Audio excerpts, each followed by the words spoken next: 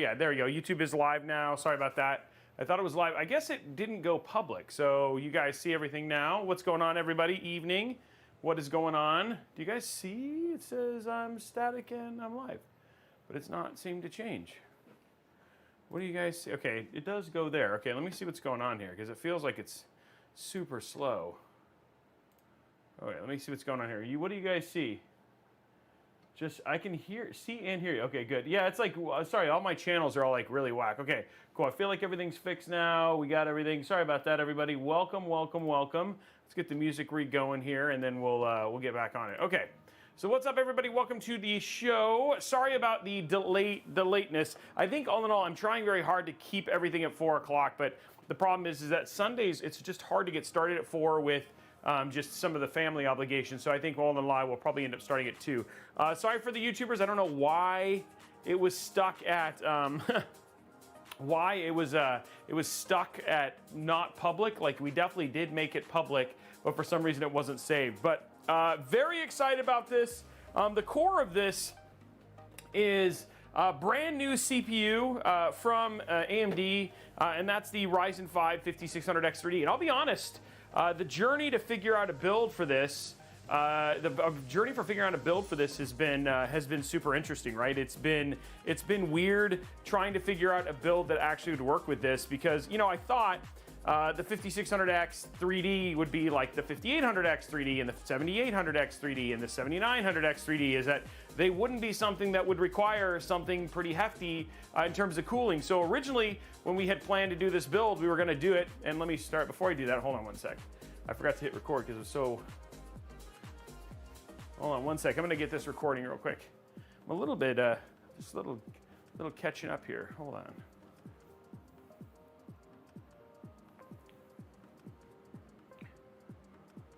There we go. And this one is ready. This one is not ready, okay. All right. Okay, let me do this. Oops, don't want to hit that button. This button, there we go. Okay, I see everything recorded. Okay, cool. Oh. There we go. Now we're recording. Okay. So again, welcome everybody. Now that we got it all going, we got YouTube going, everything is going. Everybody, welcome to Robeytech. I am your host, Justin Robey, and we are here on Sunday building using the brand new AMD Ryzen 5 5600X3D, and we're going to be using everything inside of the Corsair 2000D, which is a brand new case, along with using the new Corsair iCue Link system. Now, I was telling a story because originally when I decided, hey, I'm going to do this build, I wanted to do everything with the 5600X3D. I'd kind of asked the tech specialist, I was like, hey, you know what'd be kind of cool is what if we did this, you know, in a Fractal Terra, you know what I mean? Like doing a Fractal Terra, doing a nice, compact, powerful build, put a 4090 FE in it and really kind of see what this thing is absolutely capable of. And I was actually pretty excited about that. The only thing is that, believe it or not, this chip is not cool. It does not run cool. It actually requires 240 millimeter AIO at the minimum. And so we tried this with the Noctua L9A. We tried it with the same one we cooled the 7800X3D and some other low profile coolers. And this thing, you couldn't cool it, right? Like, it was just like, holy crap. So we decided at this point in time, I was like, well, if we're gonna do a small form factor build using the 5600X3D, why don't I use the iCue, the 2000D. There's a little bit of overkill because the H150 is more than enough cooling for it, and we'll see that when we do some testing and stuff later on in the build. But the other thing too is, like, to be honest, building that right back there, which was the last Corsair iCue Link build we did, I was like, holy crud, this was a lot of fun to build in. It's just such an intuitive system. It's expensive, but man, I will tell you, building with it is kind of a dream. So I was like, okay, well, I mean, here's now a chance to meld the two worlds together. We're going to show off the new white version of, Corsair's new system. We're going to get to benchmark and see how good this is. We're going to put a 4090 FE in here, so it's going to be a 4090 system at the same time, and really kind of stretch this thing and see what it's capable of. So, exciting. It's weird because, it's weird to see a brand new chip. For some reason, I thought, when this got announced, I thought it was a 7600X3D. I didn't know it was last gen, so it's a 5600X3D. Basically, it's a Micro Center exclusive, so the only place you can actually pick one up is at a local Micro Center store. At the time I picked this one up, I picked it up in the Indianapolis store. There were plenty available. Is it a chip I recommend? Not too sure, given that it's literally something that is pretty dated overall. You know, with the dying platform, the 7000 series have really come down in price. You know, making sub even $1,000 builds. But at the same time, right, the X3D for games like Call of Duty, other games like you know, any gaming platform in general that really kind of loves the 3D V-Cache. There are games, Flight Sim is another one that really loves 3D V-Cache. That maybe this is a viable option, and it's not too expensive. It's just hard to get. So I wanted to take some time today to basically go through it, benchmark it, answer your question, all that sort of stuff, and let's see how this build actually is. So that's the plan for today. Now, a couple other things you guys might be asking, like, what are the giveaways, Robey? Well, the first one is you guys earned a 5600X. So on top of showing off the 5600X3D, today we're going to be giving away a 5600X. That was your guys' big, we earned 2 million channel points. It was super close. We ended up getting 2 million channel points. And so today we're going to give away a 5600X. So thanks for viewing the channel points. You guys can still do channel points. You guys can still give channel points because we do have other giveaways happening as well. Hey, I've been on your YouTube heavily lately because I'm in the process of building my first PC, and just like seeing the products you use, I spent the most time trying to pick up GPUs, and the hardest part for me, I've been thinking about a 4080. Well, McBride 4080, we've started to see some nice price drops, right? So prices are starting to come down. It's still a little bit overpriced for a GPU. The big thing for you is just making sure that you're okay with spending that money. There are AMD equivalents that are actually less expensive and just as powerful. Again, it really depends on the games you're going to play. So anyway, continuing in the vein of giveaways. We also have the PC giveaway. It's either going to be this or the Spider-Man PC. I think we've decided that we're going to do the Spider-Man PC for the next giveaway. If you want to see what that looks like, you can check out the Zotac video, which we'll get linked here in just a minute. That is a PC. It's got a Zotac 4070 Ti in it, Corsair, a Intel 13600K, and it's all Spider-Man themed. It was done by Blue Horse Studio, so we're giving that away. If you want to get in on that, all you got to do is drop an Amazon Prime sub, or you can use a Tier 1 sub, Tier 2 sub, or Tier 3 sub. And you have 1 month left to enter, so it's July and August that we're doing combined for that. So if you want to get in on that, just drop your Prime sub, and then you're good to go. And then also, if you want to get extra entries, obviously gifting subs is a great way to get additional entries, 1 entry per gifted sub. What would cost same as PC to ship it worldwide? The thing is that we do worldwide giveaways for that stuff. The way it works is that if you're going to do the PC, if you're going to have the entry go worldwide, you essentially have to pay for international shipping and anything having to do with customs. So that's how that essentially works.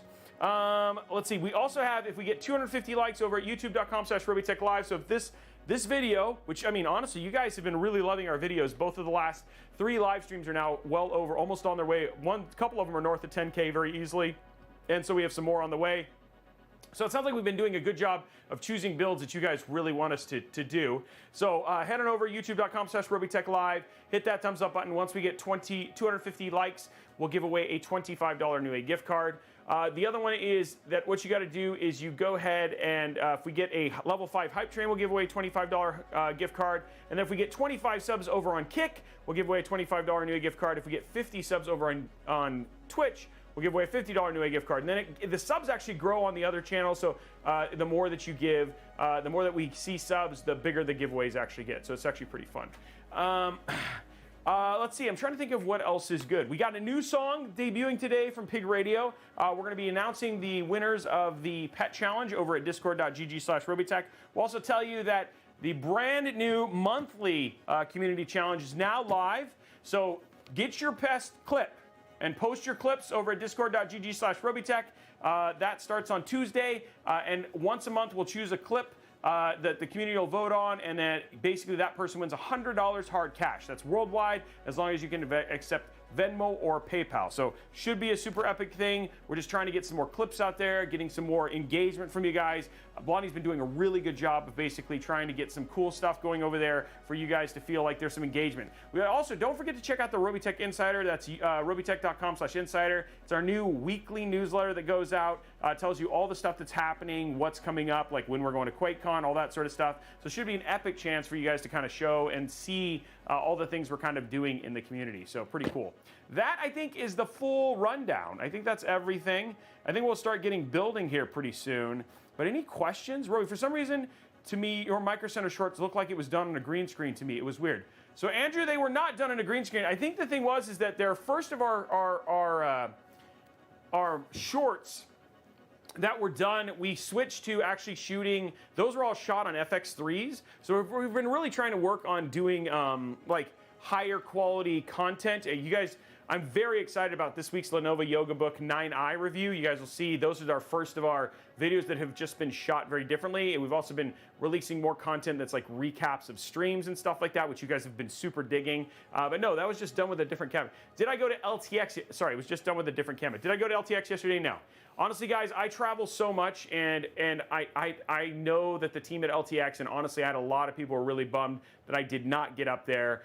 No, I decided not to go up there. I've got QuakeCon in just a few weeks, plus some other travels coming up, so it just felt like an opportunity to kind of take a step back. So, talk a bit about the clips thing. Not familiar with the audio video clips. So Pig Radio, the way the clips works is Twitch allows you to clip content. So if you see something that's funny, you know, it could be me singing happy birthday. It could be me dropping a component. It could be me doing something cool or whatever it was. You guys, it's really just about capturing moments that you think are neat on the streams, whether that's the game streams or the build streams, and then sharing them, and then you can share them on Discord for people to kind of catch up on and stuff like that. So that's the point of those. Oh, man, it seems like all of my streams are like just frozen, so I don't know what's going on there. I don't know if you guys are seeing the same thing. It's just whack.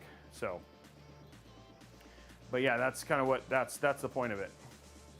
This is like, I don't know what, man, my bit rate and everything is fine. So, oh wait, is IE like completely frozen? Is the whole piece? Okay, so it's like IE. Hold on.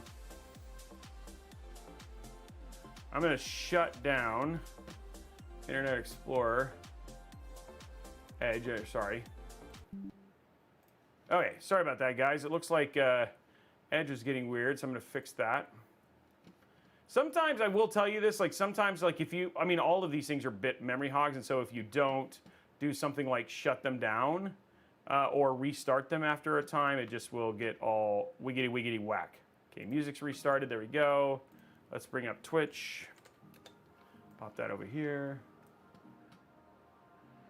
Ooh, creator dashboard. There we go, stream manager. All right, there we go. BMOC, thank you for the resub 3. And let's see what else we need. We need Streamlabs. Go to dashboard, and then we'll open up Restream, and we're good. Okay. That was weird. It just got really convoluted, but we're seeming like we're good now. And so, yeah, okay, everything seems to be good now. All widgets, and we'll go to subgoal. Okay, cool. All right, we're good. Everything's fine. Okay, so anyway, we're all good to go. Yeah, so lock those clips, find some things, and it should be pretty awesome. So if I clip you playing my new song, that is a screen. Yeah, it will basically, if you clip it and then you save it, which you can clip on Twitch. And if you guys want to practice, it's pretty easy. So yeah, how do you feel about the Link AIO? I have the LED H150 and the Airflow. So Mimic Bride, we just got finished doing a build, last week or a couple weeks ago with this content, with this particular AIO. And honestly, man, it saves like almost 65% in cables. So pretty huge leap and pretty huge drop. Sorry, not pretty huge leap. Pretty huge drop in your overall cable amount. So pretty crazy in general like that. So I do enjoy it. Been forever since I watched the live stream. Well, welcome, Talarian. It's good to see you. Okay, so let's talk about the parts that we're putting in this build. Here they are right here. Again, huge shout out to Sean for hooking us up with the graphic. So for the processor, we're using the brand new AMD Ryzen 5 5600x3D. We've got that Gigabyte B550i Aorus Pro AX. Another thing, guys. So we were actually using an Asus ROG Strix B550i with this. And so one thing I will also say is, if you are going to do this build, and you might be like, hey, Robey, I want to do, we saw a lot of instability issues on the B550i with the latest BIOS. We saw a ton of crashing and stuff like that when we tested with the 5600X3D. We've only tested it with this build, with this particular motherboard, and the Asus motherboard. Again, we don't know if this is an issue like that is with a particular board, or it's just because of the rev that we had, but we did see instability issues with the 5600X3D with that Asus board. So I just want to say, I wish we had all the time in the world to test all this stuff. One of the things that we did do is once we switched to this Aorus board, we had no more issues outside of that. So I just wanted to kind of tell that story as I was going through the different parts. B760 is a great one in McBride. The B760 or the B660s. We're going to use the NVIDIA GeForce RTX 4090 Founders Edition, the Kingston Fury Renegaded 2TB NVMe drive. We got the Corsair Vengeance LPX DDR4 RAM and 32 gigs. This is at 5600 megahertz. I guess we didn't have that on here, but I'm just checking. Oh, sorry, 3600 megahertz. Sorry, it's DDR4. We've got the Corsair 2000D, the iCue Link H150i, and then we've got the Cooler Master V1100 SFX Platinum, and then of course we've also got our one cable that we use to make sure that we don't have any problems in terms of installing the 16-pin. Now, to be clear, the V1100 SFX Platinum does actually have one, but when we were doing some stuff, we actually pulled some pins out. So you don't necessarily need the cable we're going to show today. It's just we damaged ours and we're waiting for a new one from Cooler Master. So that is the build. Thoughts? You guys think anything interesting? Looks like a good build, right? Again, now the one thing that's actually really nice about the build that we're showing you is, of course, the one that we're building right now is around $3,000. You don't actually have to do a $3,000. Thank you very much, Sergeant Nobody. By the way, with Mihai, Sergeant Nobody, BMOC, all doing gifted subs, guys, we could probably end up hitting up with a hype train. The one thing I will say, though, is that with all of the, specifically, this particular, you could downgrade the GPU and to bring the cost down. Again, we're spending $1,600 of the money on the GPU. So if you wanted to buy something, like if you wanted to make this just a little bit less expensive, you absolutely could, dropping to either a 7900 XTX, a 7900 XT, a 4070 Ti, a 4070, a 4080. All of those will fit inside of this. Again, one of the things we just want to do is we want to make sure we can, when we do the benchmarking on the build later on, that we don't have any we're not putting any limitations on the 5600 X3D and just seeing what it's capable of. Now, a lot of the testing we're going to do today is going to be at 1080p because that's where you're going to be getting the majority out of the 5600 X3D, and we'll do a little bit at 1440p. At 4K, CPU almost matters as much as what PC your case is in. I guess is kind of a bad way from putting it, but yes, that's one way. Wouldn't a 7800 XE make more sense with a 4090? Just wonder. Andrew Memorex, yes, absolutely. We are doing this specifically because this is a brand new chip.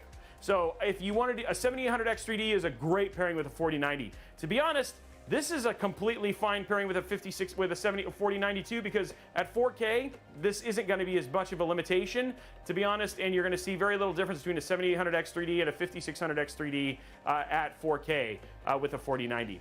If you care about 1080p, then that's where the CPU is going to matter a whole lot more. Honestly, wouldn't go above a 13. There you go. BMOX is saying right there exactly what I was kind of saying. For 4K, CPU matters very, very little in terms of that stuff. So, and you can save some money on 4K for sure. Thinking I might pair this with either a 3070 Ti or a 4070 myself. That might be a great option. Yeah.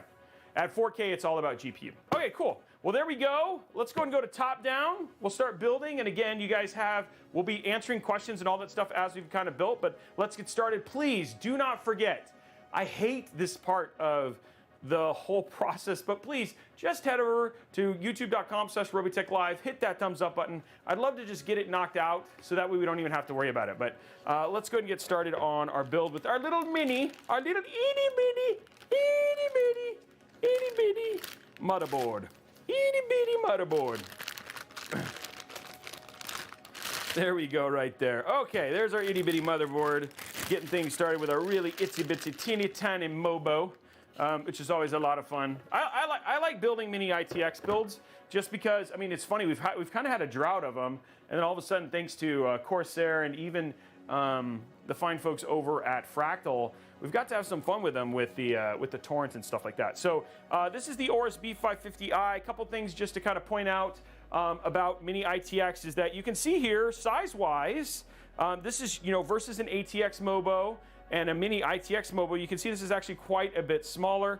You've got mini ITX, then you got mini DTX, you got micro ATX, which has more slots in it. This one only has a single PCI slot. You usually only have 2 RAM DIMMs like what you're seeing here. You'll see limits in terms of the amount of I/O and things like that. I guess I should move it over a little bit. Limits in terms of the amount of I/O. So again, you have less USB slots. Yes, USB 3. Things like USB-C aren't always showing up on a board like this. And at the same time, what you also will see is like huge VRMs and stacked up basically coolers for like NVMe drives, like what you're kind of seeing here. So they have a tendency to be smaller, but again, you're making this allows you to build smaller form factors. So one of the things with sizes, you're losing things like extra PCIe slots, extra NVMe slots, etc. This one's got 2, one on the back and one on the front. So there are 2 places to basically install NVMe and all that sort of stuff as well. Okay. So what we're going to start with is, because we can't worry necessarily about if the I/O cover or the I/O shield will pop off, because frankly this doesn't have one. We're just going to install our CPU. So this is our Ryzen 5. We're going to verify, because last time we installed the wrong CPU. This is the Ryzen 5 5600x3D. That was a weird mistake. I can't believe we installed the wrong CPU this time. I mean, the other time it was just like, what is going on? But we did. Now, one thing, guys, one thing I really do miss about this generation of 5000 series, which was super cool. You know what I mean? It's like, you know, it's like, the pins were on the back, right? So, I mean, I think, do I have another one? Oh yeah, I do have another one over here. So yeah, I have another 5000 series. So like here we have, like we're looking at, this is the Ryzen 7 Ryzen 9 7950X right here. So the one thing I really liked about these is, again, just the fact that it has all the pins on the back and all that sort of stuff. I mean, the things that are super nice about these ones is just like a lot of things. One of the things that you didn't know that you could do with this is combing your beard, right? Like beard combing for this is really good. You know what I mean? So great use of a Ryzen 9 5950X. Just using that to comb your beard, like it just does so good for combing and stuff like that. And then the other thing too is it'll do a good job of like holding your beard comb hair in it. And you can do things like lick it and then just kind of, you know what I mean? Hold it down. Oh, so good. And it performs just well. It performs just as well, right? Like, oh no, this is like a perfectly good beard. Oops. Oh, that's fine. Ugh. I'm sure I could probably spend some time like unbending these pins. I mean, that's fine. I mean, it's all. The point is that completely fine. And I'm just telling you, one of the other good benefits of having a CPU like this. So, anyway. If you just want to hold them out here, you know, I like to keep them around for that reason.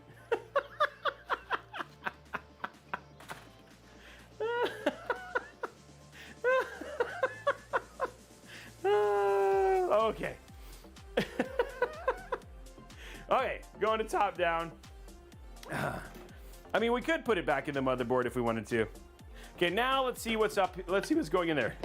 Let's see where we go. Okay, let's start putting in our NVMe drive and get this done. For clicks, let's go 97 today. Let's go 97 today for RAM clicks, because I think because it's the LPX RAM, there's a good chance it'll be actually pretty loud. First thing we're going to do is we're going to go ahead and install our NVMe drive and get that put in.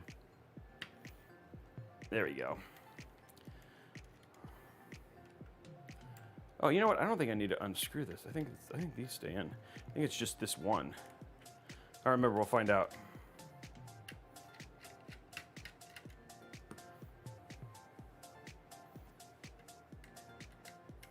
Is the MSI Pro Z system good? The MOBO matters very little when you talk about GPU. Okay, so you do have to take the whole thing off. They're like, nope, you're gonna really make sure that this cover holds down. Wow. Okay, there we go. Okay, wow. So it's like a cover on top of a cover. Okay, now we can take this off, and then we can finally put our NVMe in there. I really do like MSI boards, by the way. They are good. So the people talking about them are not wrong. Okay, there we go.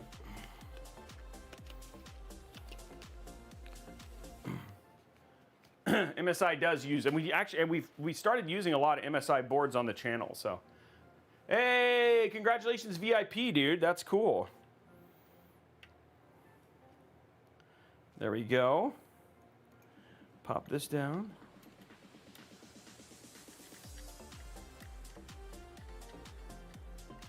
Okay, there's that.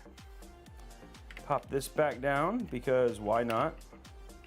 It's like really covering it.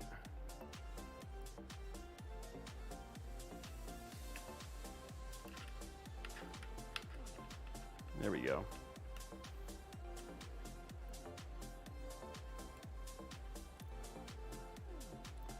Do I think that we really need this kind of block on it? Not sure, but hey, why not?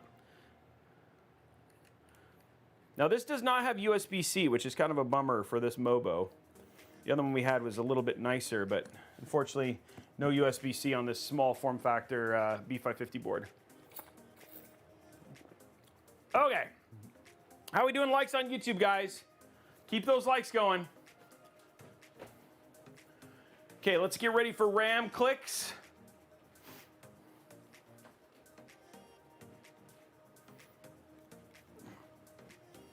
Oh, yeah, here we go. I think you guys should be able to see that. Let's just make sure. Looks nicely, okay, nicely placed. Thank you for doing the like, guys. Please make sure you drop those likes. We'll get a link in there for, so you guys can easily find it.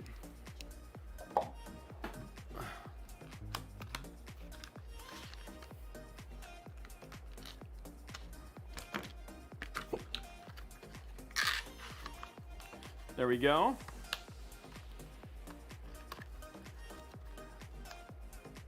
Some nice DDR4. It's been a while since we've done DDR4. It's been a while since we've done DDR4 for this PC build. It's been a while. Okay, here we go. Get the peel done. There we go. There's that one. No peel on the other side. Little LPX peel.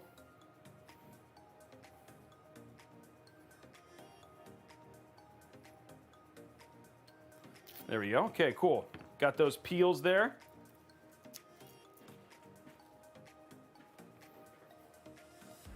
Okay, here we go. First one, dual click. Since we got both of these, so here we go. Oh. Okay, here we go. 97. Ooh, 95 on the first one. Not so good. Ooh, that is very mushy.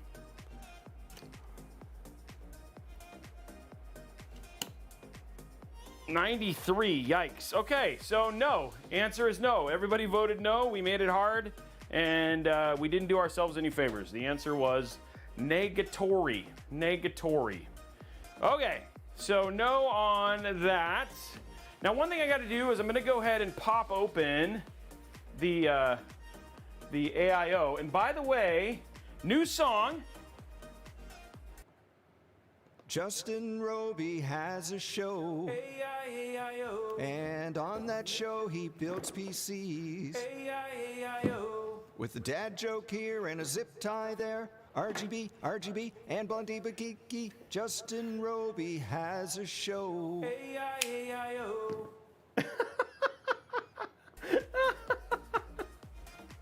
So we have the AIO song now from Pig who dropped that off, which is awesome. So thank you very much for that, Pig. So we're checking out the AIO today. So thank you very much. That was the debut today of the new AIO song from Pig Radio. It's gonna be a hit. We'll hear it again. Don't worry. When we do the AIO install, we'll hear it again. But I want to, given I'm debuting the AIO here, I wanted to play it off here real quick.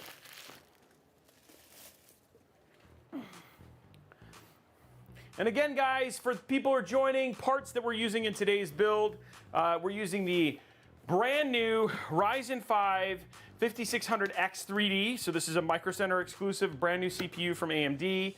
The Gigabyte B550i Aorus Pro AX. NVIDIA GeForce RTX 4090 FE. For you, if you wanted to follow along this build and change the GPU, you absolutely could. We just wanted to unleash the CPU and test it at 1080p. For RAM, we got the Kingston Fury Renegade 2 terabyte NVMe drive, Corsair Vengeance LPX DDR4 3600 DDR4 RAM, Corsair 2000D, the iCue H150, the iCue Link H150i from Corsair, and then we've got the Cooler Master V1100 SFX Platinum PSU. Now, the one thing that we will say is that the build that we're building is a $3,000 4K build. This build would be fantastic for 4K. You're not bottlenecked or in any way held back by the CPU at 4K. Where you're going to see CPU limitations is at 1440p and at 1080p, where you may find a different GPU that may be a better match with the 5600x3D. Though, the one thing that's great about 3D V-Cache is it's actually really powerful even at those levels as well. Okay, so we're going to just take a look at our AM4 and AM5 connections and get that kind of set up on the board here. So that's what I'm grabbing real quick.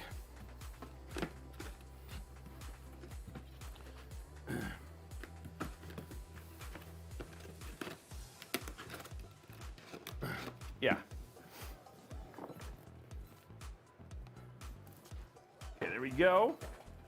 So what I'm doing right now is I'm just grabbing the stuff I need to make sure this build is prepped for the Corsair, for the AIO right now. Ugh, AIO. Okay, so we're gonna zoom in here a little bit so you guys can see again.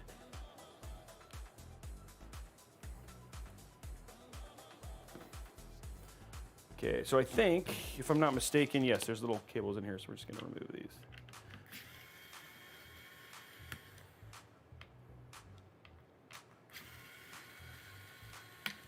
There we go.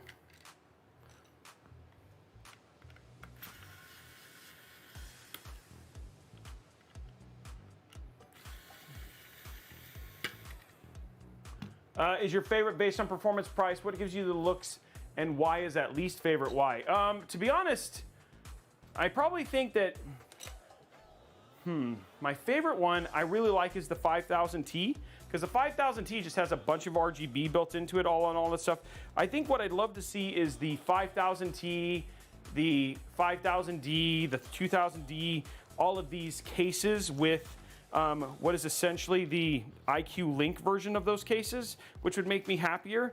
I don't have a least favorite in the newer generation of cases, and the reason being is that you just have to be smart about what PC components you're putting inside of it. So where you'll find limitations in the 4000D is if you're gonna try and put a 360mm AIO in the top, you're gonna cram a 4090 in that. It's just about choosing the right case for the right size. Then if you do that, each one of the cases performs beautifully. So, yeah.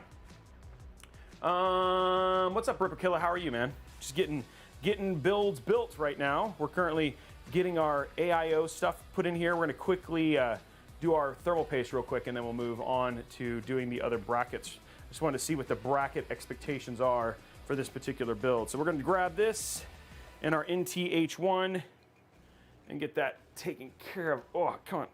Oh, wow, that was hard to get out.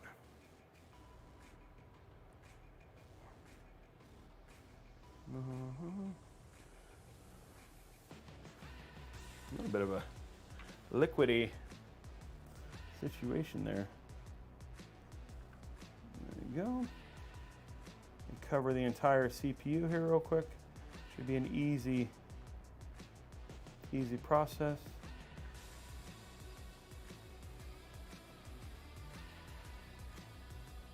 And there, just like that, we're ready. Boom. I love how easy it is to spread on this one versus some of the older, the newer ones. Igor, thank you for the 2 gifted subs. Are you still up in Vancouver right now, my friend? Igor basically was one of our Robeytech representative at LTX. Got to see Jay. I don't know if he got to see Linus, but he definitely got to see Jay, so. It does. McBride, it does come with. If you wanted to use the stock thermal paste, you could. We, because I've already done the testing, the thermal paste testing on that is perfectly fine. I just have a tendency to spread it.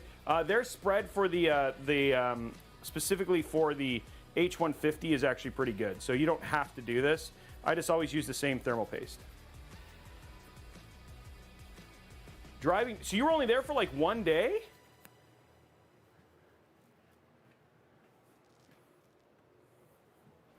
Yeah, I'm really, dude. I have to say, I was surprised. I was jealous of GGF for getting to build the first Ava 2 build.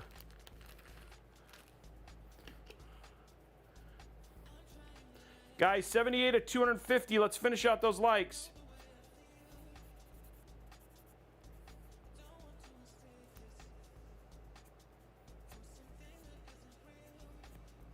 There we go.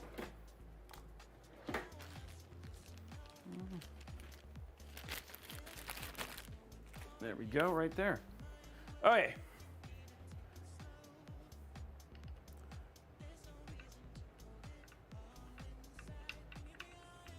So how long is the drive? Oh, so you're driving there. You're just now in Everett because it just ended, right? It's got to be near over at this point in time. Big Crypto Cat because it's a 5000 series build, dude.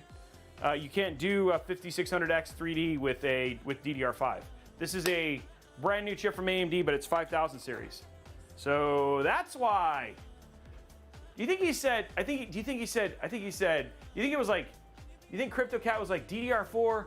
Why? Or DDR4? Why? Or DDR4? Why? Which one do you think? Which one do you think he meant there? What do you think about an open air Thermaltake Core P3 TG build with OnlyFans are from the AI? With OnlyFans, so that should be fine, Psych, because that as long as they're intake, that should be completely fine. So I don't think there's any issue with that.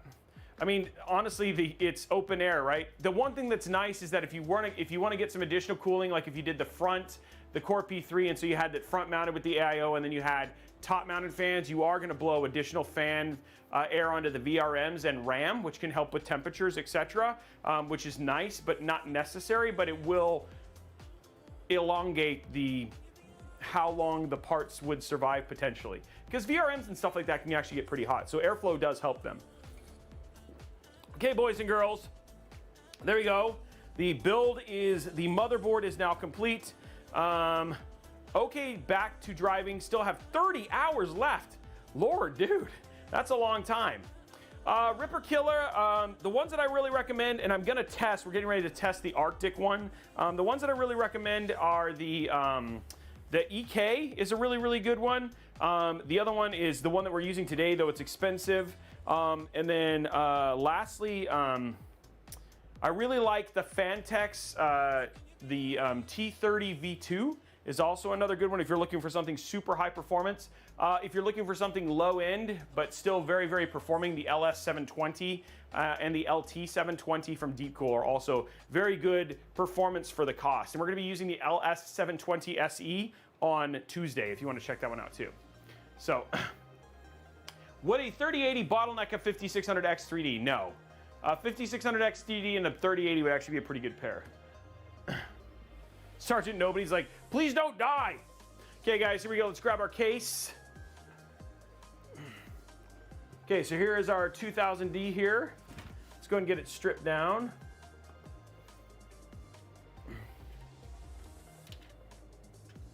The Major Gaming Geek, it's Deepcool. The Deepcool LS720. and the LT720. Really, really good. And if you guys if you want to see a review on it, I don't know if somebody, Blondie or somebody, could drop the link to my video. You could see a review on it. I think it's at like a couple, like 10 or 15,000 views at this point in time. So if you want to see the performance versus some of the other ones. And we have some new ones, like we have the Ryzen 3 review about to happen. That'll happen this week, next week, so we're working on the review for that one. And then we're going to do the Arctic and throw the Arctic in there too. So what's going on here? There you go. Okay. Don't overpull on that. Okay, so that's that. And then here in the front, there we go. Okay, so there's all of the parts there. And then, like I said, up at the top, we've actually got this cable already run. This is the cable that runs the, you can see that basically our PSU runs down and below into it, just like that. And then it gets basically controlled via this cable, and then it plugs into our PSU. For PSU, we're not actually going to need a whole lot. We'll need one SATA cable and some other stuff, but nothing too crazy. So it should be fine. So let's go ahead and get, what we're going to do is, the first thing we're going to do is connect up our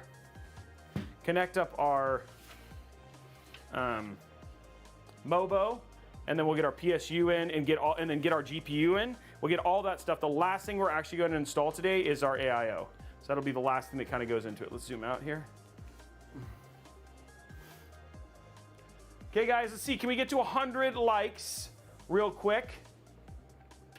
We get to 100 likes over on YouTube. Let's get to 100 and drive towards that 200. We were like 75. We're getting close to that 200 plus mark. We're at 220 people here now total. So if you could just head on over, hit that thumbs up. We'll get you guys a link to that directly so you can drive through that. Okay, so there we go. This is our case. The one thing that's always really nice is that the way the PSU goes is it goes like this and down. So you're going down with your PSU, your connections. There we go, just like that. So that's how your motherboard goes in.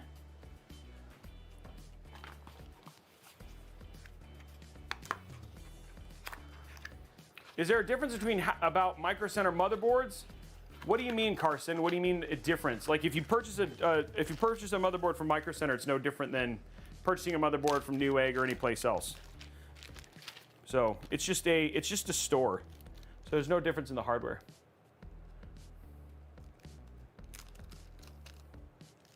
Okay, there we go. Grabbing out our screws real quick.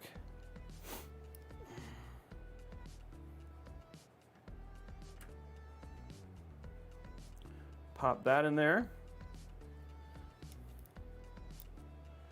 Now the cool thing is that we have because of the iCue link, the stuff that we had to deal with from a RGB, from a cable management support prime with the other fans and stuff like that, we don't have to worry about as much in this case. Well, I guess we did. Did we put the other 3 fans in? I guess we're only going to do the 3 fans. I guess I should have bought the other 3 fans, but I did not do that. I'm just going to install the 3 AIO ones. They should be fine because they're just going to be intake, and then the rest of the case, I don't think I'll need exhaust necessarily, but we could add those later. I guess I forgot to buy the QX120, the other 3 white fans, which I could have installed. I have the black ones are over there. I think I forgot the parts, guys. Well, we'll see. Maybe we'll throw the other 3 in and see if it makes a difference. Because the good thing is with the way the iCue stuff works, they should be very easy to add in. But yeah, I think I just spaced on getting the other fans. I'm going to order them right now.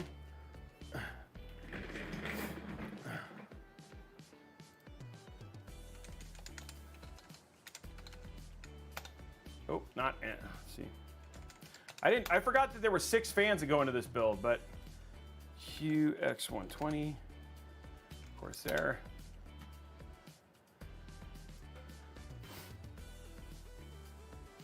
One white. Oh, they have none of them. They have the black.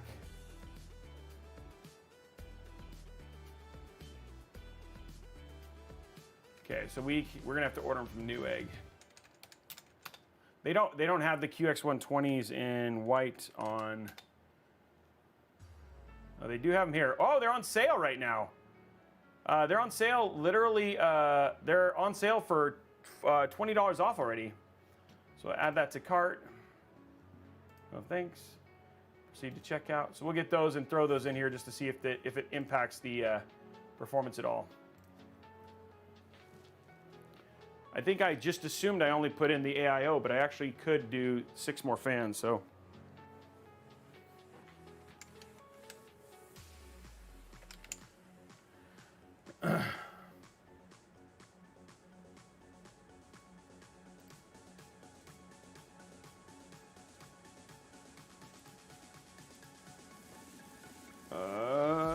Do I?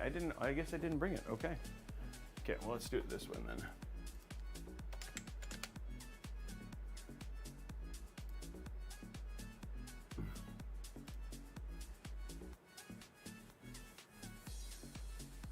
Okay, cool.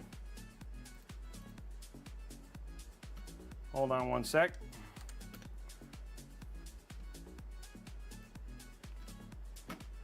That was pretty short-sighted, guys. I mean, I don't know if it's going to matter a whole lot, but I'd like to find out, right? So, what am I looking for?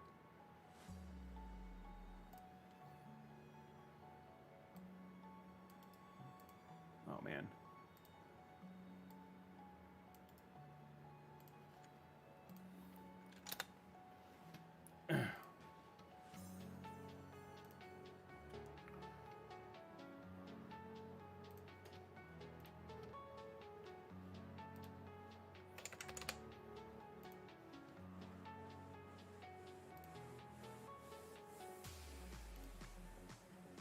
Okay, ordered. Cool. Okay, so they're on the way now.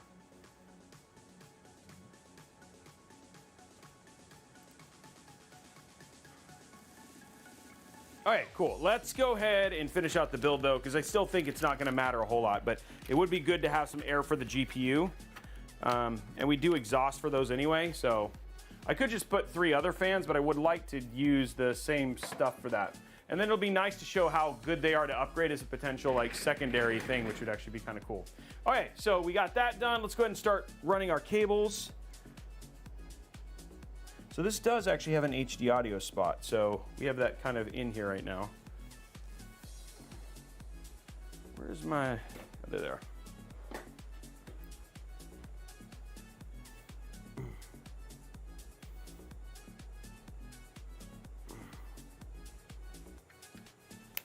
Okay, cool, there we go. I think the HD audio is like all the way over there. Okay, be a little bit of an interesting, we had it like cable managed in, but now that we actually have a place to put it, which is right here.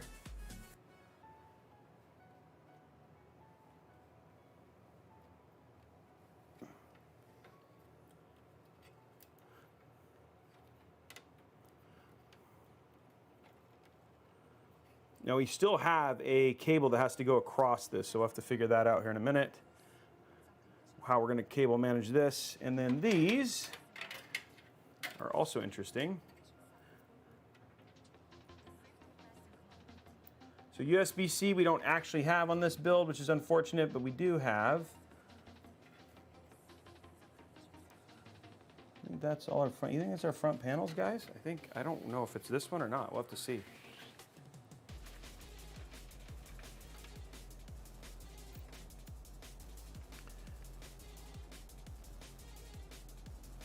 There we go. USB-C we'll just kind of leave alone. Undo this here. And then we'll have to do, I think those are the front panel connectors right there. So you have power switch, reset switch, and power LED. Let's see if we can zoom in and give you guys a little bit of a better view. I don't know if there's not a whole lot I can do to give you guys the best view here. I'm just going to verify that that's actually the front panel header versus building this whole thing and then being like, oh no, I was wrong. Even I am not afraid to look at a manual, guys. Yes, that's front panel. Okay, so I just wanted to verify. See right there, it says, I was just verifying right there that it actually says front panel. So that's what we're looking at, and I just wanted to verify before I just started randomly plugging things into the wrong hole. Sometimes cases can be different. So, okay, so here we go.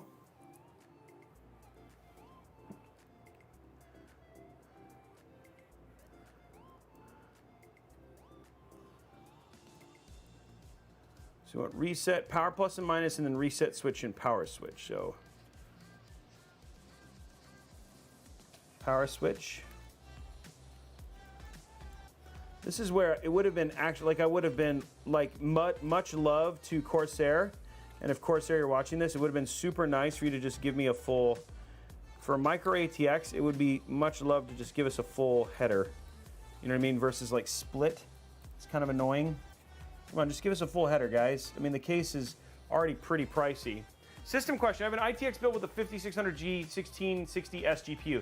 My understanding is the manual is right. I would need a non-G CPU to enable the PCI Gen 4 support and Gen only air cooling right now. Yes, you are absolutely right. You would need a non-G CPU. What you could do instead of getting a 50, yes, is not get it. Yeah, because a G is basically an APU. So if you could actually just go to a 5600 non-X. Or go all the way up to like a 59 or 5800 non-X if you just want to air cool, and then you would still get your Gen 4 support if you only want to air cool. So yeah, you could do, so a 5700 would be fine, it would absolutely be fine. You're gonna actually, it'll actually end up being more powerful than a 5600G anyway, even if you just did a plain old 5700. Just get a non-X one if that makes sense.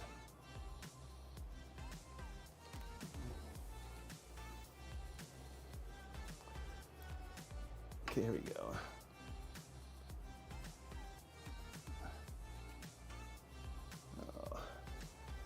Okay, I'm gonna have to, I think this is just gonna be easier without the RAM in it.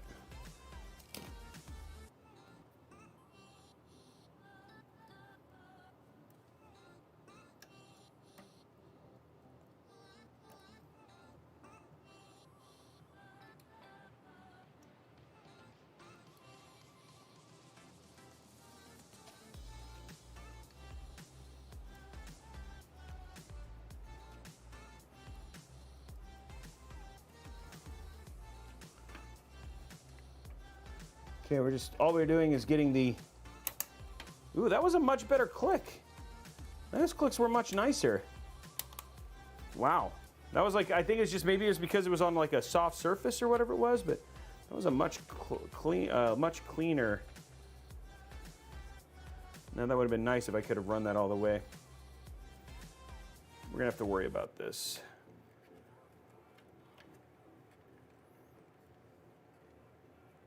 That should be fine. Okay.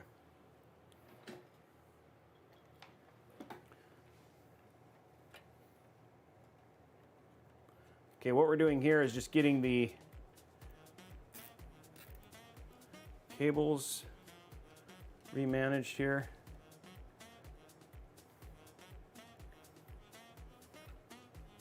They're all going to be hidden anyway, but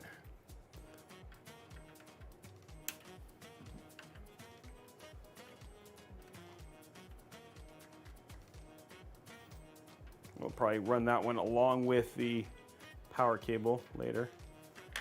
It won't matter as much once we get the head on here. So, grab one more. There's that one. We're gonna grab one more zip tie just for right here.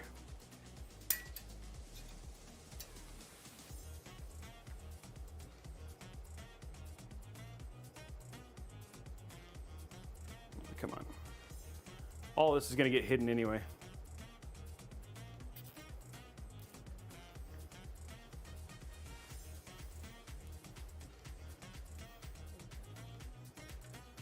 There we go.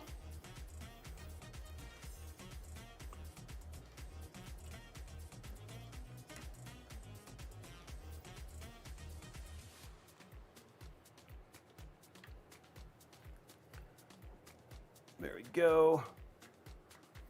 Right there. Okay. So it takes care of that.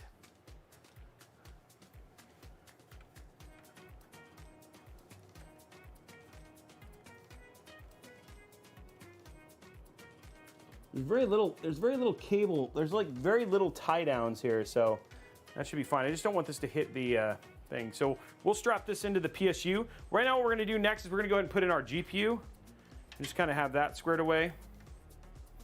So that is the next step, and that's gonna go ahead and put in. As you can see, we found out in the last 2000D build that a 4090 FE will actually fit in this without a problem. Because it's just not, it's a fat card, but it's not a, it's nothing too crazy. So we're just gonna get that. I think it's, there we go, we should be good there. Bernie, what's going on, man?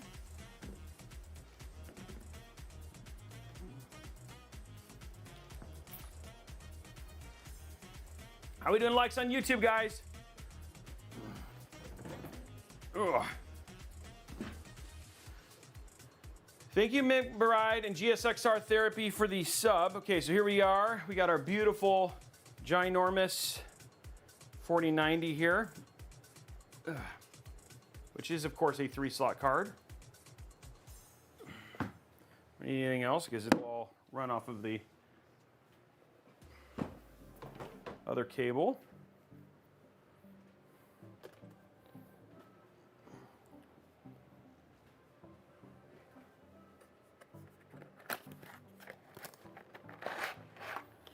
Cool, and there's our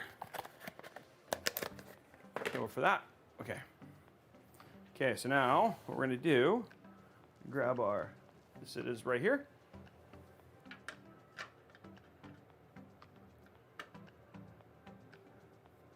I have to keep turning up your stream, but when tabbing to another, most are extremely loud.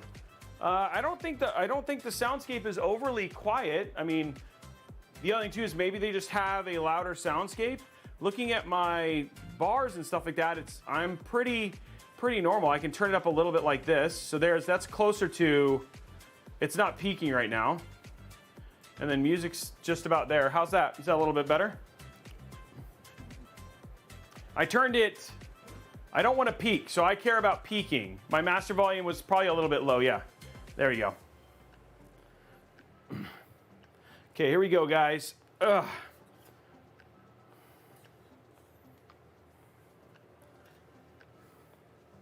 I think this way would probably be the best here, maybe.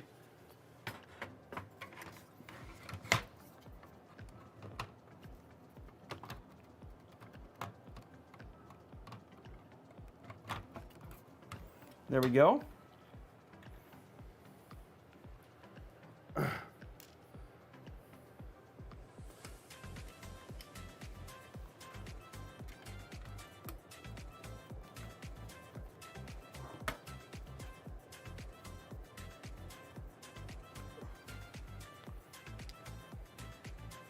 There's the 4090 in there now.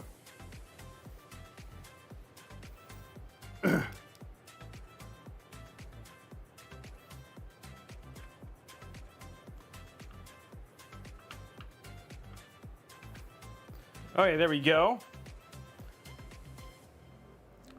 Well, there's a little bit of, I guess there's tie downs on the other side. I guess I could use those tie downs. Instead of running it this way, you could run it down. But like down like that.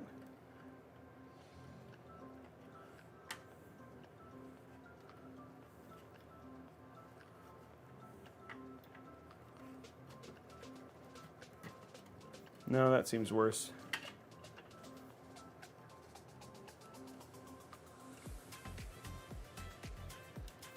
Okay, because we also have, oh shoot.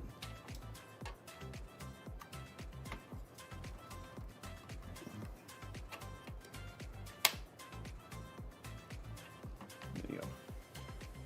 So we will have other fans in here, and those fans will push this up, but right now we don't have the other fans in, so.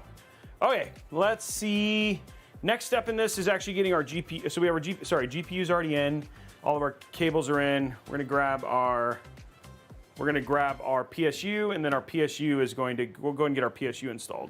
So that's the next step here.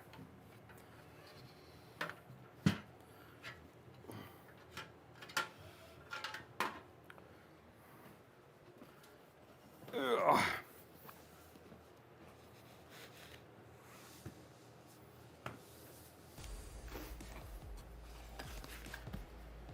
I don't. My 4090 doesn't get anywhere near 90C. When we do our 4090s, they're nowhere near that temperature. For gaming, I don't know what you're doing with it, but yeah, mine doesn't have a problem with that at all. 4090, for the most part, the cooler on it is overkill. Yeah, Kevin, it's a little bit complicated. You just got to kind of get. It's definitely order of operations. Sergeant Nobody, thank you very much for the sub.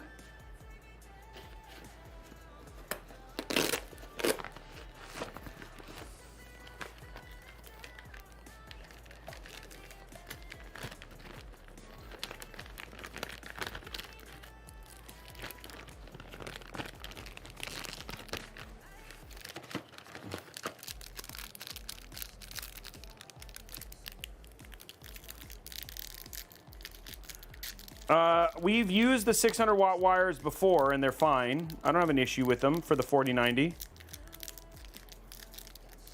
I mean, the good thing is that what we're using is a PCI 5 power supply here, so no reason that I need it specifically, but yeah, I don't have an issue with it. Okay, so what I need here is I need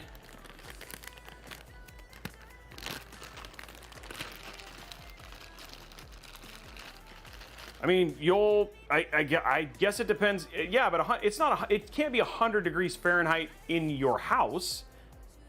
I mean, we'll see, Zero, you'll see it on mine, right? Like when we game, it won't be anywhere near 90C.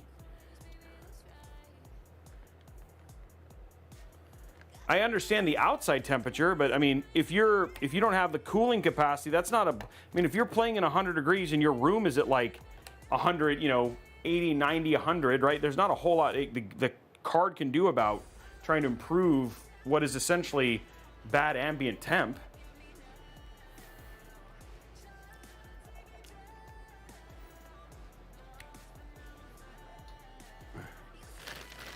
Okay, now we just need our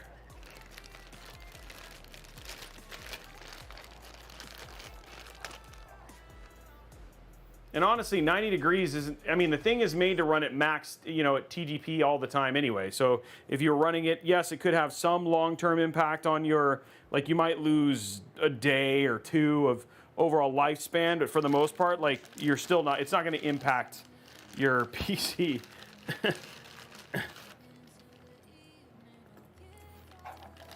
I mean, if it's running near max temp, it's still running at max performance.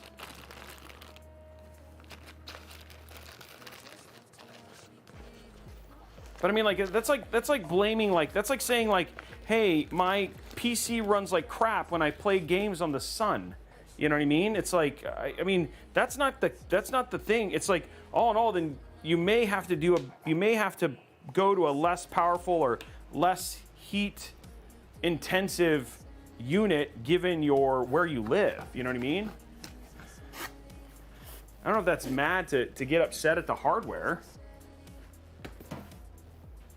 There are limitations of hardware, and you are literally choosing the most powerful card GPU on the market, right?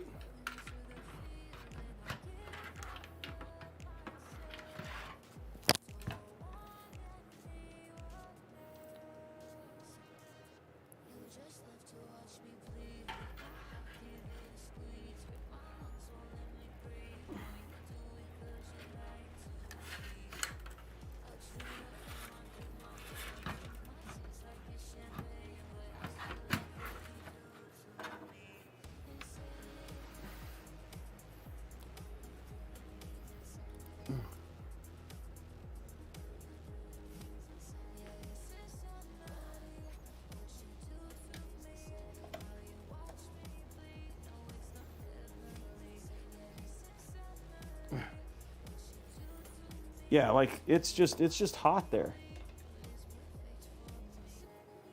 Okay, so getting this in.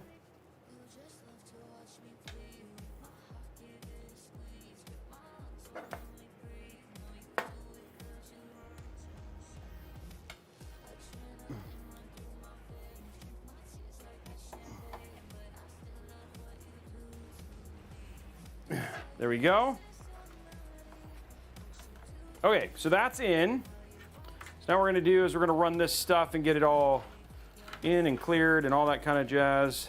And all that jazz. Okay, let's start running cables through. Just want to be careful not to hit my thermal paste and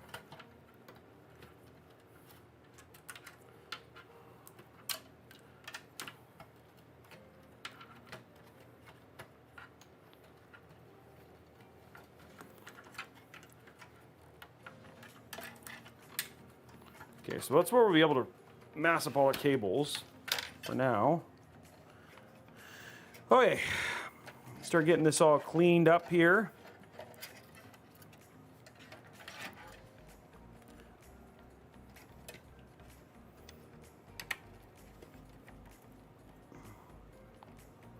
It's always the fun part, trying to get, whoa, nope, nope, stop, don't touch my thermal paste. Okay, there we go. Okay, thermal paste, cables, power.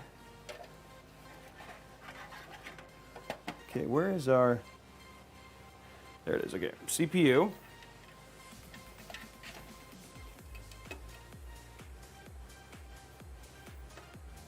Okay, so we're gonna plug our CPU in the corner over here.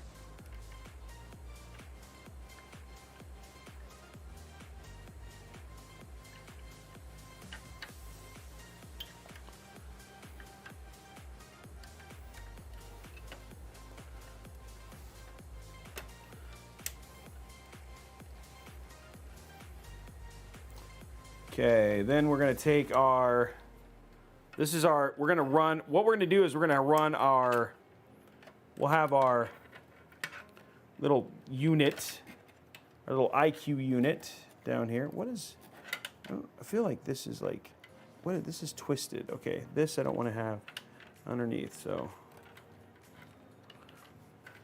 There we go. Thank you for the donation, McBride. Sergeant, yeah, for that. That's awesome. Thank you.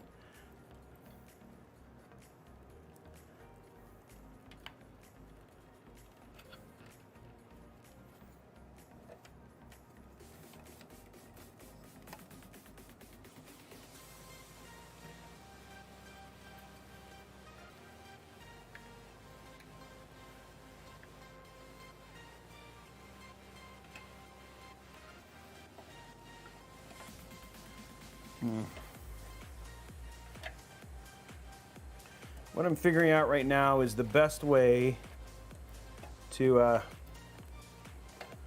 run my cabling.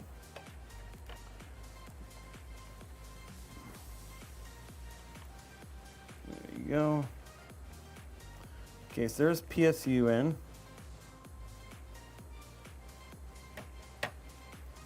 Okay, there we go.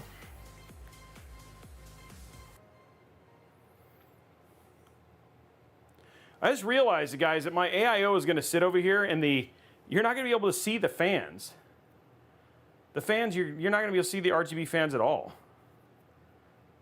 I have three. Because the RGB, like the fans that are going to be on this thing are. Yeah, I just realized the RGB fans that I'm going to have on here aren't going to work at all, because it's like basically I have the white AIO. Okay, so we're gonna do something. Well, no. I need the RGB. I need the fans for here. So what we're gonna do is we're gonna do something crazy. Okay, so let's go to static. We're gonna shut off this PC. And this is one of the things I actually really like about the iCue Link system. Is I'm just gonna steal the fans from the front of this build. Because I need them. In order for me to do this build, I need the fans. So, and I don't want to not do them. Now, I will put these on the AIO, which you will not be able to see, and then I'll take the white ones and plug them in.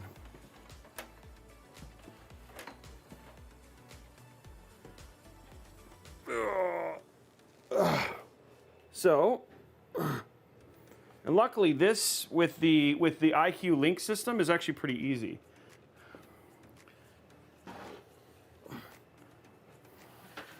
You need 6 fans for this build. Ugh.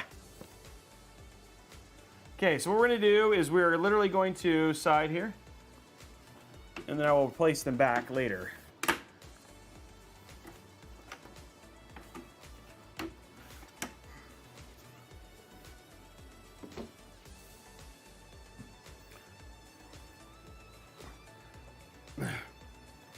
Okay.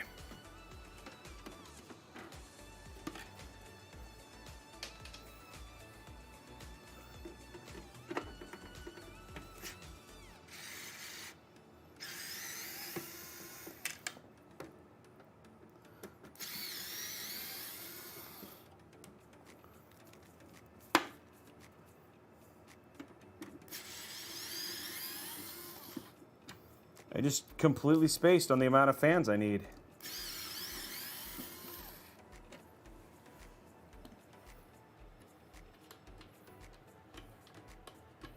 Luckily, this is like the easiest system to remove fans for.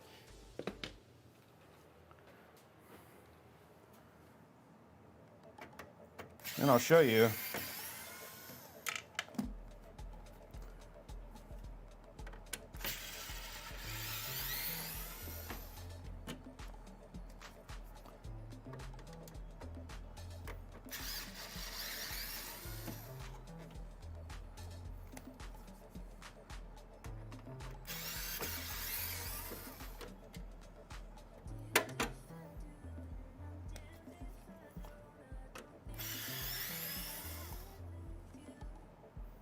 There we go.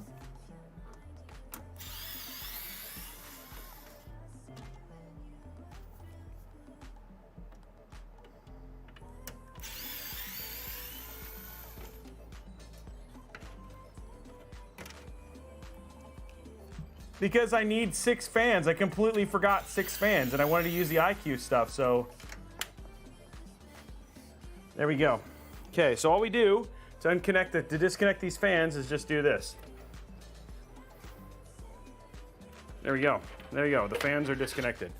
There we go. That's all it took. There's only one cable for the fans, and it's right there. And we'll just put this back on.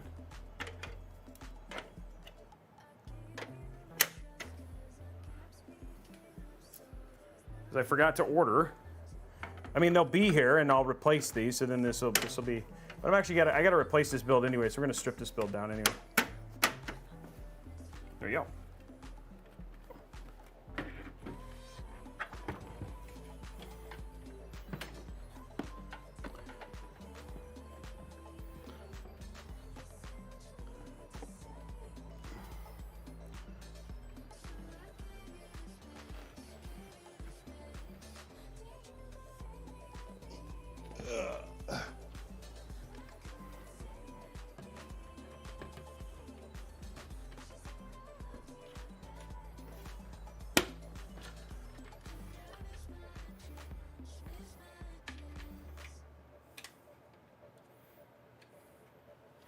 Okay, so now I have the fans that I need to put into this build, but now I got to go get them set up. So let's get this correct.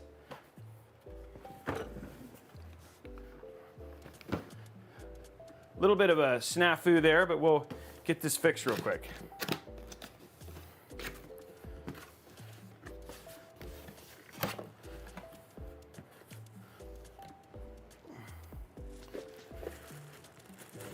Luckily, I have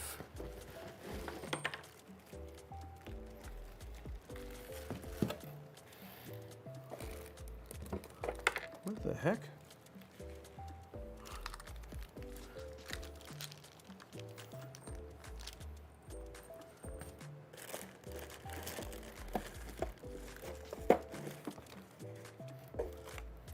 Wow, this completely broke open. Okay.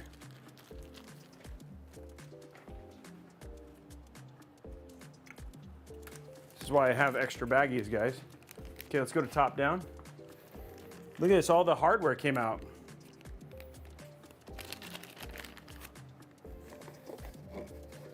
I'm not stressed. Completely fine situation.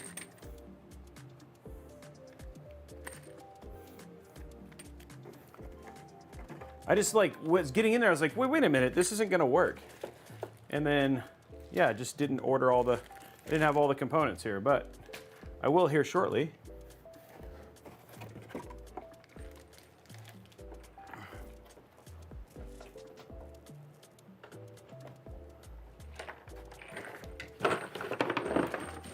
Ooh. Awesome. Tried to keep that from happening, but odds were pretty low. Okay. Some the fans.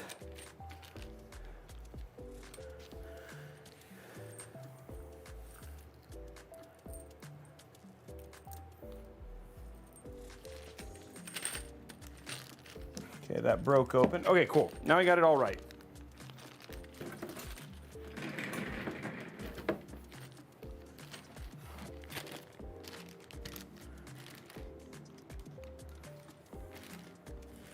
Okay, so what we're gonna do here to fix our little issue that I've created, there's more, see?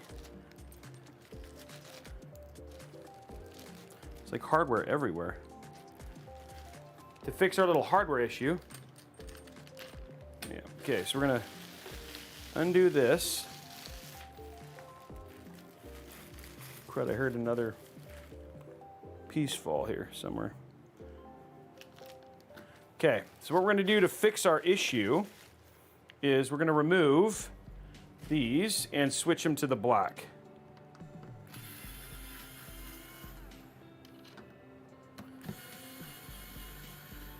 And I have a set of white QXs on the way.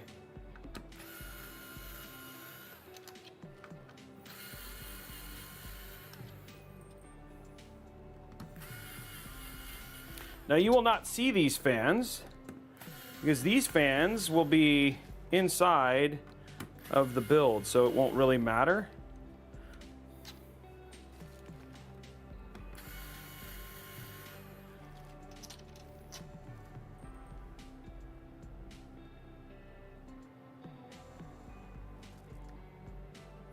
Hold on one sec.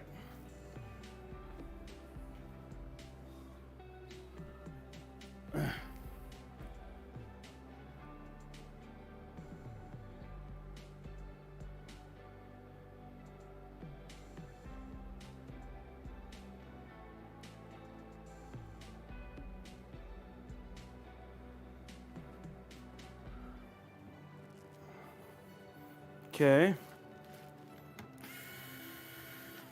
Okay.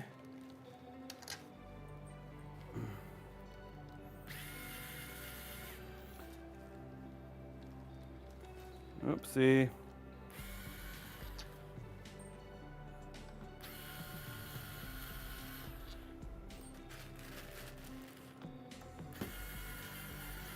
This is like a step we wouldn't normally have to take, but luckily, in this case, we'll have to take it because we need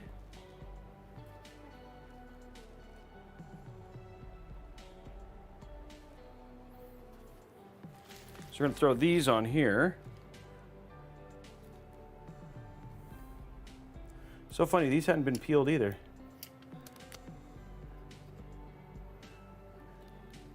Okay, there we go.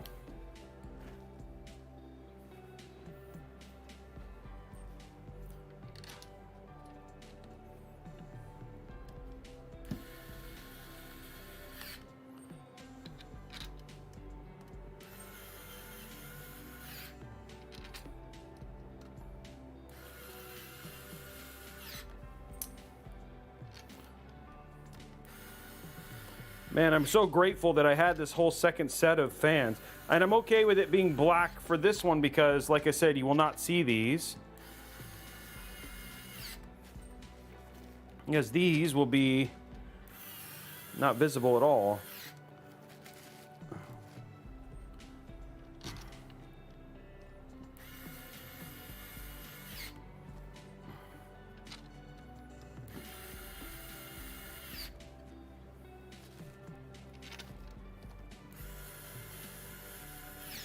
Okay.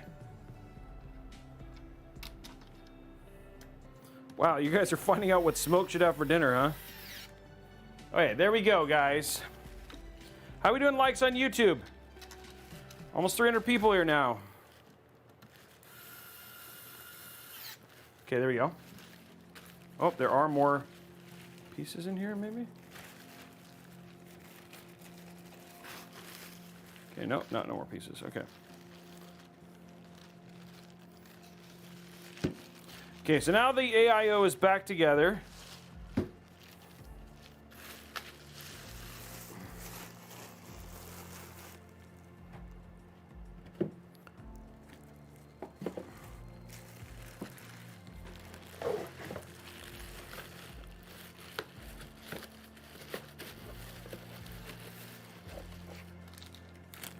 Okay, we will need our pump. Whoa.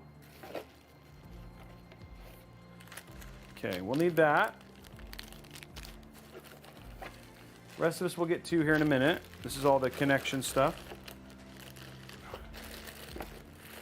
It's all stuff we don't need right now. Get that out later. Okay. All right, cool. Now I can put this away just temporarily.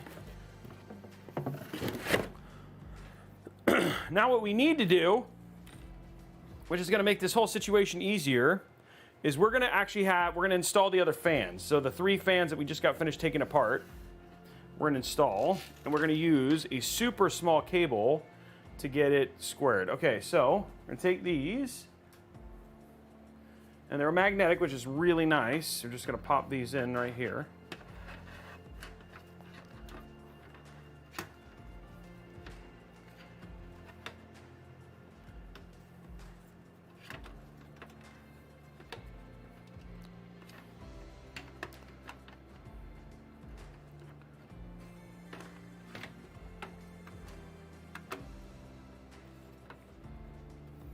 Okay.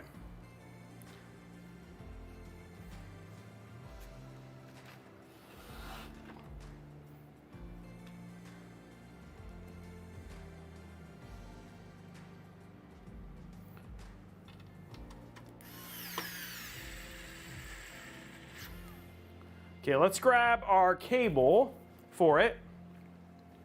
So let's go to static. I'm going to grab our appropriate cable for this. So we don't need a very long one.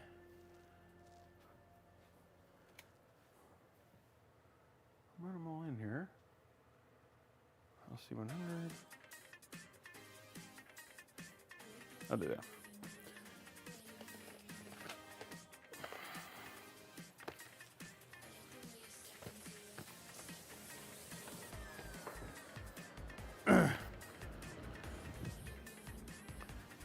So we have these cable kits, and these are called cable kits. What they allow me to do is I'm trying to figure out which way. So I need to run my cable to my hub. Now I need to see. So I have the room down at the bottom. I feel like I have the room down at the bottom.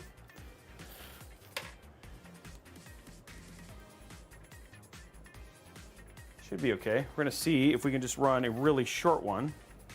Let's get the one I already had open. Sorry.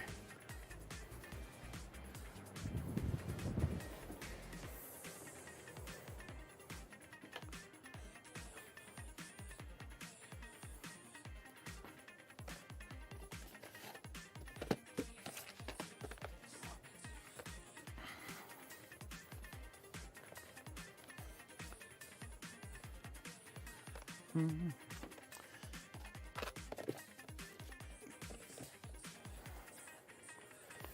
swear I opened one of these. Maybe I haven't opened either one of these. I swear I did.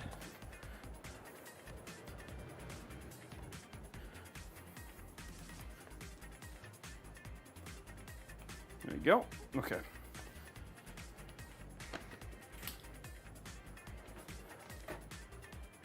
And this is always like the little bit of a challenge here with this system, is that you have to be cognizant about what connections, like what cables you may need. I thought I had, don't I have some, these are all the, I thought I had like multiple right hands. Maybe, let me check that real quick. Hold on, I think,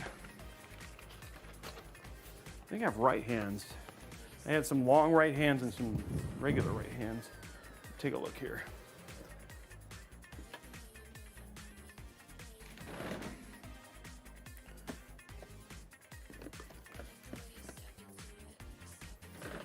Yeah, here we go.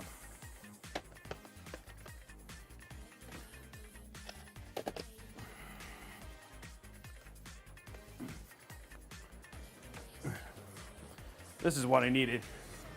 So this right here is the 90-degree 200mm one. This is what I actually need right here. Okay.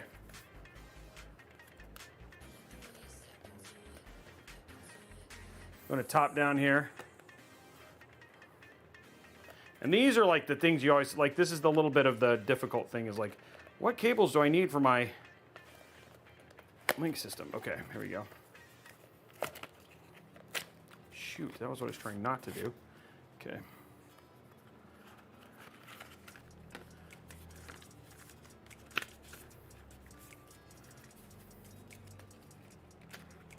They give you 2 of them. So grab this one. Cool.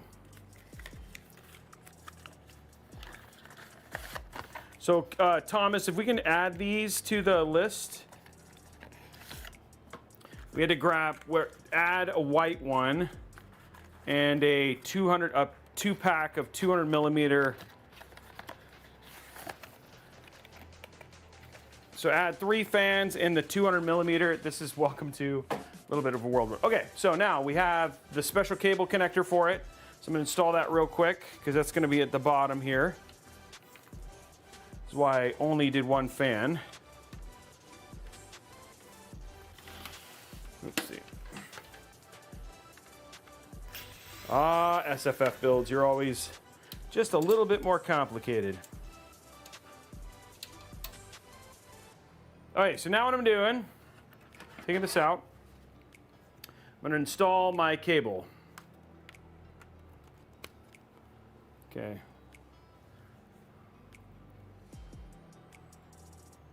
It only goes one way, doesn't it? Okay, well, hopefully it still works. Let's see if this will work.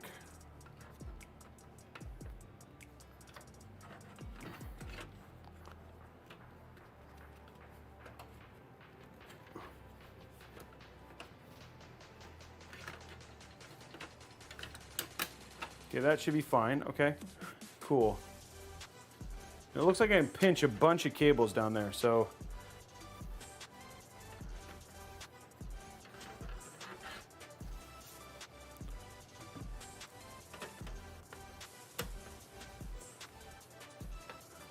It's called, now I'm going to try and get my cables to be down here, right? Because then the fans will hide them.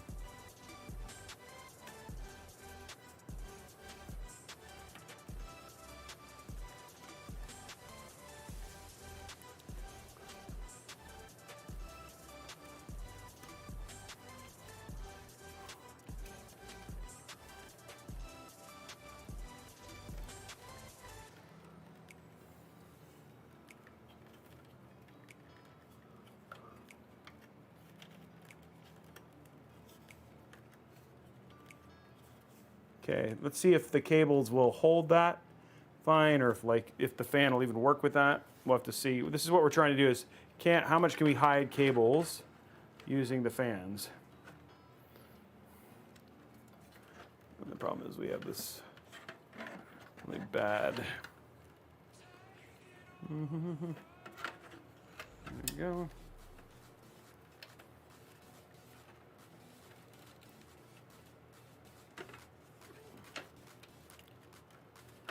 There we go.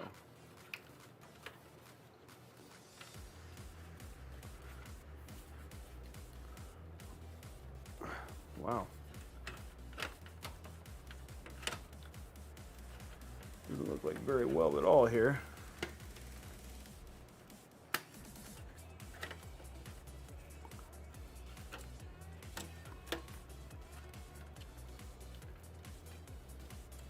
Just trying.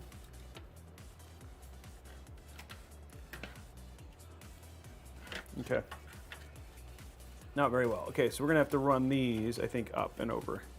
These will have to be over by the PSU. This one, I think, will be fine. This is the weird one. I'm trying to figure out the best way to run this cable, because that's gonna go right across the back of the fans, maybe? I don't know. Can I run it down and through, like maybe down like that? Okay, but now we can put this in.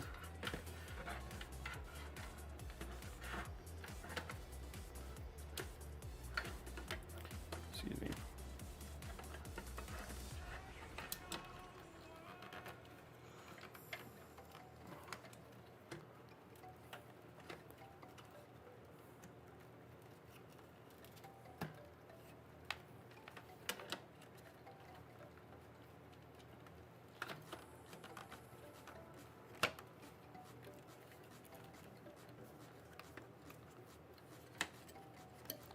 Man, that is not working. It's like it's close, but it's like this one cable right here. It's the whole trick right here. Can we get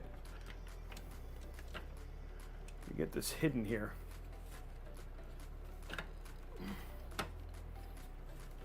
There we go. Okay, we can. Oh, shoot. What did you do that for?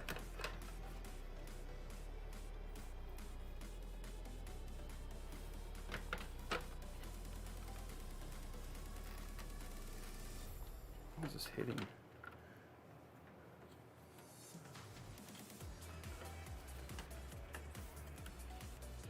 There we go. Okay. There's one screw in and then we're good. And hide the other cables a different way.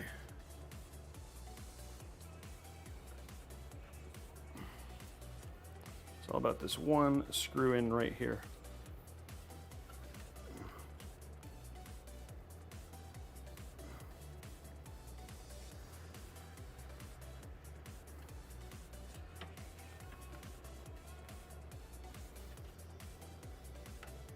Loosen that a little bit.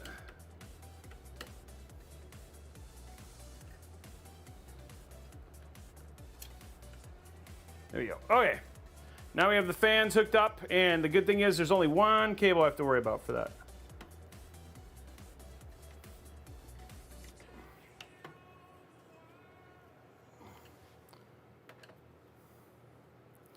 Okay, cool. That was a little bit more work than I wanted, but it's done. Looks the zip the good old-fashioned, use the old-fashioned screwdriver there. Now the good thing is I don't really have to screw in all 6 of these if I didn't want to, but Robeytech, thank you for the stream, the sub. Hi Damon, thank you for the sub. SRT Baltazar, also thank you. So I added 3 QX120s and just put white. 3 QX120s, and I added a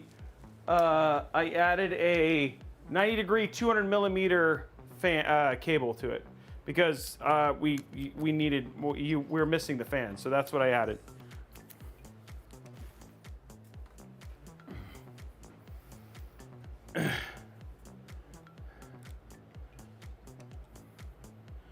Would you say there's room for fan guards on the other side of the fan?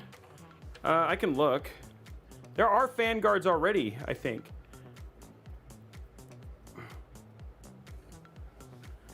The QX120s look like they have fan guards, right?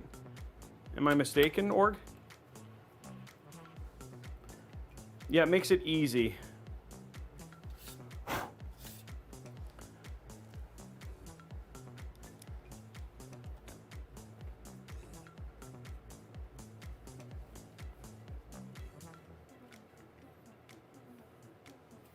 Okay, there we go.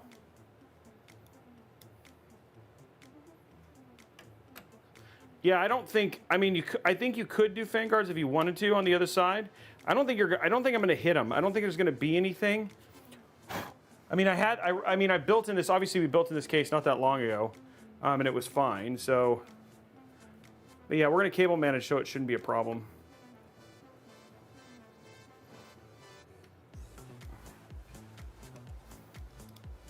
How are we doing likes on YouTube? There we go. 129, guys. Let's get to 200. There's 270 people here, so almost at 300.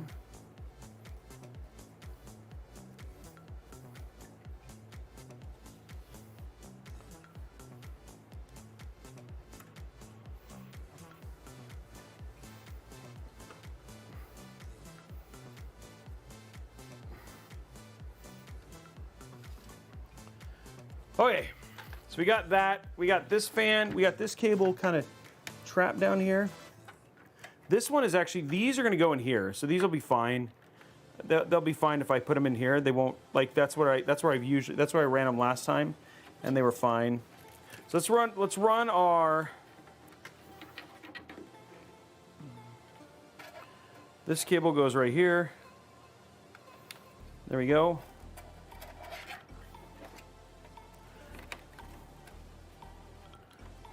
And look at all this room we have at the top up here, right? We could just have this sit up here, or cable tie it against this up here. So I just don't want this to hit this fan. But let's, for now, we also probably want to run this. Oh shoot, this came out again.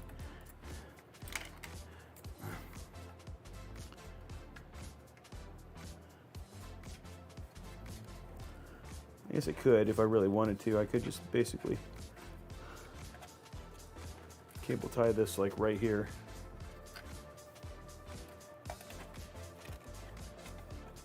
Just out of the way.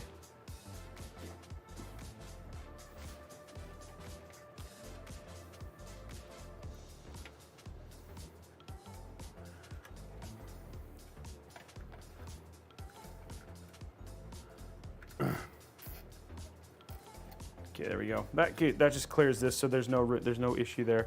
Again, guys, you're not going to see most of these cables because they're all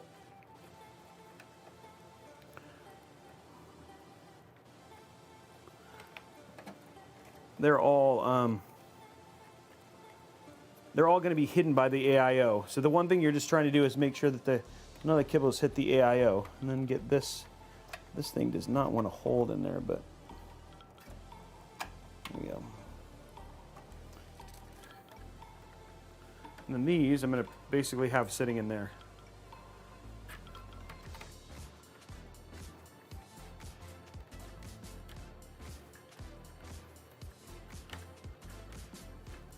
Okay, one more for this.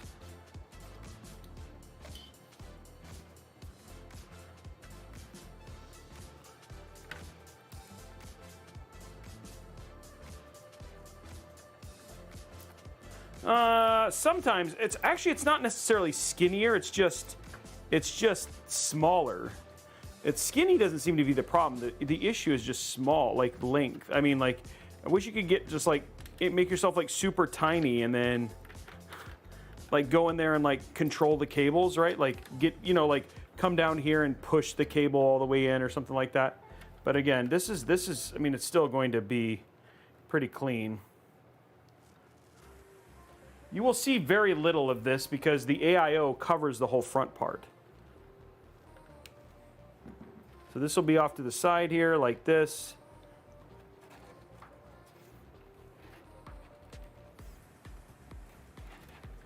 So what I'm doing right here is just cleaning up this.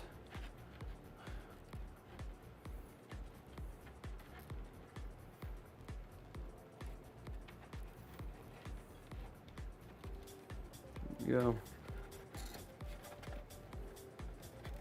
That'll be there. Okay. Now we have this cable.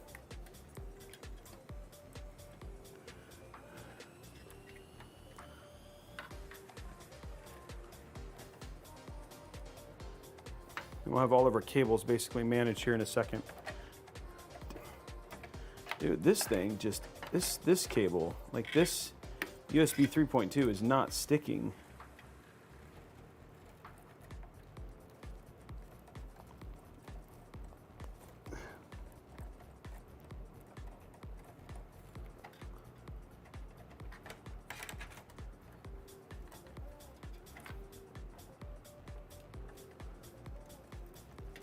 There we go, okay.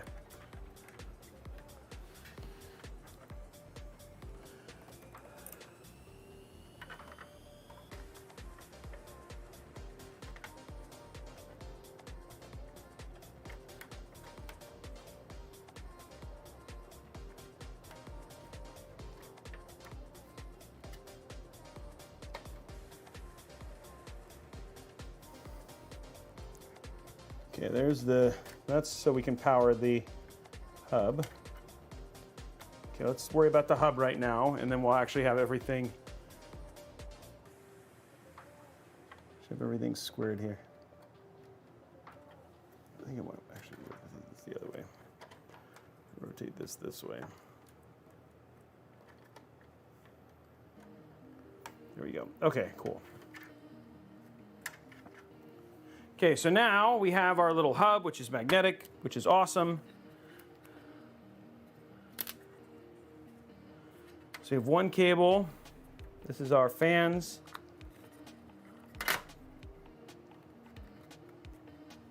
Then we're going to grab our other little cables, and then we'll actually, that's like the last part of this whole thing.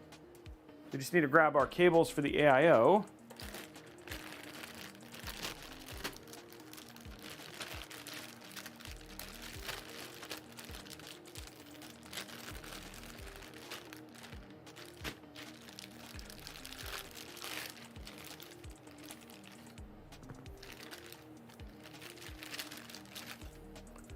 AIO cables, as if we wanted to block things off.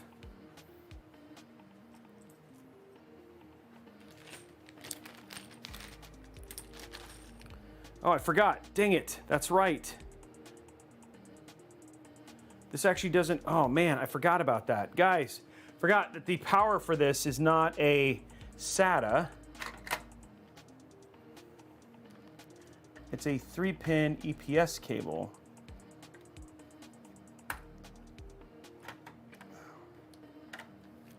So that needs a different cable all up.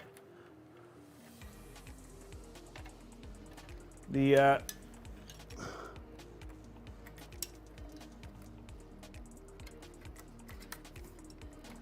crud, forgot about that. So this actually requires a completely different power connection.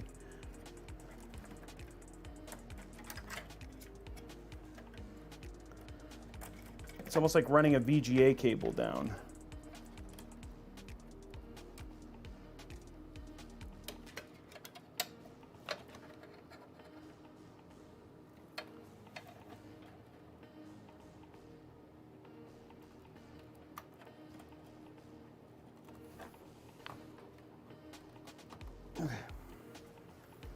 Okay, so now I need to remove that.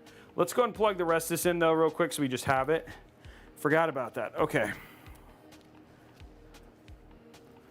Welcome to a little bit more difficult, but coming together. It's not an old Molex connector, no. It's actually it's literally a VGA EPS connector. So it requires it doesn't run SATA. It actually runs more than SATA power. So we'll plug that in. This is the USB. And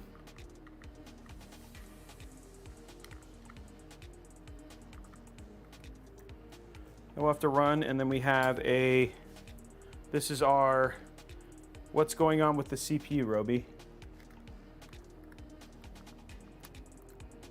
I think that's the connector right there for that. Oh, come on.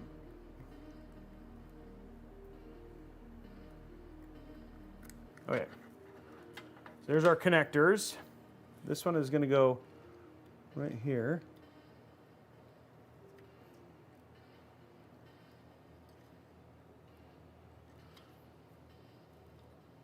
That's our CPU one. And then this goes to USB. I think is the only one of those is down over here. I think it's the white one. Yep.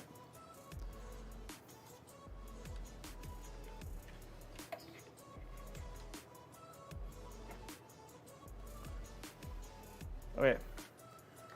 So the only thing we have left, ladies and gentlemen, so we just need to zip tie this in. So this is controlled.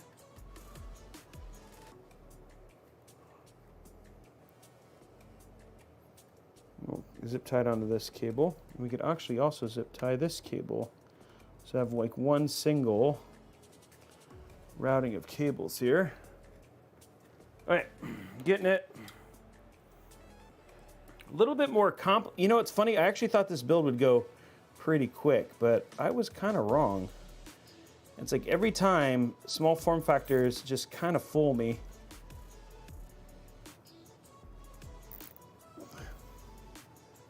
You always just require a little bit more effort and thought to make sure that they end up coming out clean. Now once this is done, like this little bit is done, then we're pretty close to actually finished with the build. It's just running, getting all the cables to be in the right place.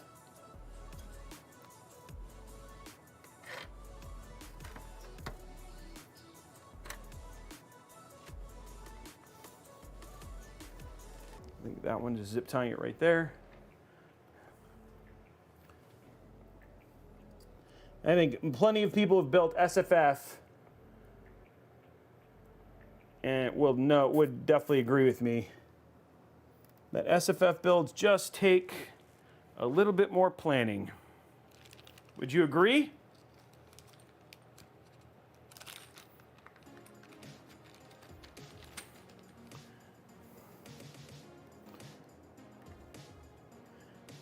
Yeah, exactly, Org. There's always some little headache that you forget about. Okay. Okay. Good thing is all of the cables are routed now. The only thing I now have to worry about is routing the cable to the power, and then routing the cable to the power. And that's it. So we're going to remove this cable that's been sitting here. Oops, got one more zip tie sitting in here. Got to cut. There we go. Okay, cool.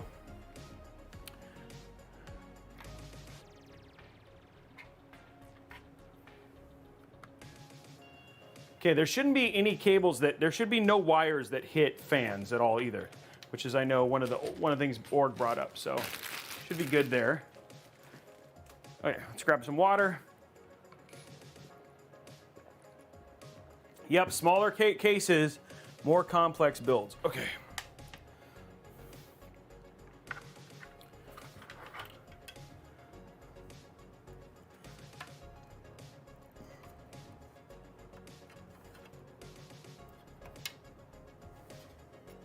Okay, so let's go to side view here. What we're gonna do is just remove this cable right here because we don't need it. Okay, so let's grab our PSU one more time. We need to grab the right power cable. Something a little bit different than we expected. No biggie.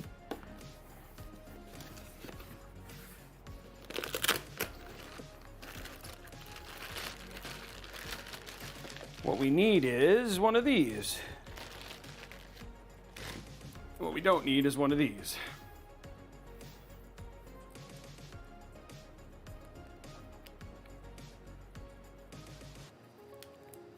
So you might be like, Robey, why are you putting the SATA away? It's because the new iLink system does not use SATA, guys. So don't be SATA. Okay. And what we're doing is we're grabbing what is essentially a standard PCIe connector, is what we're grabbing here. So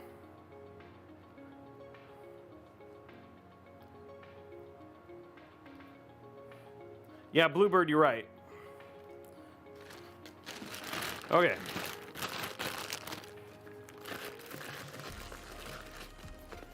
They're easy to carry around. Easier to manage in some regards, but well, always a little bit more complicated to build. Okay, that goes in here. This goes in here. Okay.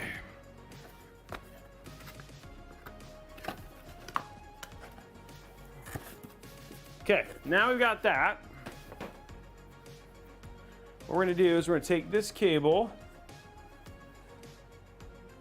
and plug it in.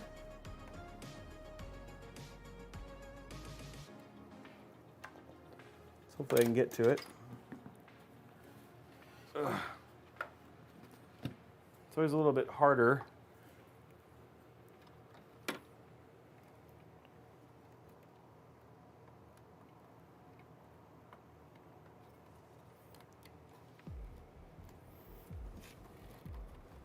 There we go. Okay. Here we go. Now our cable's in.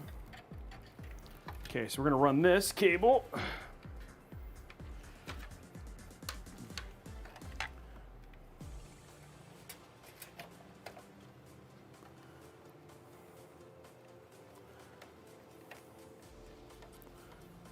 I should be able to run this underneath here. Come on, stay in there. Stupid USB 2, man.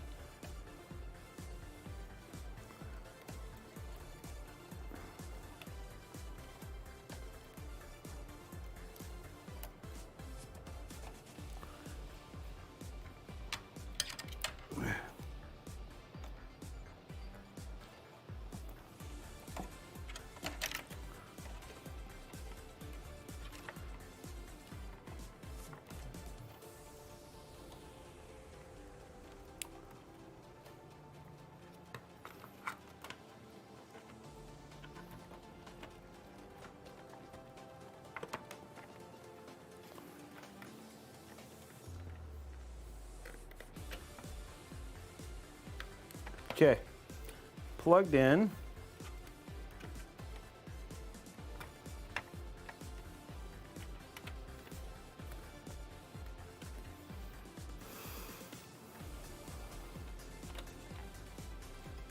Okay, those are not hitting anything, nothing's hitting anything. And the head should hold that thing in. Okay, guys. It is ready. Oops, sorry. Can't really see that. Sorry, my bad. I'll zoom out. I don't want you guys. Okay, so what I did is I basically ran that GPU power cable from here along the edge, and then it's plugged into the into the little hub for the iCue link right here. So the only thing I have left to plug in, which is awesome, is this cable, and this is the iCue, the only cable. This is the iCue link cable. This basically powers the AIO. Everything, the rest of it, you don't have to do anything for, which is actually pretty cool. Because the iCue link has one cable, and that's the AIO. There's no other cables. It's simply just one cable that comes out, and that's pretty rad. So everything else is all controlled via the hub. Okay, so now what we do is let's take out our iCue link and get it prepped to put inside of the case. Now it is ready, guys. This is the last part. Once this is done, the build is finished. Took some work, but we got it there. Now it's standard, usually when you would look at something like this,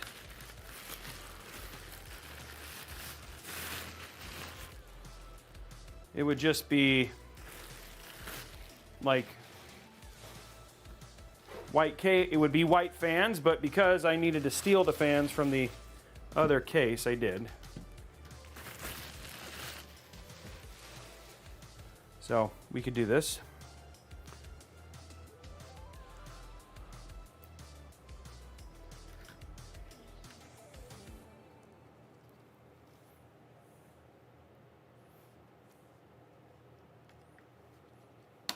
There we go. So all you do is you basically take this cable right here, and they give you tabs to make it easy to pull it out. So here, I'll move it over here. So I'm doing is taking this cable, plugging it in right here, and this goes right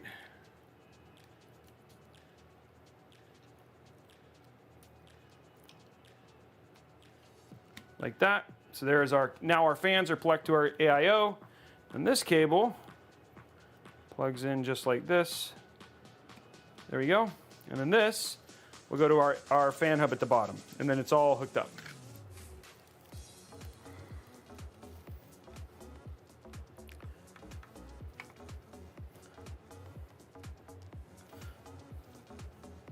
Now the best thing about this is because of how simple this whole process is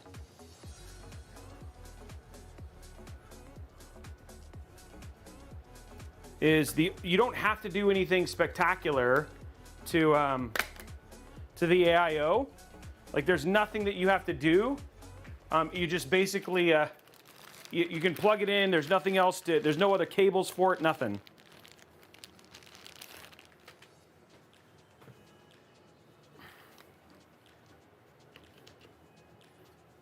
I'm gonna wipe off the thermal paste here.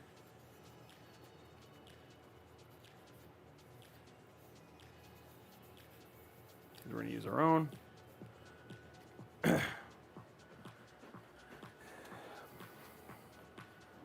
So what I'm going to do is grab the Intel, sorry, the AMD. There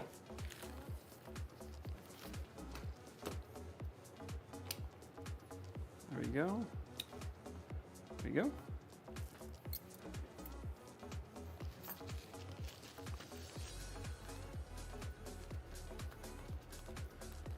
Yeah, it's basically one cable.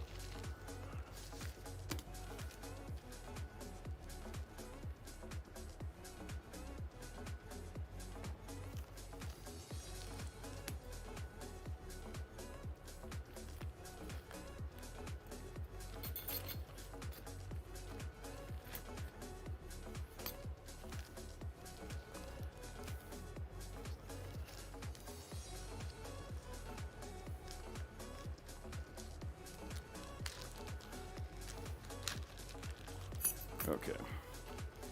There's the AMD hardware.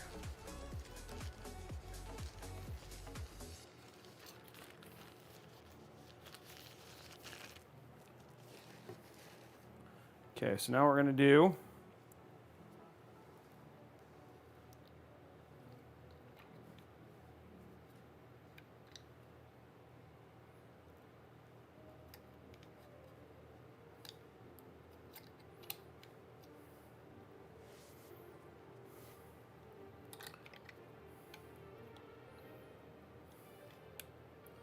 Okay, so that's in.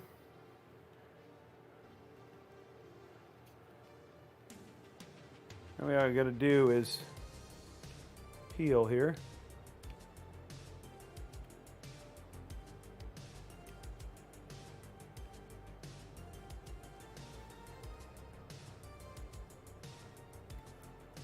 Okay.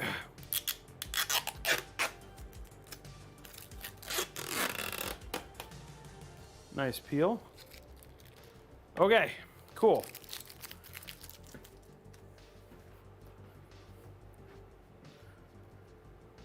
Now, how this goes on, that's a good question.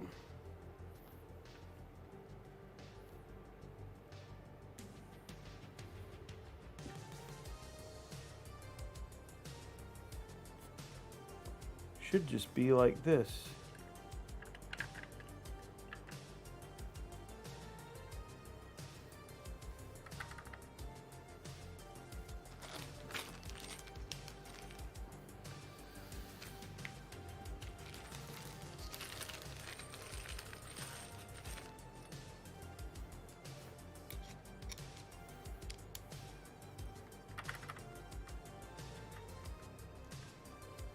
Oh, it looks like we're gonna have to push some from the bottom to do this.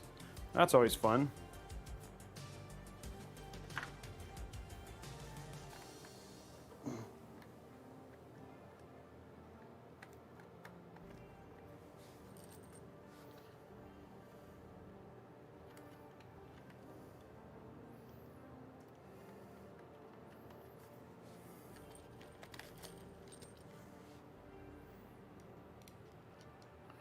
So you have to hold the bottom because the... Oh, shoot. That was what I was worried about. Gotta be slow. Gotta be intentional. Here we go. How slow can I be? Oh, man. I'll just do it this way.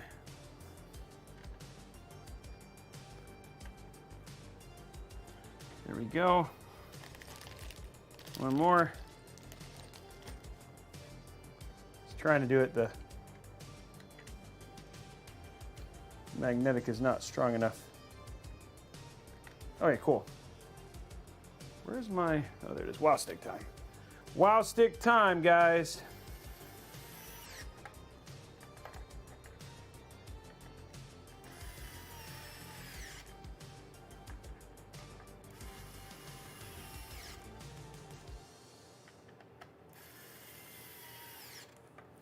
Okay, pump is mounted.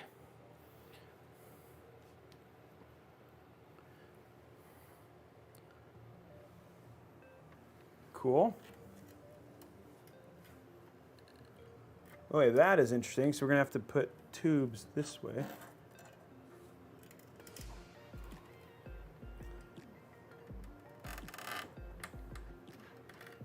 Just gonna have to figure out how to install this here in a second. First thing I want to do is get this plugged in, so it's in. Okay, now the AIO is hooked up.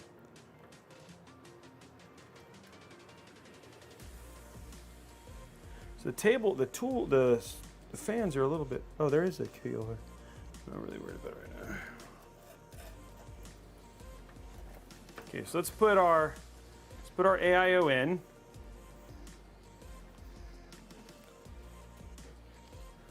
On its cable, on its case here.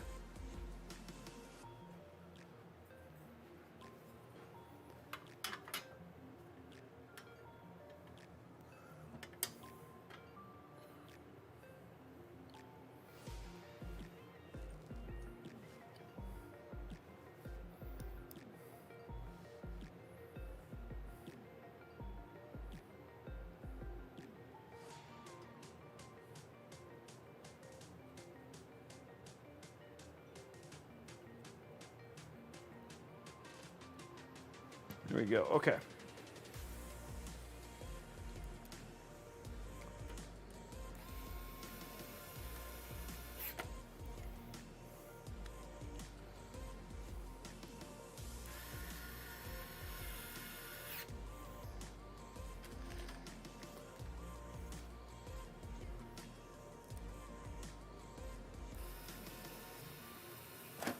Whoa, whoa.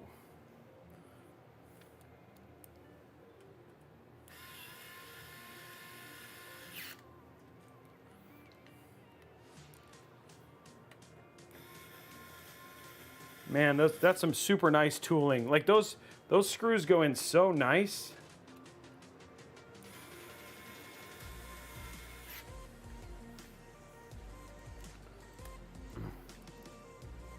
How we doing likes on YouTube, guys?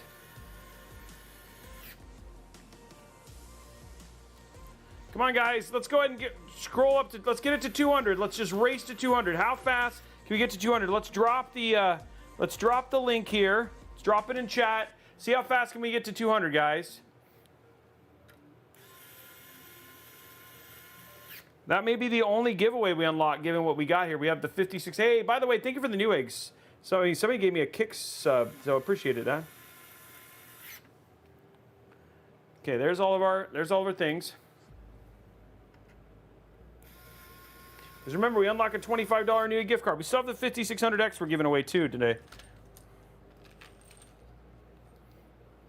This is the WoW stick, yeah.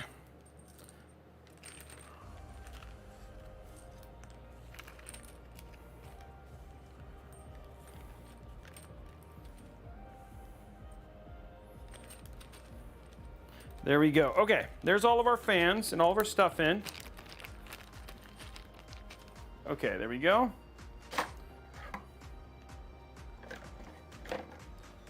Okay, here we go. Now the question is,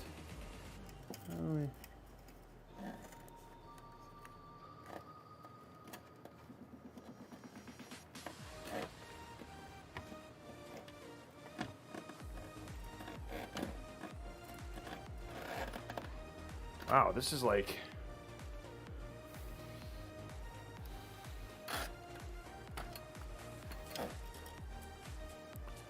how do I get the AIO in here, guys?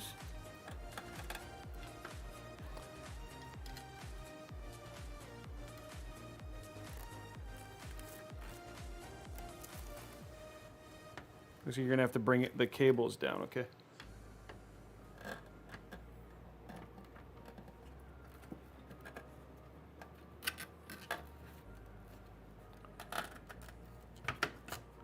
Oh.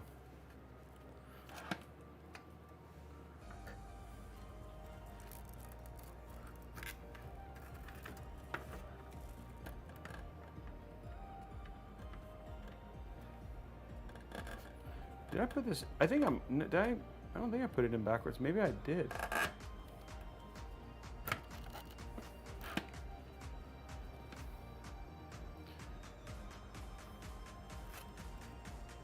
I'm thinking that I know the screw. I can see the screw holes there. Oh, this little hub thing is actually hitting the.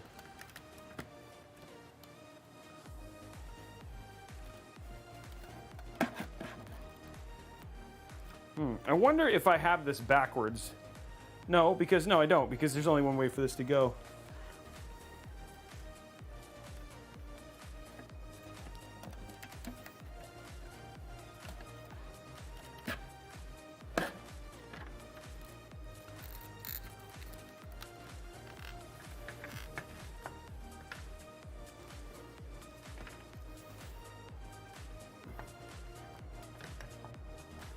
I think this might be easier if I do this, okay.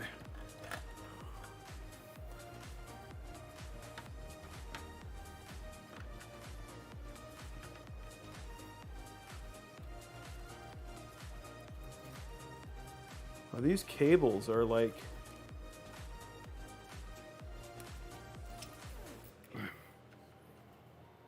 This is gonna have to go on the other side. Oh, no. Yeah, this is gonna have to go this way.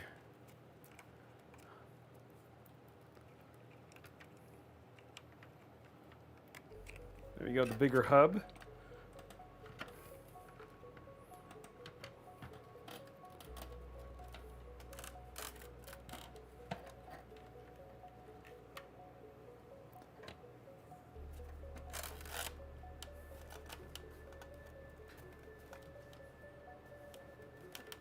There we go.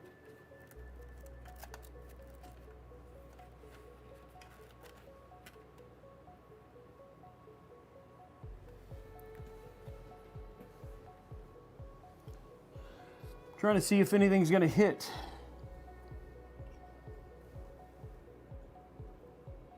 They're just the tubes in this. The tubes in this particular AIO are really long. I'm trying to make sure they aren't hitting the. That's not. It's not hitting anything there.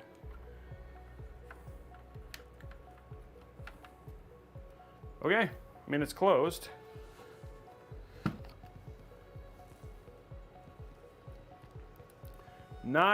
It's a snug fit, but it is a fit.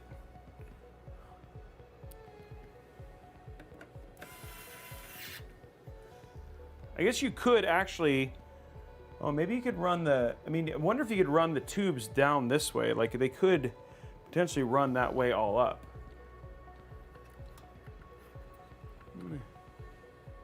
They're not blocking, well, they might be blocking the GPU fan. Yeah, they are. Okay, let me try this one more time. I'm gonna see if I can get the tubes to run on the side.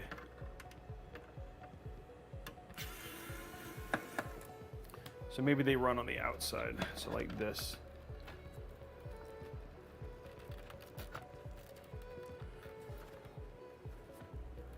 No, that doesn't really work, okay.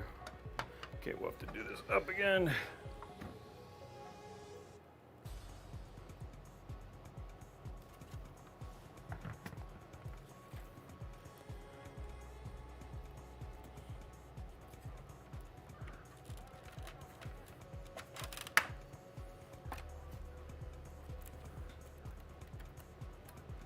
That does it, okay.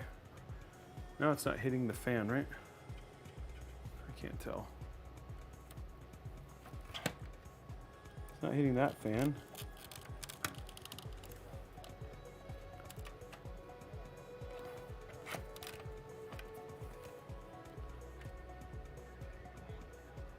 There's no way to test this.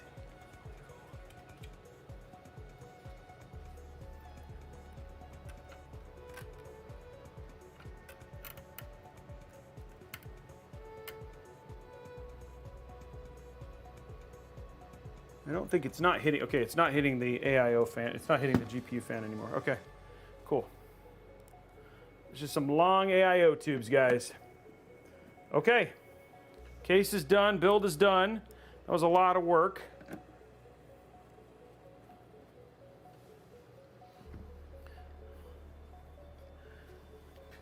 Okay, so we have it done. 175, guys. Let's get to 200. Come on. Okay, so what did we do? What did we just get finished building, guys? We just got finished building a AMD Ryzen 5 5600x3D. We built it inside of the Corsair 2000D using a Gigabyte B550i Aorus Pro AX for the motherboard. For the Kingston, we used Kingston Fury Renegade 2 terabyte NVMe drive. We used a Corsair Vengeance LPX DDR4 at 3600 megatransfer. Remember, this is a Corsair 5000, an AMD 5000 series build. We also used the iCue Link H150i AIO using their new system in the Cooler Master V1100 SFX Platinum, as well as a separate set of QX120 fans and a a 200 millimeter right angled cable. So there it is, all up, guys, built up, and everything is good to go. I'm checking to see what we got for clearances and stuff like that. It looks like, yeah, everything can Nothing is hitting fans. It is a, we got one cable here. One cable that's pulled in. What cable is that? Okay. Got one cable. Shoot. I got a cable manage here. We're so close. It's almost there, but we found one cable. It's supposed to be on the left hand here, and it moved up. So it's touching one of the black cables. Okay, I'm going to stand this up again.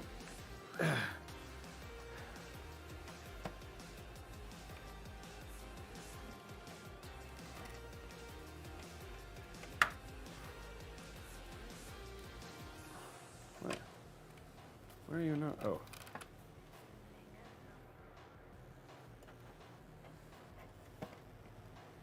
Yes, we have one.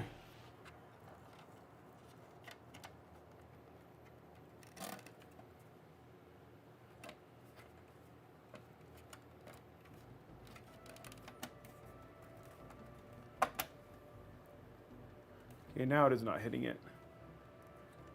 Okay, cool. Okay, got it. There's one cable that was trying to stick through a fan over here. Okay, good. We're good. Okay.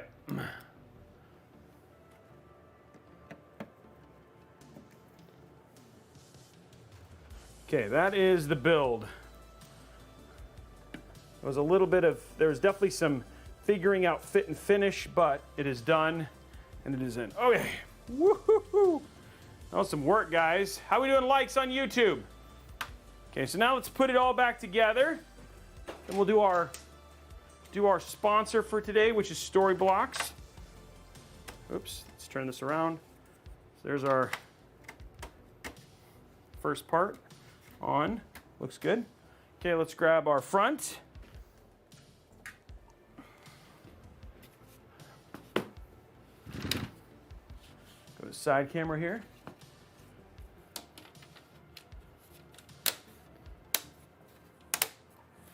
There's our front on. And now, it's got to do our sides here.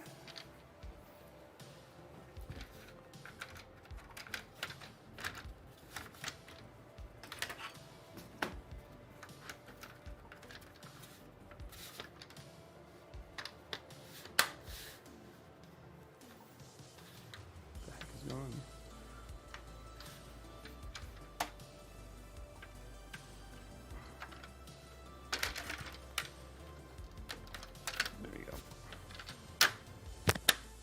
Okay, side is on. Wait, why is this not going in?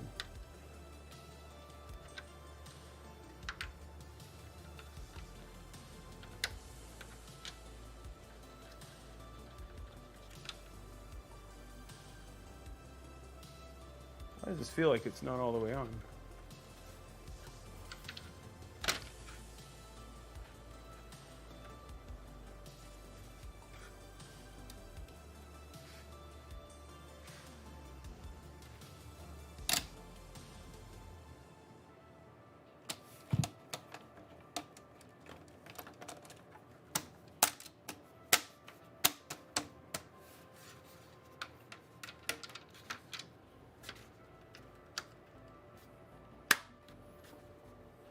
is going on? This thing is like not going together like it's supposed to.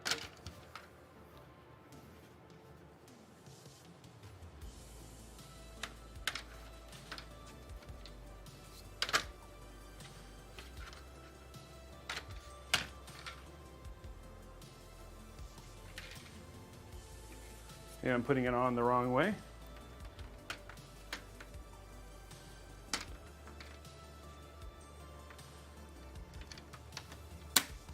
No, maybe it's just because I was putting it in upside down.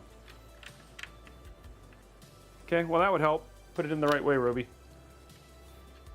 was putting it on upside down. Sorry. I was like, wait, this doesn't work. Well, that's because you're doing it wrong. Good job, Robes. Ow.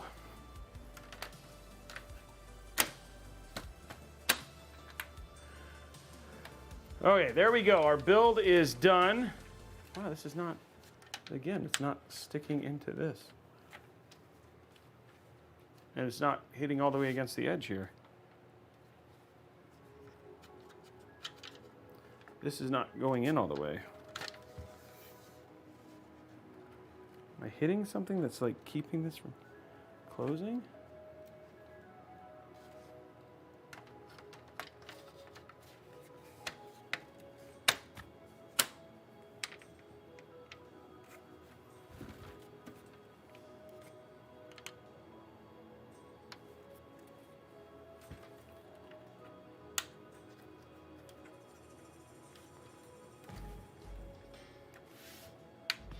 There we go, got it.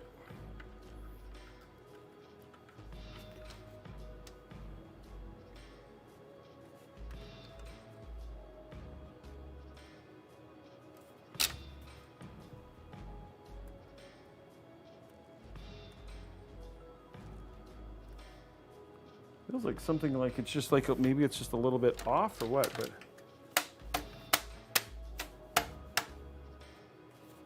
not quite there. Okay.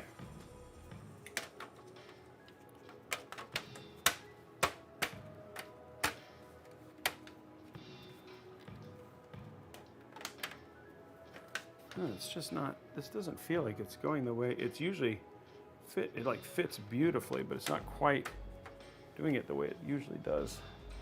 I don't know why. See, it's like it's sitting up above, and I don't know. Oh, maybe this isn't in all the way.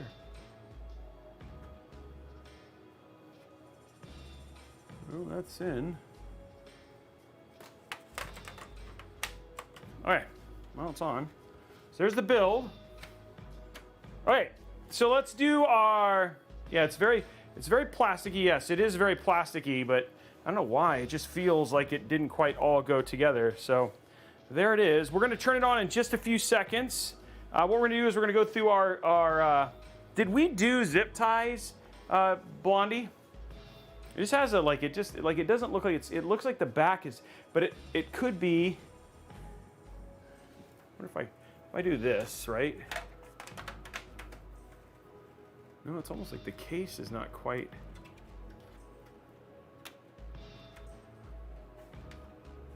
The case isn't just quite lined up right. I don't know why. It's like, is something keeping the case popping out? It's not that, because I did it sideways and it didn't do anything. Where's the side that has the AIO in it?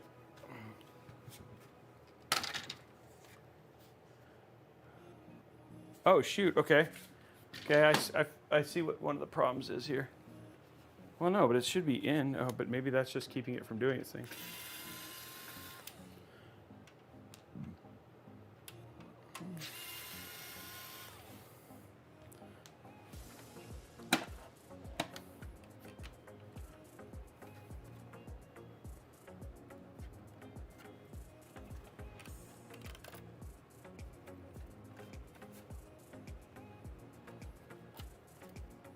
Okay, let's try it one more time.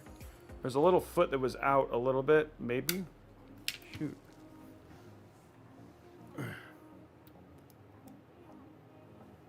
don't know why that would do it, but maybe. I mean, it's going all the way in. Okay. Maybe that foot was causing a problem.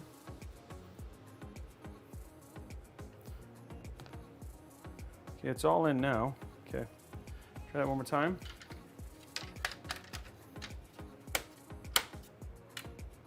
Well, it does go in way easier, and it sits all the way now. Okay, so maybe that was it. Just that 1 foot wasn't sitting right.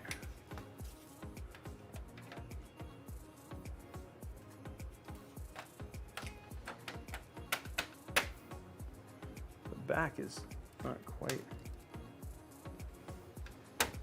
Yeah, the back just isn't quite going all the way down. Okay.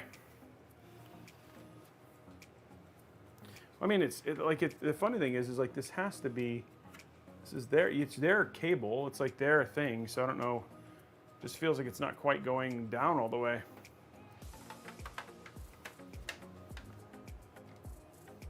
It's only in the back. I don't know what it would be. Okay. Okay. Let's do our sponsor. You have the side panels. Oh, I have the side panels on the wrong. Okay, let's try it again. Side panels on the wrong side. Okay, cool. Let's switch it. That must be what the problem is. Haha. Thank you guys. I think I was just so focused. Yeah, that would help too. I thought I had them the wrong way the other. Okay, let's fix it. Ugh. Side panels on the wrong one. Okay, cool. Thanks, guys. It's supposed to go like this. Okay.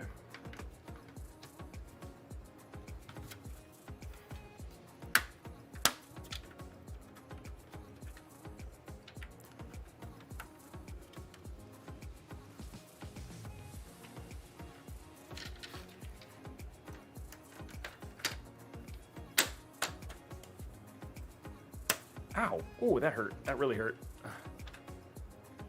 Hey, Riddick, thank you for the sub. Okay, let's see if that fixes it.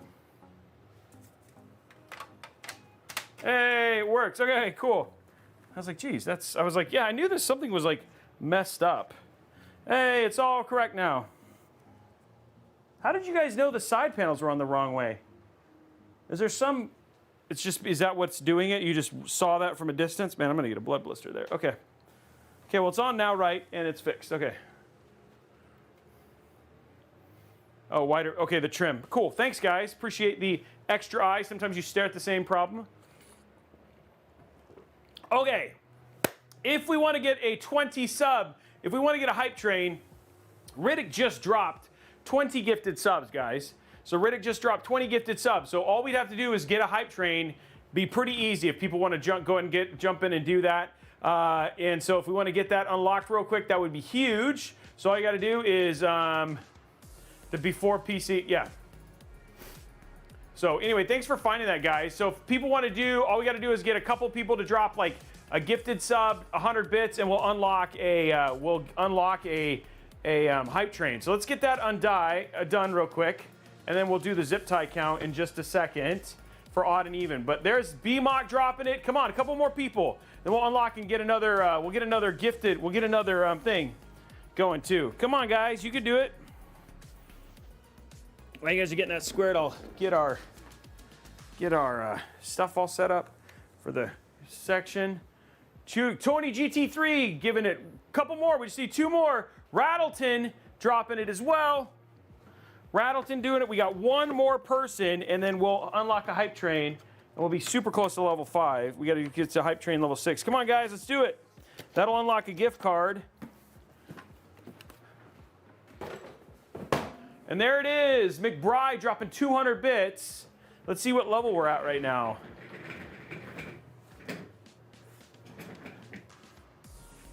The PSU should already be on. Let me look, though. That's a good question. Oh, this doesn't have an on-off. This PSU doesn't have an on-off. The PSU doesn't have an on-off. I forgot about that. Level 5, guys. We're almost done. We were 58%. We just need a couple more people to drop some subs. There it is. We'll get it turned on and everything going. Brian, not Brian, thank you for the resub with Prime. Couple more people, guys. 4 minutes. Don't forget while you're at the same time hitting those likes.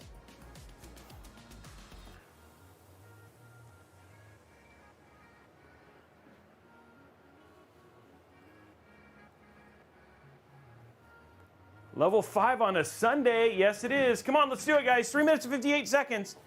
and we'll unlock it.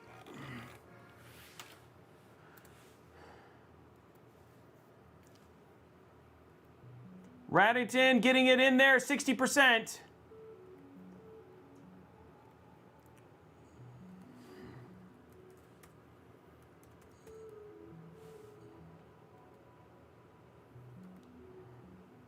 Mimic Bride dropping a gifted sub, taking us to 69, which he was really excited about.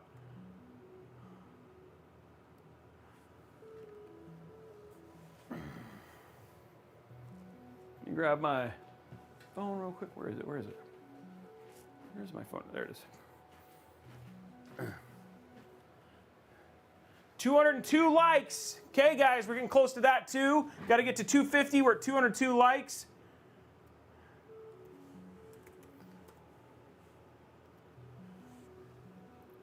Two minutes 57 seconds, you guys. You guys could be the GOAT. We just need a couple more people to drop subs. Or bits. There's 344 people here. Nisnusu. Oh, you know who we haven't had is we haven't had our usual from He May Not Be Here today. In Need of Temperance gifted sub, taking us to 87%.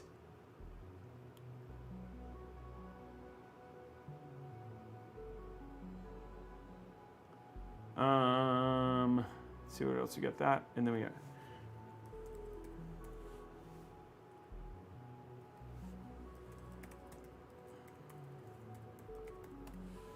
We are at 89, 2 minutes left, guys. We can do it. Baba Ganoush, that was who. I was like, Baba Ganoush hasn't done his sub yet today. I just love it when Baba Ganoush drops his sub. 98%.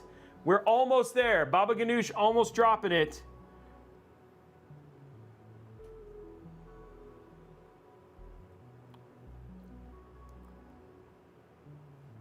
One more person. That's all it takes. One more person and we'll finish it out.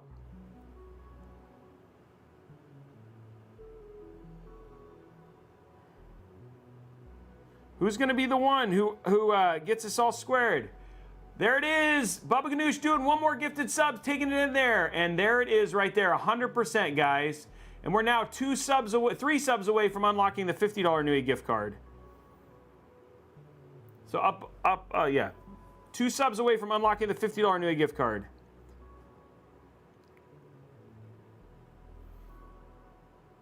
And then we're still 24 subs away from doing it over on Kick.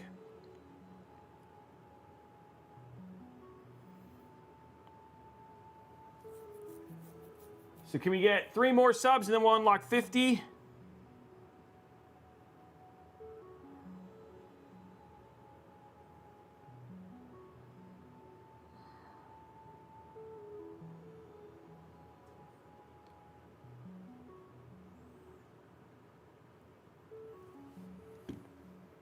Okay, well, while we're waiting for that,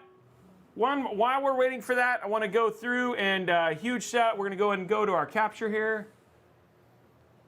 I'm going to hit record, make sure it's recording because, oh shoot, you hit the wrong button.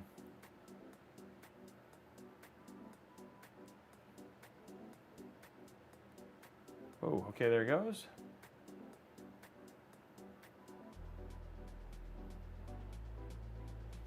Okay, so you get finished.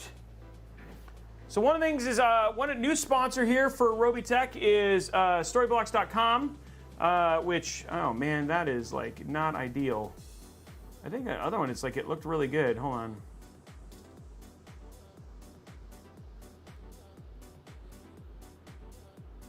Let's close this out here. So storyblocks.com, which you can check out at just hitting storyblocks.com/Robeytech. So for those who don't know, this is unlimited downloads, guys, of royalty-free professional content for one predictable subscription cost. You can basically say goodbye to per clip. And so the one thing about storyblocks.com is, and what we use it for is in a lot of our creative, a lot of our videos. So here we are, we're at the video home place. You can see the stuff that ends up being really cool is like using it for things like animated backgrounds and all that sort of stuff. So for instance, when you look at our parts list, and we bring basically the parts list and stuff up, a lot of the animated backgrounds and stuff that we get for making these graphics, we actually get from places like storyblocks.com. So for instance, you're going to work on a video and you want to do something like do a spider web as part of it. So you could look up spider web and hit search, and then you'll actually see that you have access to a bunch of different slow motion animations. You can put spider webs doing frames and corners. You know, it's just a bunch of stock footage. You can do a Spider-Man hanging motion, all that sort of stuff. So it just gives you all of these clips that essentially you get to at 4K that you can then use for assets in your video. So for instance, when we did the Spider-Man video and stuff like that as well.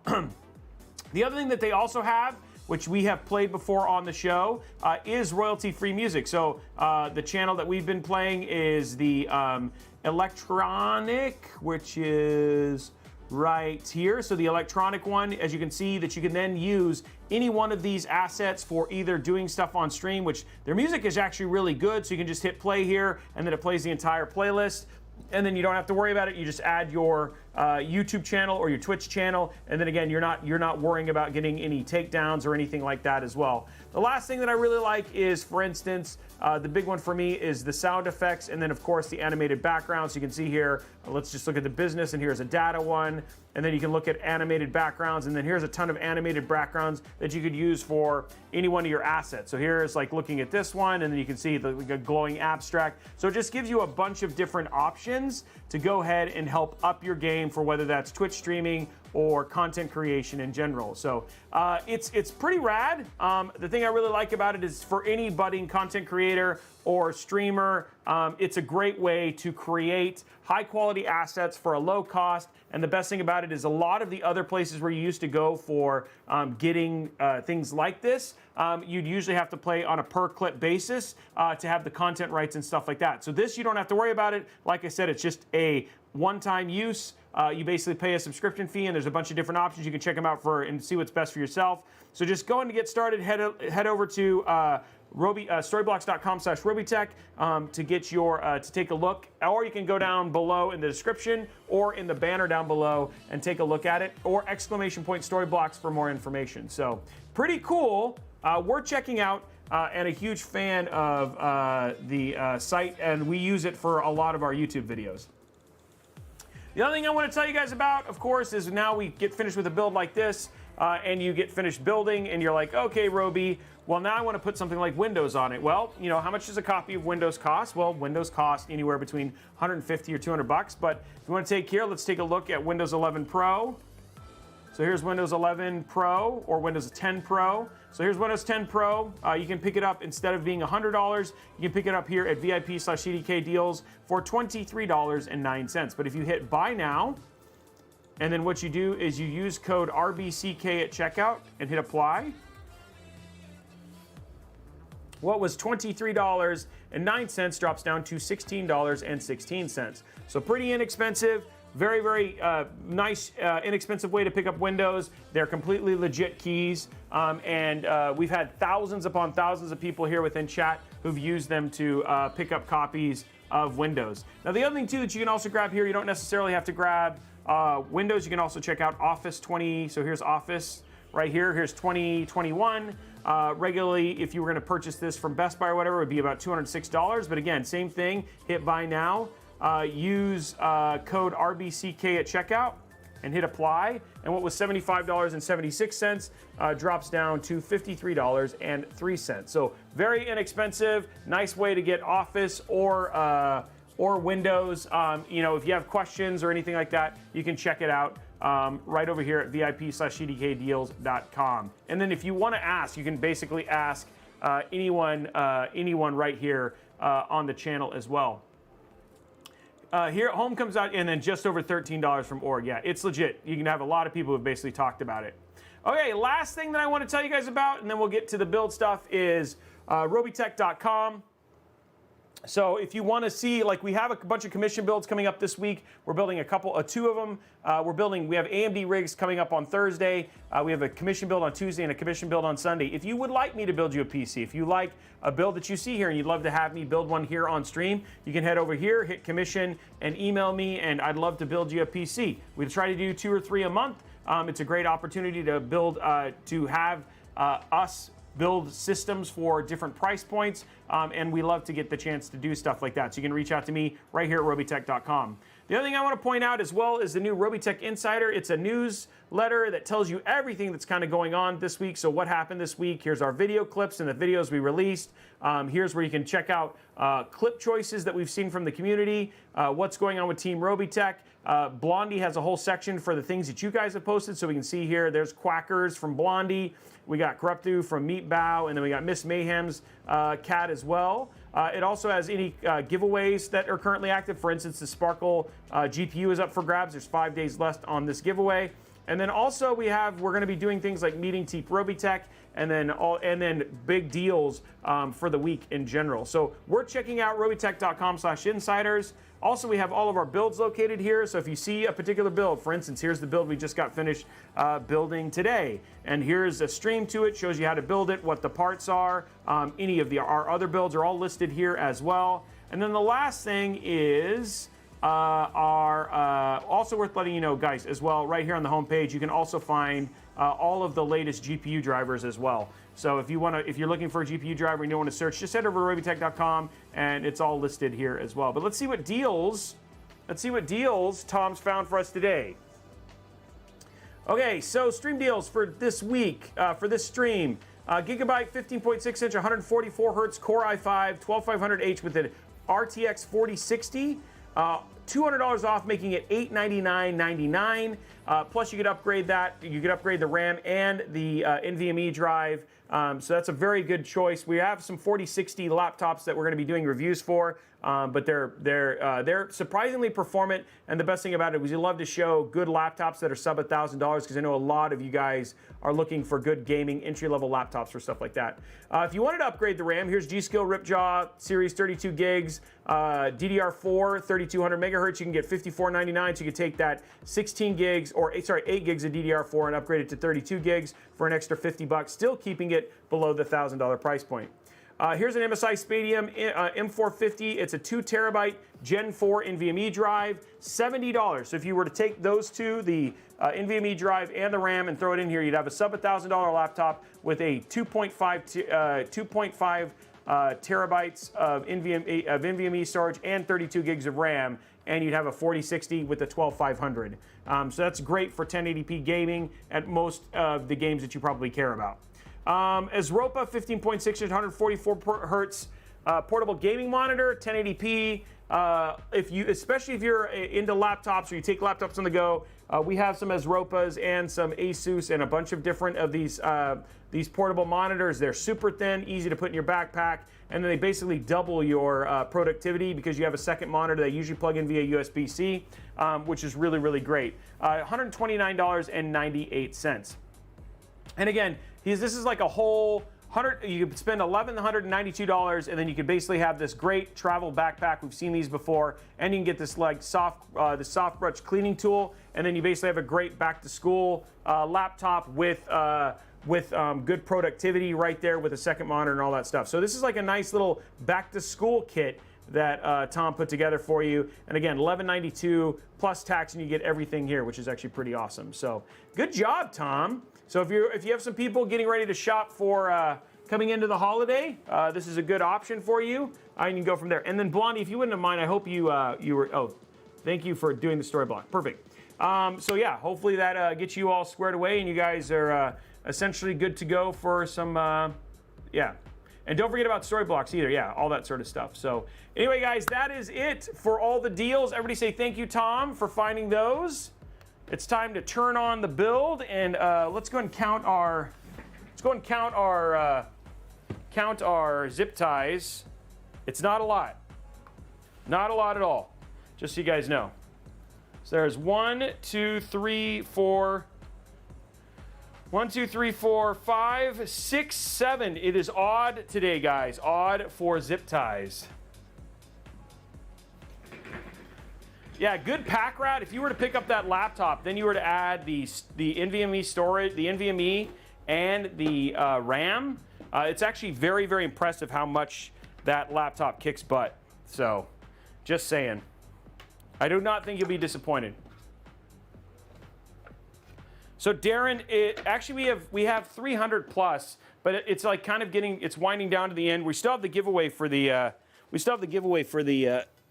CPU coming up, but it kind of does that once we finish the build. YouTube is mostly about post launch. Okay, boys and girls. It was odd. Yes, it was 7. It was odd. Okay, boys and girls, it's time to get this booted up and see how it does.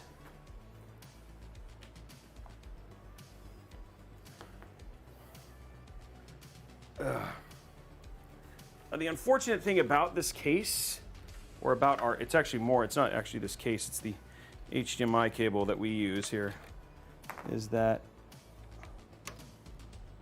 okay, so we'll pull this out.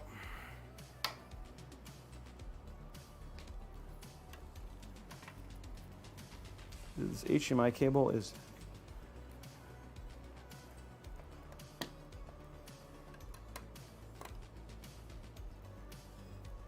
it has to go this way, okay?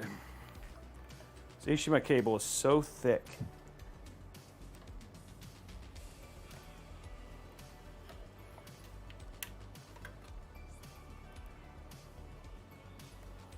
There you go. Okay, HDMI cable's in. Let's grab a network cable. Oh. Okay. Network cable.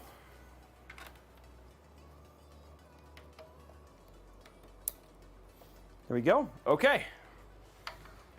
Shall we see if this powers up? Static. Let's grab our.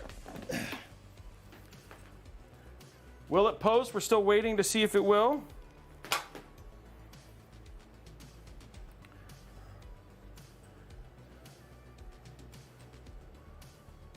There we go. Yeah, I definitely do the RAM and the 2 terabyte. Yes, 512 is not enough. I agree, Sergeant Nobody, for sure. Okay, letting the prediction finish. I want to say thank you very much, everybody, for hanging out. How are we doing likes on YouTube, guys?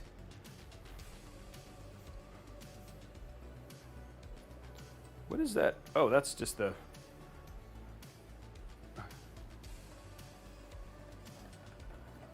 There you go.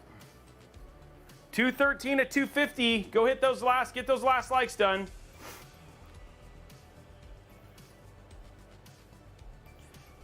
Yeah, that's one of my favorite things, and that's like been much better about laptops of late is just that you don't have to replace the entire you don't have to replace the 512. You can just literally just go with what they already have.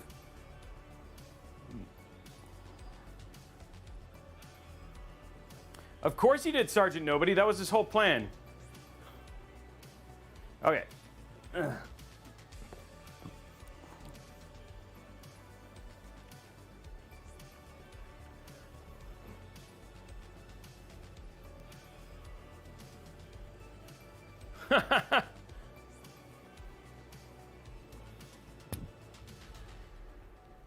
Yeah, Org, it's always one of those things. We don't ever get to see the full picture, but I can't begin to comprehend that you're wrong. Okay, guys, predictions in. Here we go. 3, 2, 1.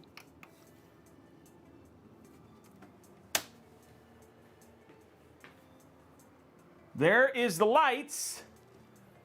It is lit up. I hear no sounds, which is good. You can see the side lights, which is actually kind of cool.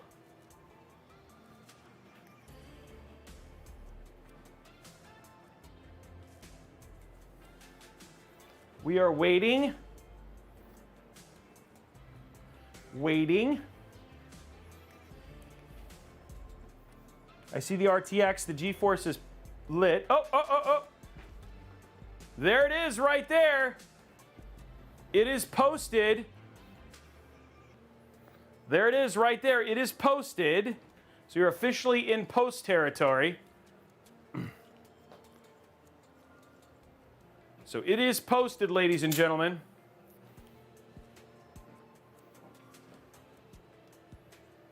All right, let's get our keyboard and mouse plugged in.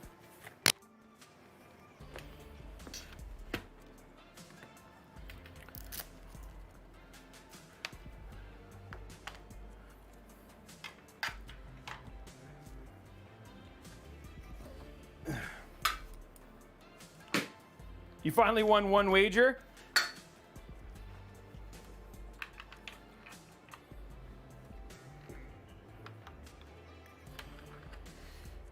Okay.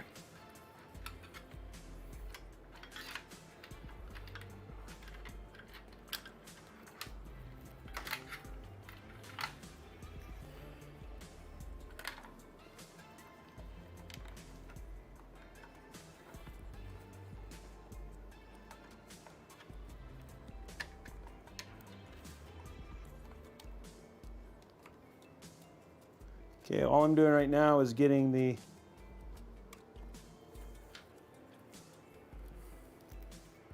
Okay, so we got keyboard and mouse now. We'll get the BIOS set up, and then we'll get into Windows. I like that you guys get to watch this. We'll see what the temps are and everything, just initially from BIOS here.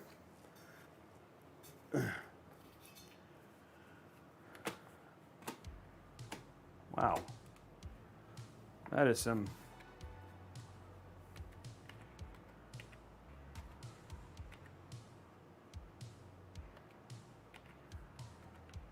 There we go. Going to run some optimized defaults. Just leave it at default for now to see how it runs, and then go from there.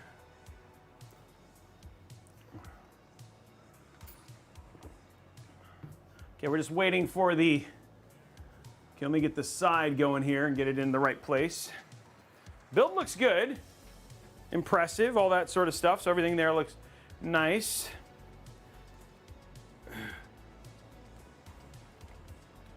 You guys want to add, somebody was saying, do we want to add some predictions? What kind of predictions could we do now? Did Robey install the right CPU? Let's hope so. Okay. Okay, it's coming back up.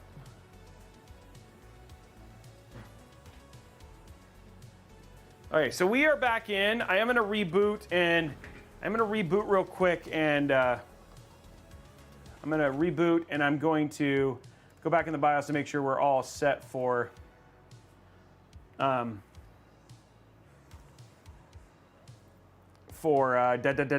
the word I'm looking for? With DOCP and all that sort of stuff.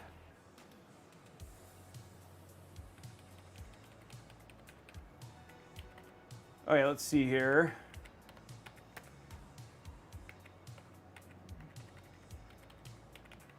So there isn't anything else. Right now it's sitting at 43, 42 degrees.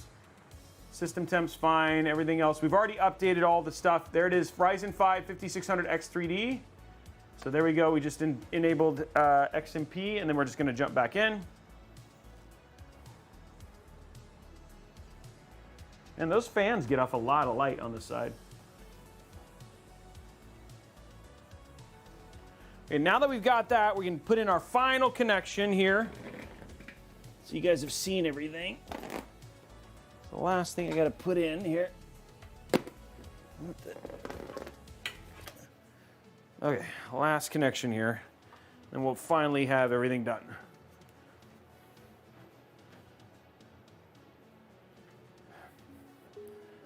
Okay, then we can do our testing.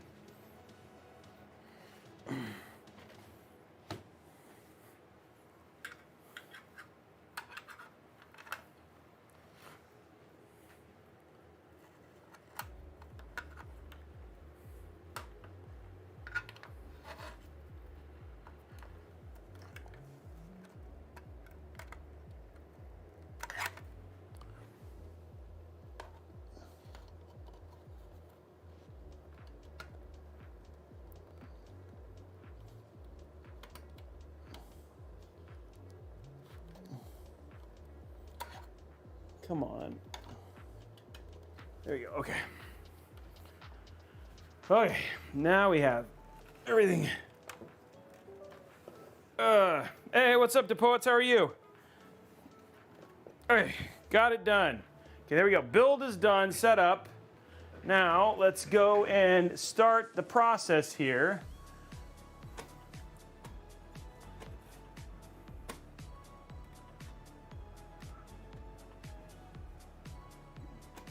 I want to duplicate. Keep changes. Okay, so we're going to keep things initially, guys, at 1080p. Main reason being is that that's where we're going to see the most out of the CPU at this point in time. A couple things we're going to set up real quick is we are going to set up iCue, because we do have the iCue, we do have the latest version of iCue right now. And I am going to make this so it's not freaking so zoomed in. Why do you do this? 100% is fine. Okay, there we go. Okay, so let's go download iCue. How did you like it, DePoets? Ugh. Let's download. Yes. Okay, so we're gonna get that going. While we're doing that, let's go and open up Afterburner. Okay, and we'll go to settings, monitoring. So we'll definitely want to show GPU temperature, override graph name, RTX 4090 FE.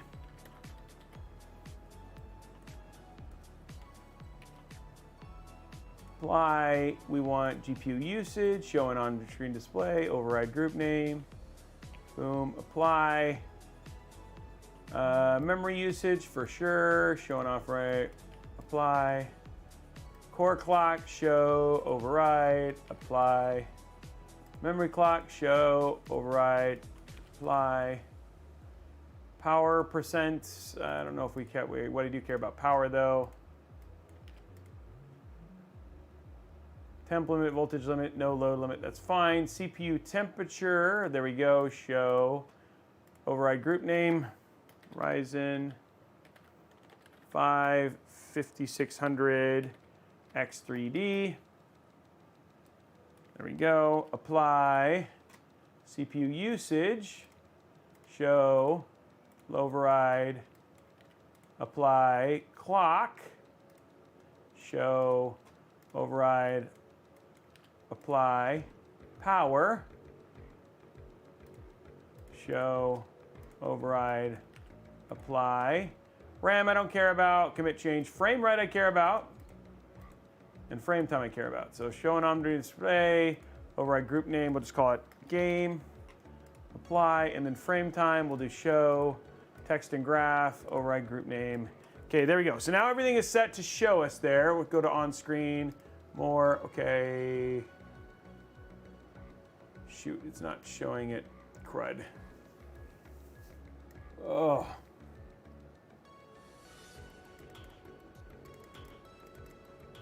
Yep, this is going to not like this. Oh.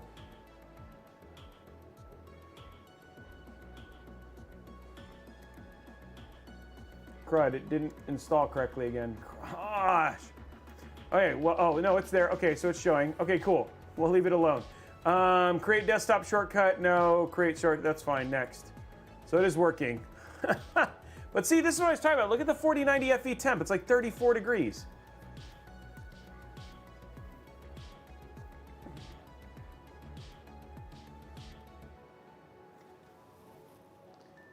Okay. There we go, start iCue. Let's make sure we got everything here, and then we'll run Cinebench and see what our temps are like.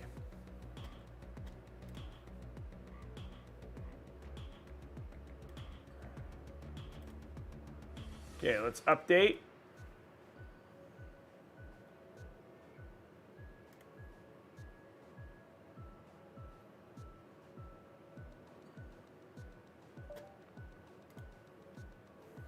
Okay, we're updated here.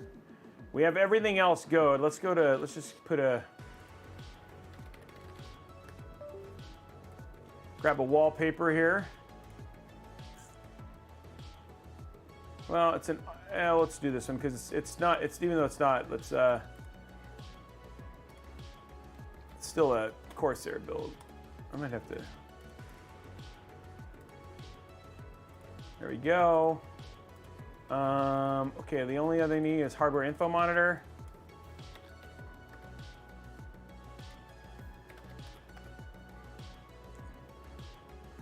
There we go. And then we'll be good. We can test how good this thing does.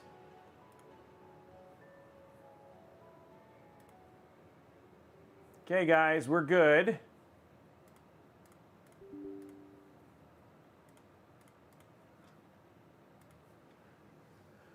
Okay, firmware is done. Let's just go to default. Let's go to home. And then we'll just make it Corsair blue. There we go. That looks good. Corsair blue for everything. And then let's go to dashboard and we'll leave, for cooling, I think we're good.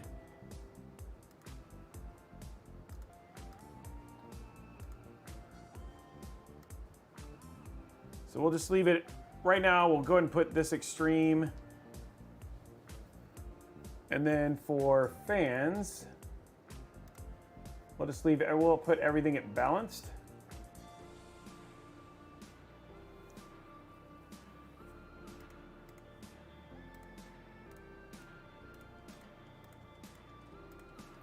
It's still pretty dang, I don't really hear anything. Okay, cool. So everything's at balance now. Okay, so it'll react a little bit better to the fan. Okay, so where this is how hot, you know, pretty average hotness, you know what I mean? Nothing crazy. So right now we're sitting at 55, which is actually pretty warm when you think about it. I mean, again, we haven't done anything weird.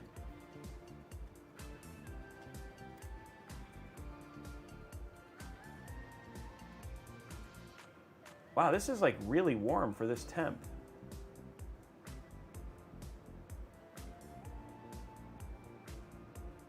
It's bringing it down now.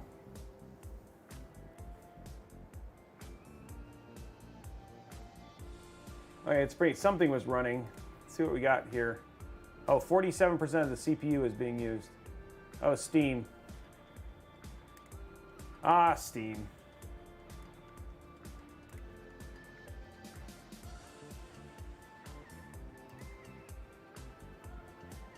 Okay, well, let's take a look. Let's run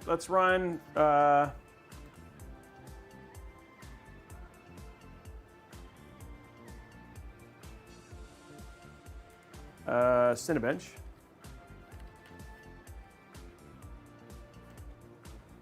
There we go.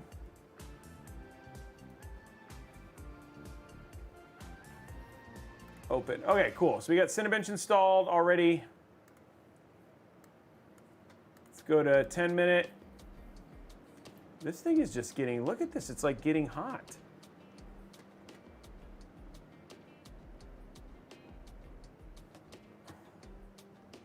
Okay, starting the multi-core.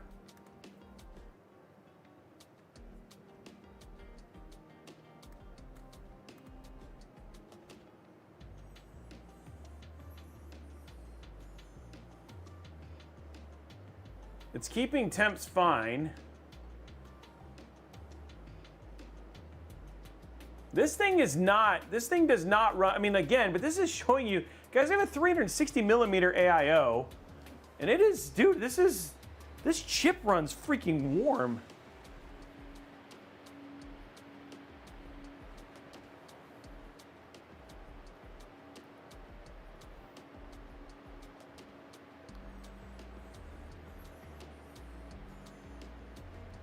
Hey, Riddick, thank you very much for the gifted sub. Hey, also Smoke, thank you for giving one to DePoets. Sorry, DePoets, sorry, I was focused on getting this set up for the testing, but there it is right there. Pump speed's maxed. It's at full.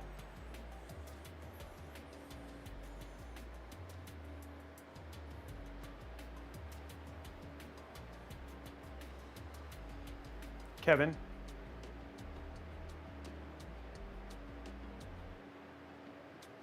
Mimic Bride, yes, it is for Intel chips, but this is not an Intel chip. This is a AMD chip. Now, guys, this was with we ran this with this was against this one got 10,023, the 10,613. We actually run with with a high-end air cooler. So again, so when we benched this and made sure it all worked beforehand.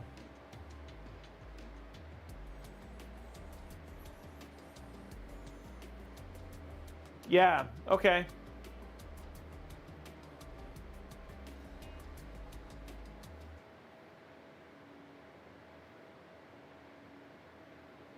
You mean the CPU, Sergeant Nobody?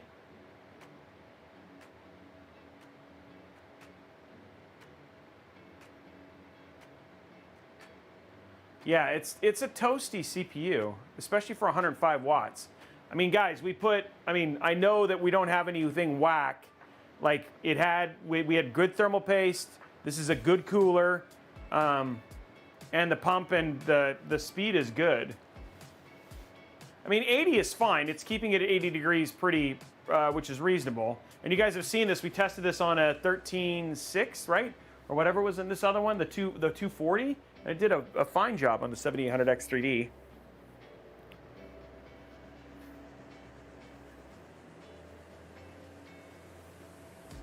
But yeah, it seems to be keeping it at 80, no problem.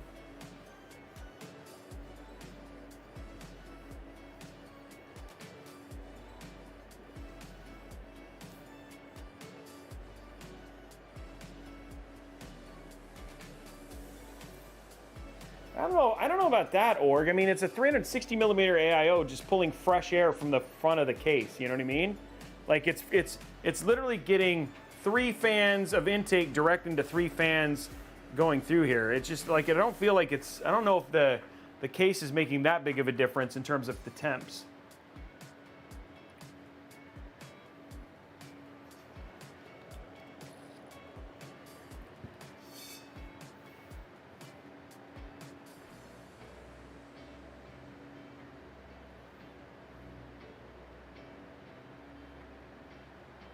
Yeah, I know, but I mean, dude, this thing is, yes, I have 3, you're right, 3 fans for exhaust, but dude, the whole case it's open. It's not like it's not trapping that much heat. I'm guessing the internal temperature of the case is not that bad. And they're getting direct airflow and intake. The fans are blowing more air and blowing air out than they are being sucked in by the CPU fans. And we've done another build in this case. We did a 13. What was the other build we did in this case? I mean, we did a review on this case, and it actually wasn't that bad. Let me look at the data for this.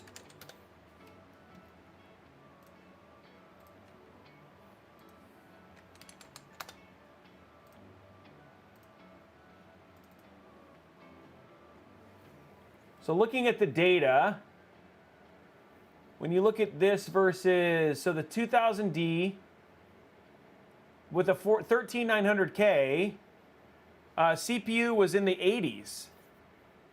So yeah, this thing can cool a 13900K and keep it in the 80s. So, I mean, like, again, we have that data right here. And that was pulling CPU power average, like max was 321.53 watts on a 13900K, and the load in closed case was 82. The difference in open and air case was only 2 degrees. So I would say that this is just a freaking warm gym. The other CPU that was in there was a 4070 Ti. But even then, I mean, like that GPU was larger in size.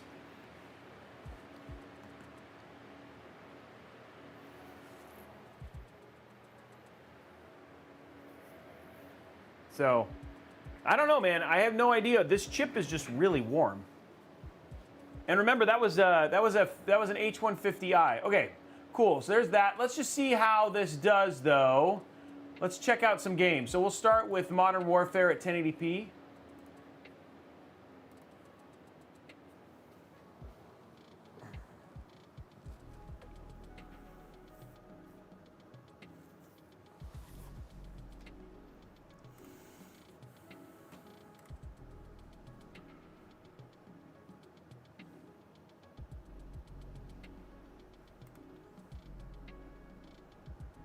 Okay.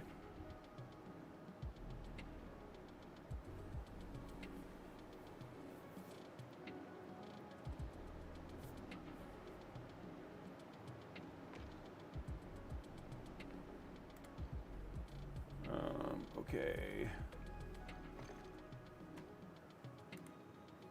I just did the update via the launcher. Okay. Why is it saying there's an update? I just updated.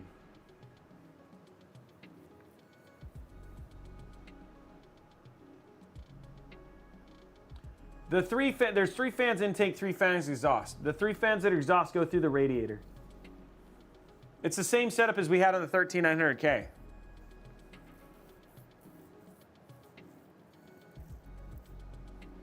Wait, is MSI Afterburner running? No, this thing is having struggles, guys. Oh, that would help.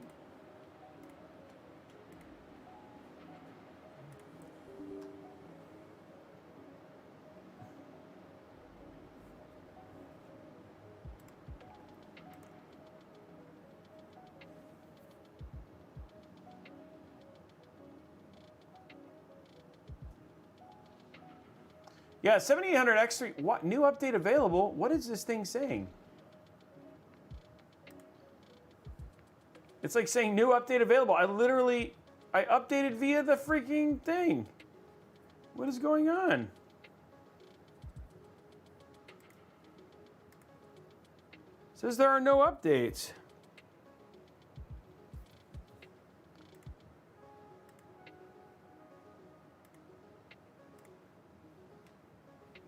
Okay, well, we'll check Cyberpunk first then, I guess. I don't know what's going on there. No, because the FE is blowing, the air is blowing directly out of the case, actually. So it's blowing actually air out. And the temps on the FE are good. And even then, it's covered by the pump, so that actually wouldn't make a big difference. The exhaust fans would pick that out and throw it out. So you wouldn't say, the CPU is running warm. I mean, we could I guess we could put the 13.9 back in this, but like like we did a 13.9. It was the only difference is an H150i Elite Capellix, not a iCue.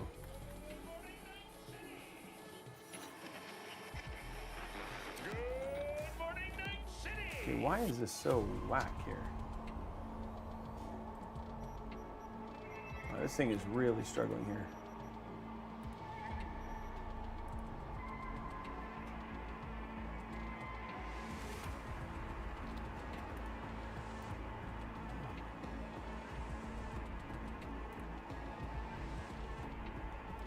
I'm just going to go to 1440p so I can...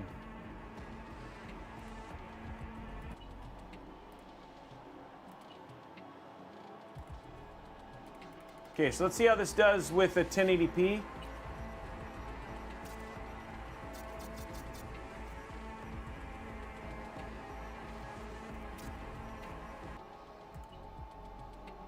Okay, so we're going to do Ray Tracing Ultra. We'll take DLSS and we'll put it on quality, which is the right setting. FX is off. Everything else is here. Apply. Make sure that HDR and VSync is off. Okay, run the benchmark.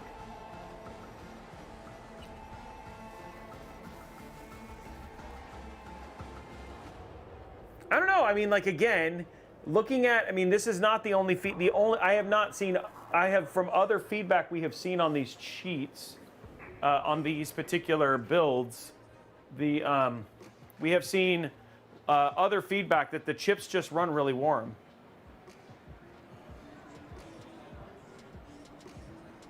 Kevin said, I think Kevin, I'd have to ask Kevin what they were with the air cooler.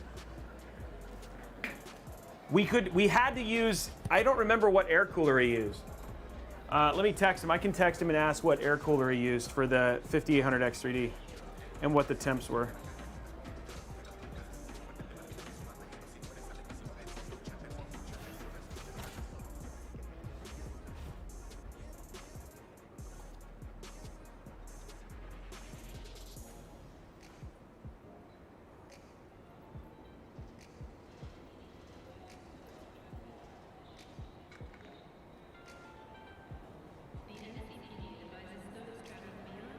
Okay, 84, 89, 87, 92.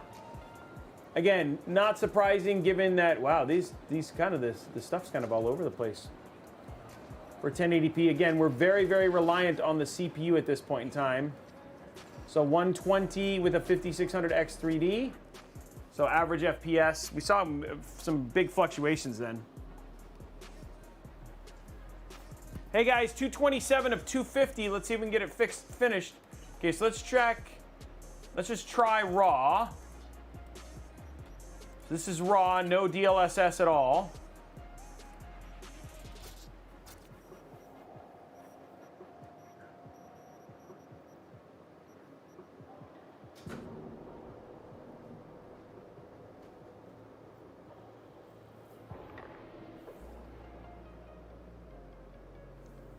Okay, so this is 1080p raw.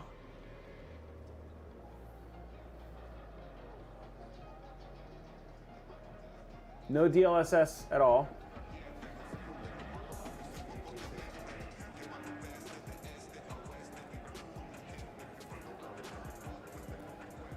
$88.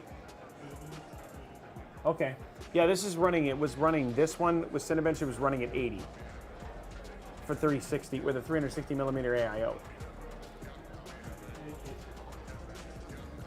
Yeah, so org, it was an AK620 and it was leveling out around 80.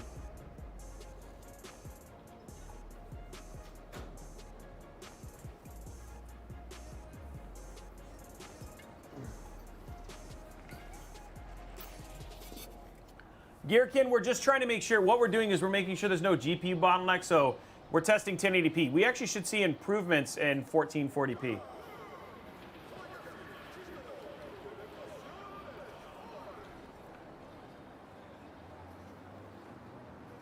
Okay, so about 105 without DLSS. Okay, so let's go, here we go. Let's go up to 1440p now. Go to graphics. We'll turn DLS. We'll go to super general. We'll go to balanced. Everything's still on ultra. Run the benchmark. Now we're now using more. Now we are now using more GPU than CPU here.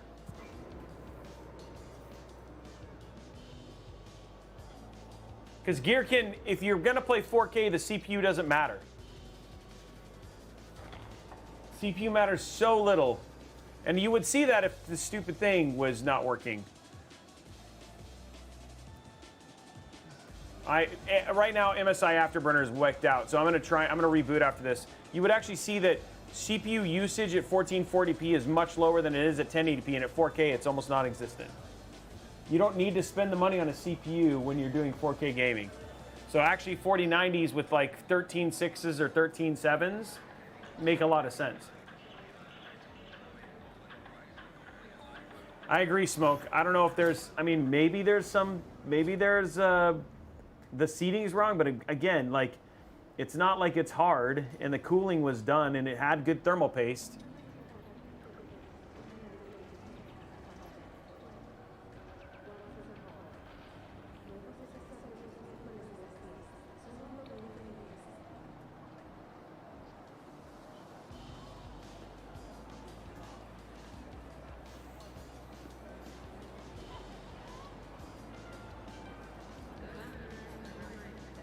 So 115.70 at 1440p. So now we can actually do this. Let's go to video. Let's jump up to 4K.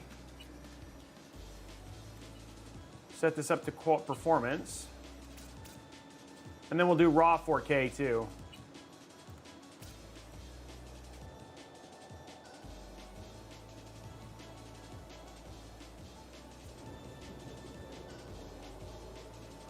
I'd still go with better if I was spinning on a 4090 Ardeon. Gearkin, that's the thing, right? Is a lot, but the funny thing is that when you talk to people about it, they don't have a good reason as to why they're doing it. If it's for gaming, you don't need to. I think that's kind of the part that we're trying to say is you don't need to do it for gaming. If somebody says I'm gaming, you know, people are like, well, I'm going to spend it because it makes sense. It's like, but you don't have to do it, you know? So that's the only reason that we say it.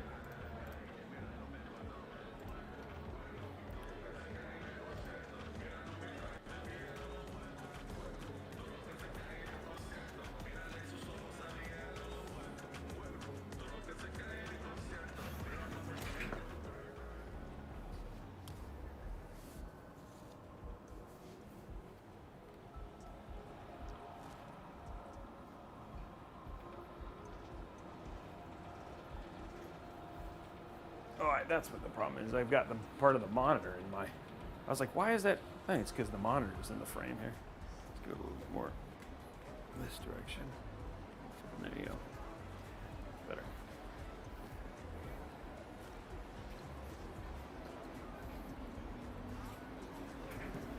So there we go, 95.20 frames per second at 4K.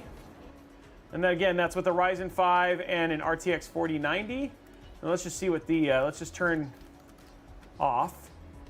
This is Ray Tracing Ultra 4K, just raw performance.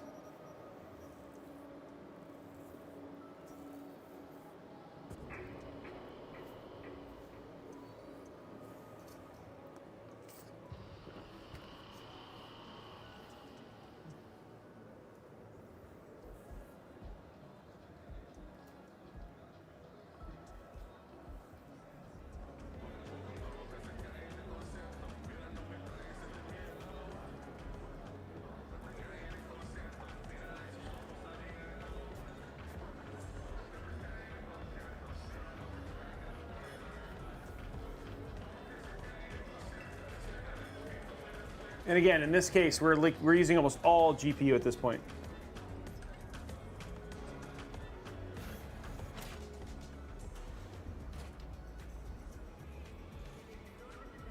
How we doing likes on YouTube, guys? We got to be super close now.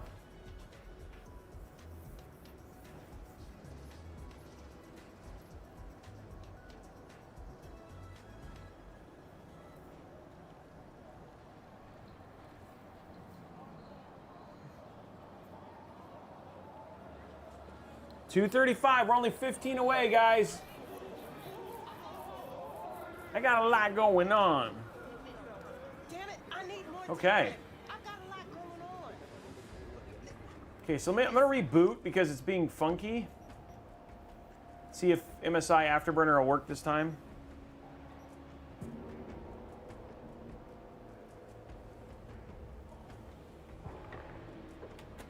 But again, pretty impressive performance numbers. You know what I mean? Like, you know, as a 4K machine, this has very few issues.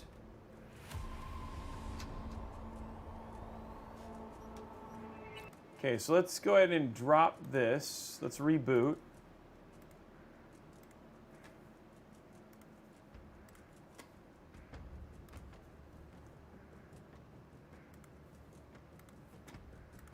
And then see if we can get Call of Duty to do.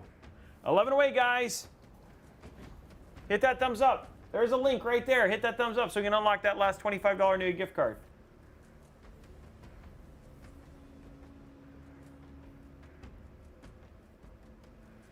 I will use the MSI one is the best. I don't know why it's being funky. This build is just to show. No, it's just to show people.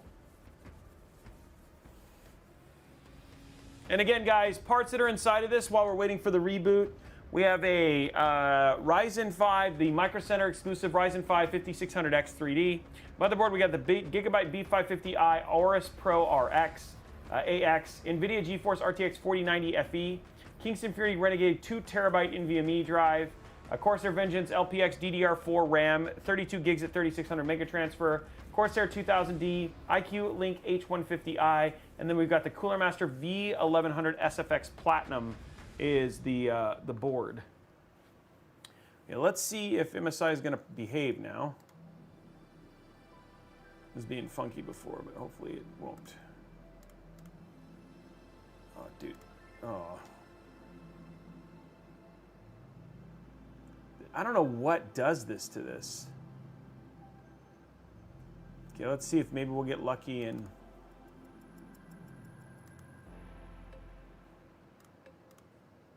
maybe it'll work. It showed up randomly in iCue. Yeah, the DDR4 is a motherboard thing. This is a 5000 series, so it's a last gen build. Last gen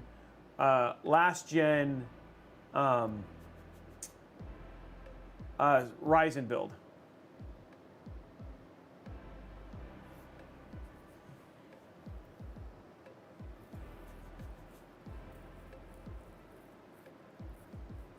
Dang it, MSI Afterburner. It's all good, Gearkin. That's why we're here. We want you to be able to ask questions and learn. That's totally fine. And it's great that you asked that question. Hey, Cadmium, what was your Cinebench score though? Was it still over? What was the Cinebench score?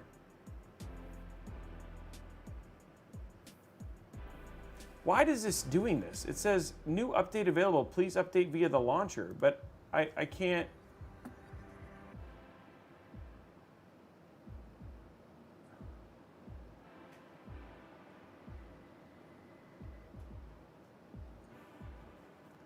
I literally cannot do anything with this stupid thing. It's like saying it's like won't let. It's saying that it needs an update, but I'm literally here managing downloads and there's no updates.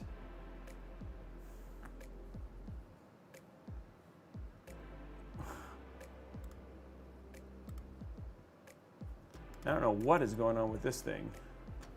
I'm gonna uninstall it and reinstall it.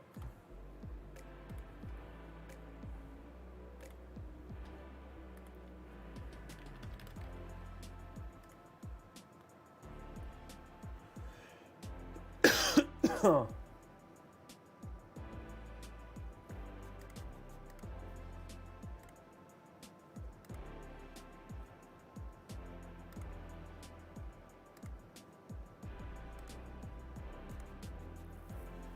come on.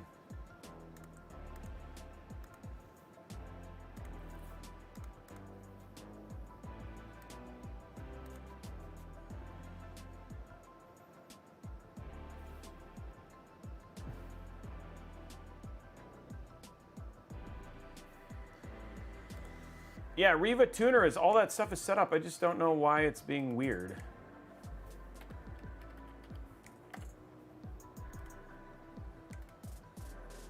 Usually when that happens, it's a DX3D thing.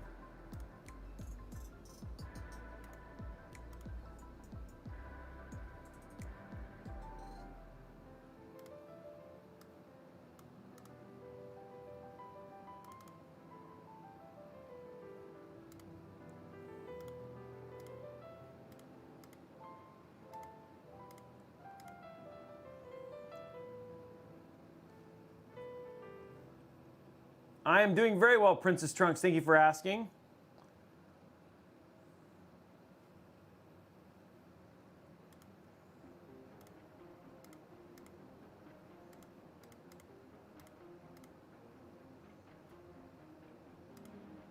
Oh, jeez, I'm crow.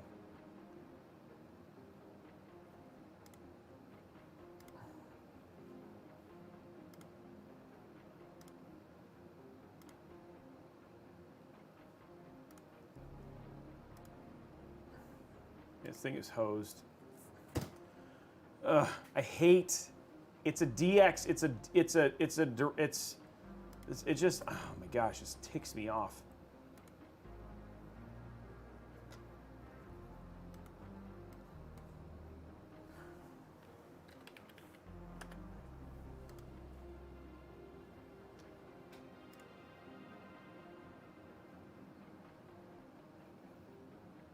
And it's honestly the Direct 3D, the stupid DirectX library.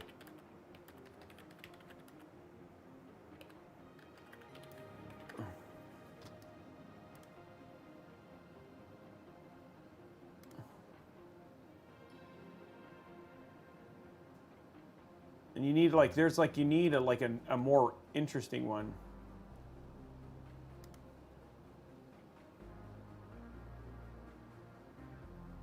Yeah. Okay, there we go. Full installer.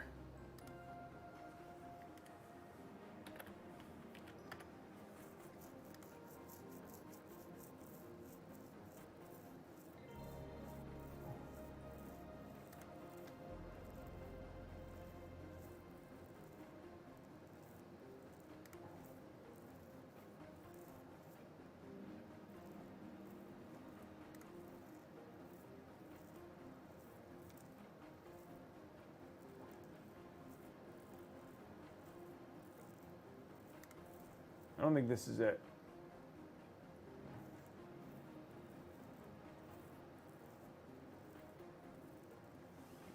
try this one. Maybe this one will work.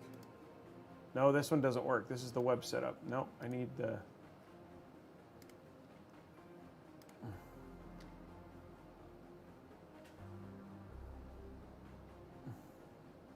There's a very specific thing that you have to do to get it.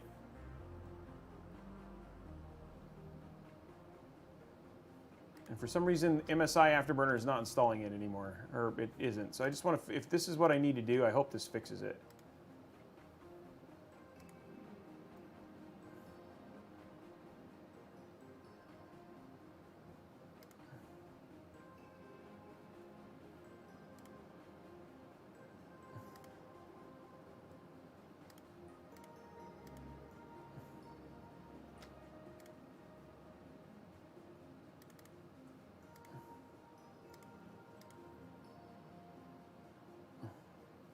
Oh my gosh. Hope this does it.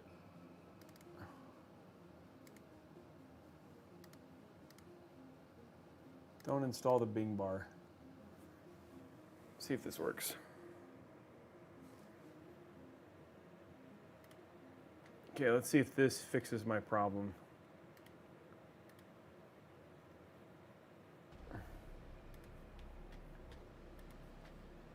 I fixed it once this way, and then it was fine, but...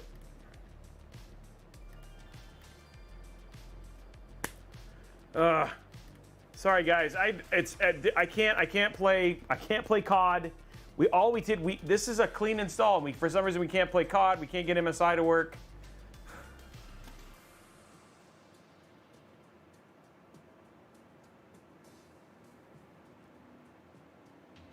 It's like the whole thing is just hosed. It doesn't make any sense.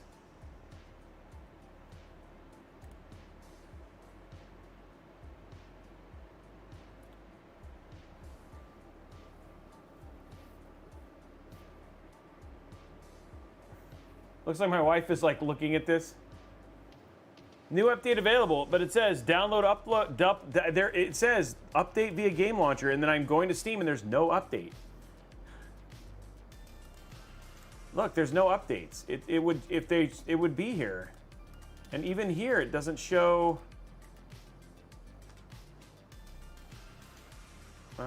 Properties. We can do updates. Always keep this game updated. Yeah, there's like literally nothing here.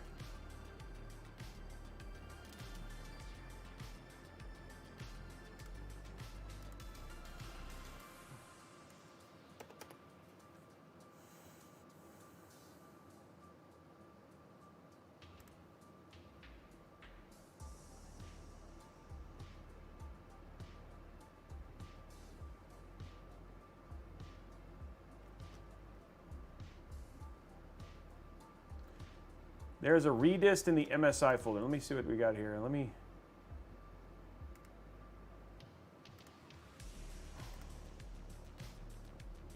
Yeah, this doesn't have a redist. Oh.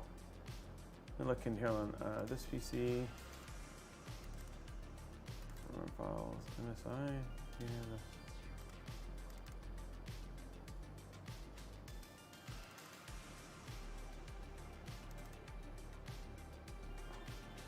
Okay, hold on.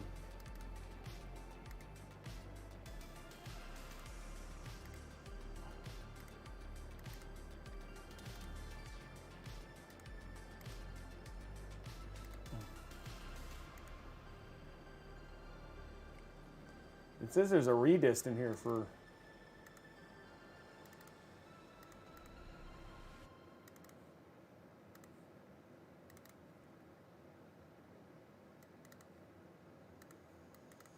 I'm seeing what it needs to do is it needs to install a... There's a redist. There should be a DirectX 3D.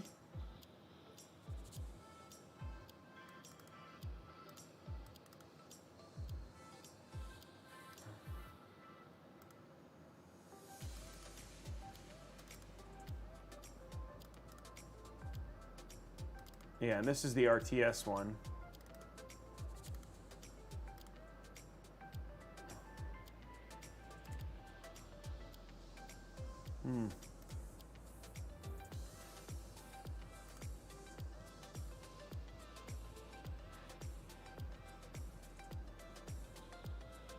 I need something that's like 2023.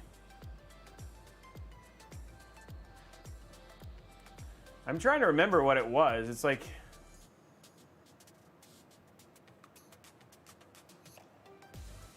I'll figure it out at some point in time, guys. But I don't know how to fix this. So, okay, well, I'm sorry. I don't know. Like, it makes no sense. I don't have a way. The only thing I do is completely re-download Call of Duty. And I'm checking here, and I could check for integrity, but that would take forever too.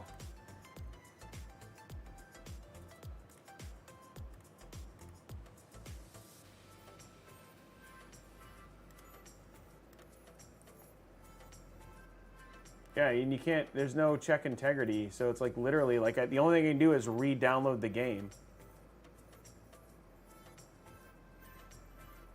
And there's no updates. What's this?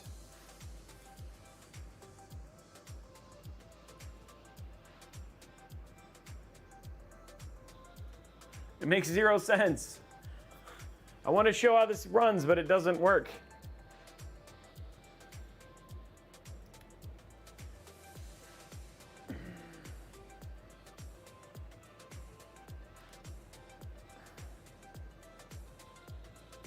Yeah, sorry guys. All I can do is uninstall it and it'll take forever. So, and I really have no idea what the deal is with this. Like, it just like I can't. This is also ticking me off.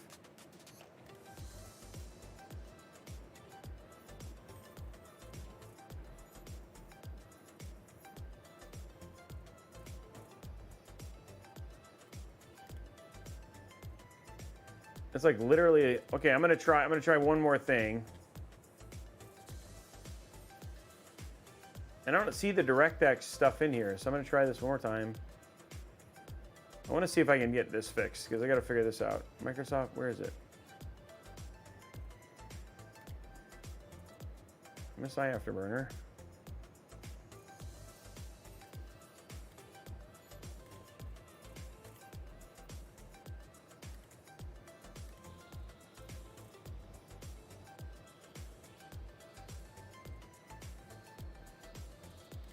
Okay, we're gonna try this one more time.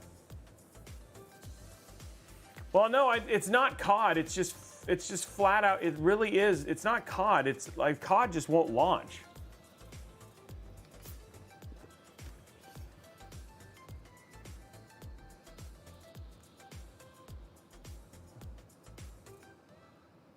Guys, we need 2 more likes.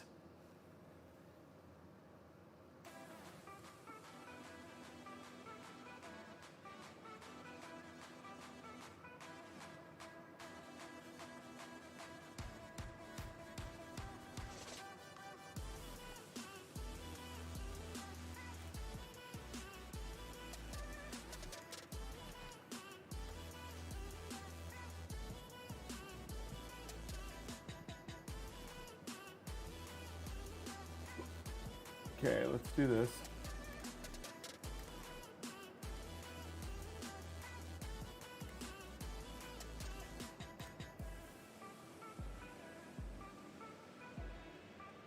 Okay, I got rid of the settings too.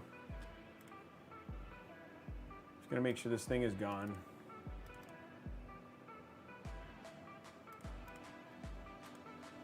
Delete this. Okay.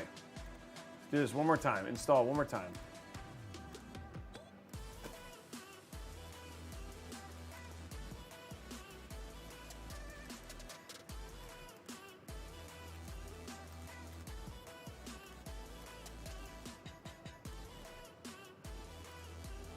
Okay, here we go. Because it has to install this, and then it installs Riva, and then it's supposed to install the distributable, the DirectX distributable, yeah. Distributable.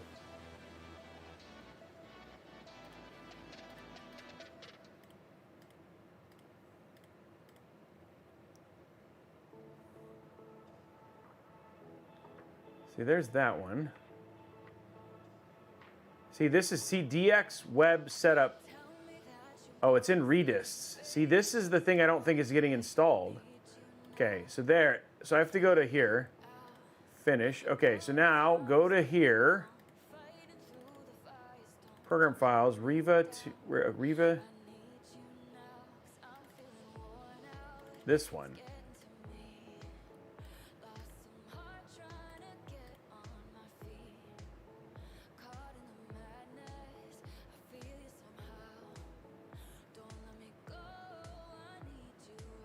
Okay, wow, that's interesting. So that one didn't, so it didn't install the whole thing this time.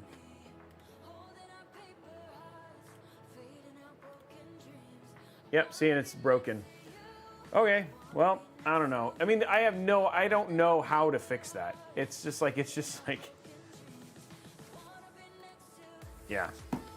Okay, well, guys, I don't know what to do. I mean, again, we'd have to completely wipe it, and that would take a very long time for a build. So we're going to call it here. The YouTube goal, luckily you guys reached it, which is awesome. So we'll go ahead and do our giveaways for today. I'm sorry we weren't able to show more than Cyberpunk, but again, it was still, I mean, we did show you what temps were like. We did show it running on Cyberpunk. Unfortunately, we just couldn't get COD running or anything like that. And so all that sort of stuff.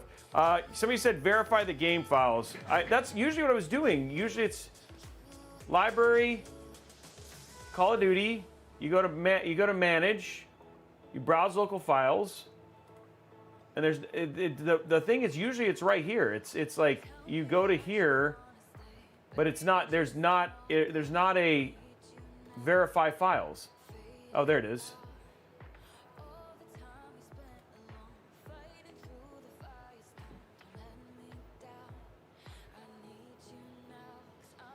Well, while we're doing that, let's do the giveaways.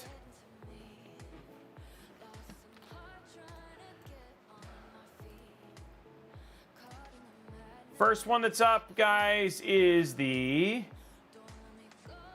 going to give away two $25 Newegg gift cards.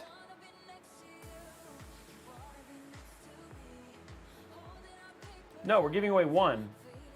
Because we upgrade. Oh, sorry, never mind. We're giving away two. Exclamation point community.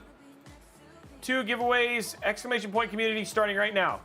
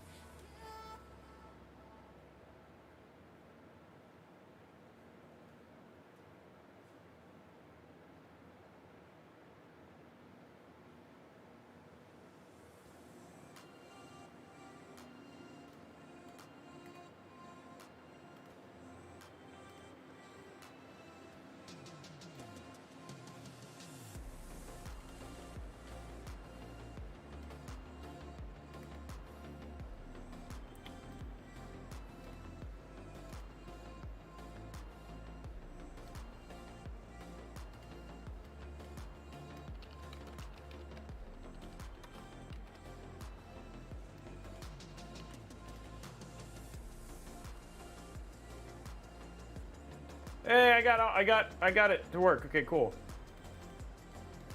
I got the on-screen display to work. Okay.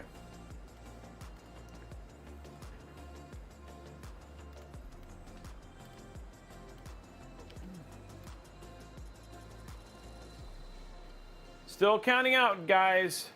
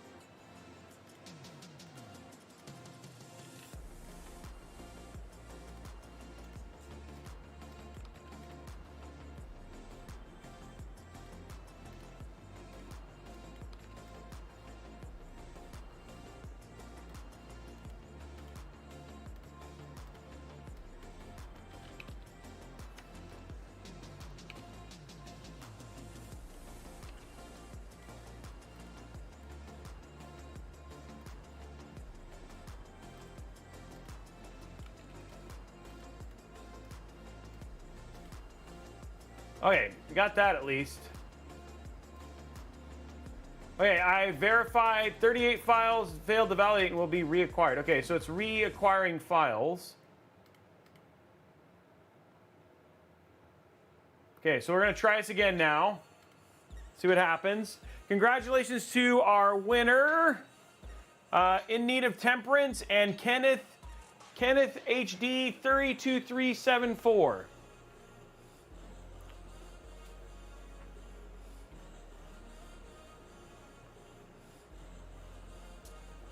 Okay, let's see if this works. And I fixed MSI Afterburner.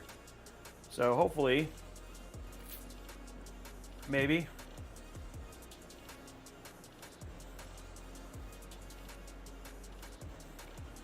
Hey, look at that.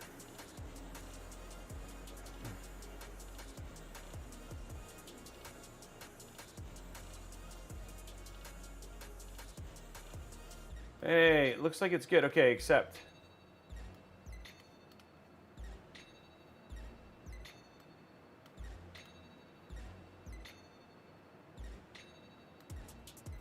Okay, cool.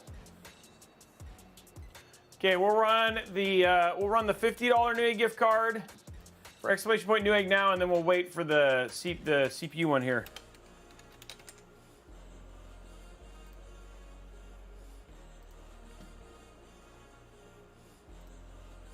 $5600x3D, sorry, $50 Newegg gift card running now. Exclamation point Newegg now.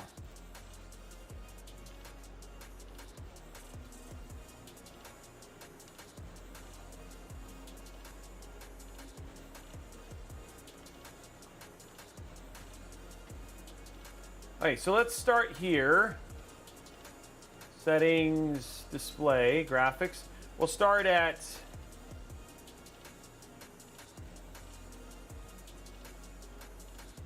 let's do full screen exclusive. We're gonna do 1080p. Apply.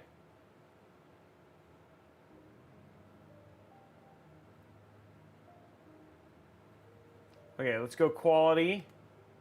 Let's go to basic. Oh, cancel. Apply. And then we're going to change DLSS and we'll put it on quality. Apply. Okay, here we go. So everything there is good. Screen refresh rate, not important. What we care about is unlimited. Apply. Okay, so this is Modern Warfare. Let's check the benchmark. Shaders are good. Running benchmark. So this is 1080p basic settings with a 5600x3D, and we'll see how it goes from there. 30 seconds left on the giveaway, guys.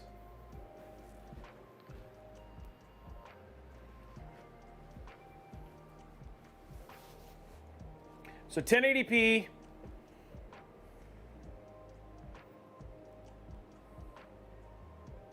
$5600x3D 1080p with a 4090.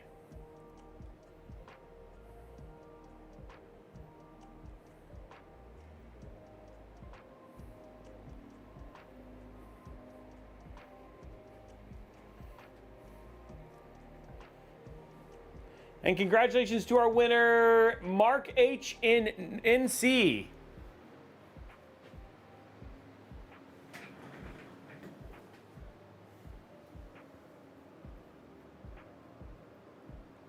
Congratulations, man.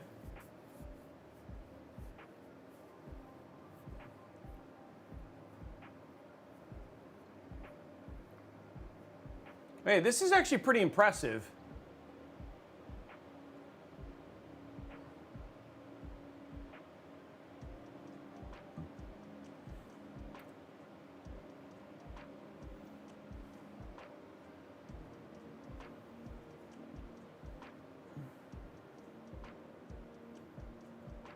So 299 frames per second at 1080p, which is cool. I mean, like again, 7800X3D, that would be, yeah. This is definitely GPU I mean, like you can see, this is completely 100% CPU bottleneck. Okay, so let's go and do this. Let's go to settings, graphics. Let's jump up to 1440p now.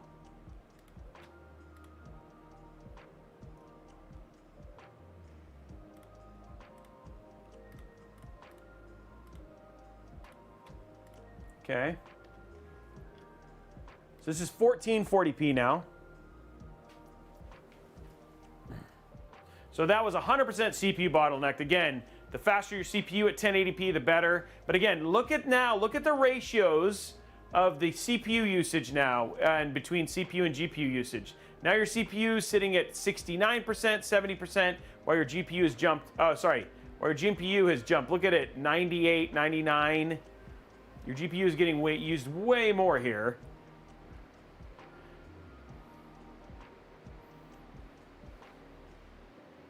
Because now we're starting to take the workload off of the CPU, which was the bottleneck before, and putting it on the GPU. And this is 1440p.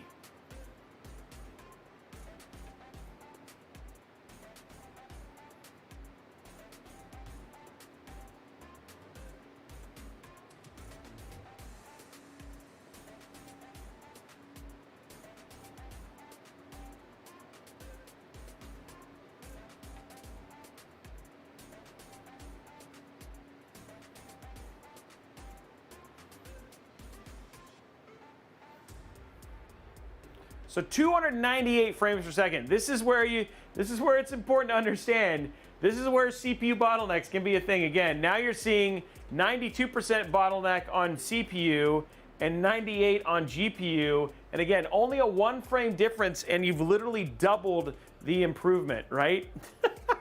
Which is kind of funny, right? Now there is some DLSS trickery and stuff that we are doing for sure, right? Because again, we're just trying to optimize for the highest frames per second. Now, let's just for fun, let's go to 4K.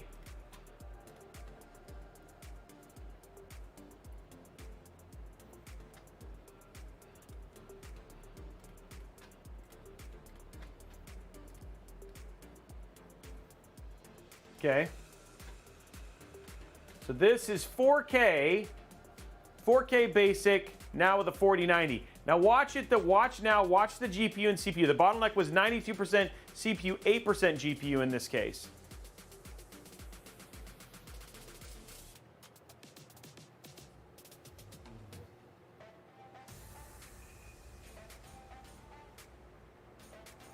Yes, you are. That's why you're getting higher frame rates. We're not doing, again, we're optimizing for frame rates, but check out your frame times. Your frame times are still pretty low. You're looking at, look at your, I mean, that's why I put the frame time graph in there, right? With NVIDIA Reflex, right? Like, which is getting in there. Like, playing with this would be, for the most part, most normal humans fine. Now, would I recommend using NVIDIA Reflex? I mean, viewing this for a, like somebody who was like, for instance, like Zemi or Takata or something like that, where you want absolutely no millisecond delay, then yeah, you might want to care more about native, right? But for most of us mere humans, this is actually totally fine.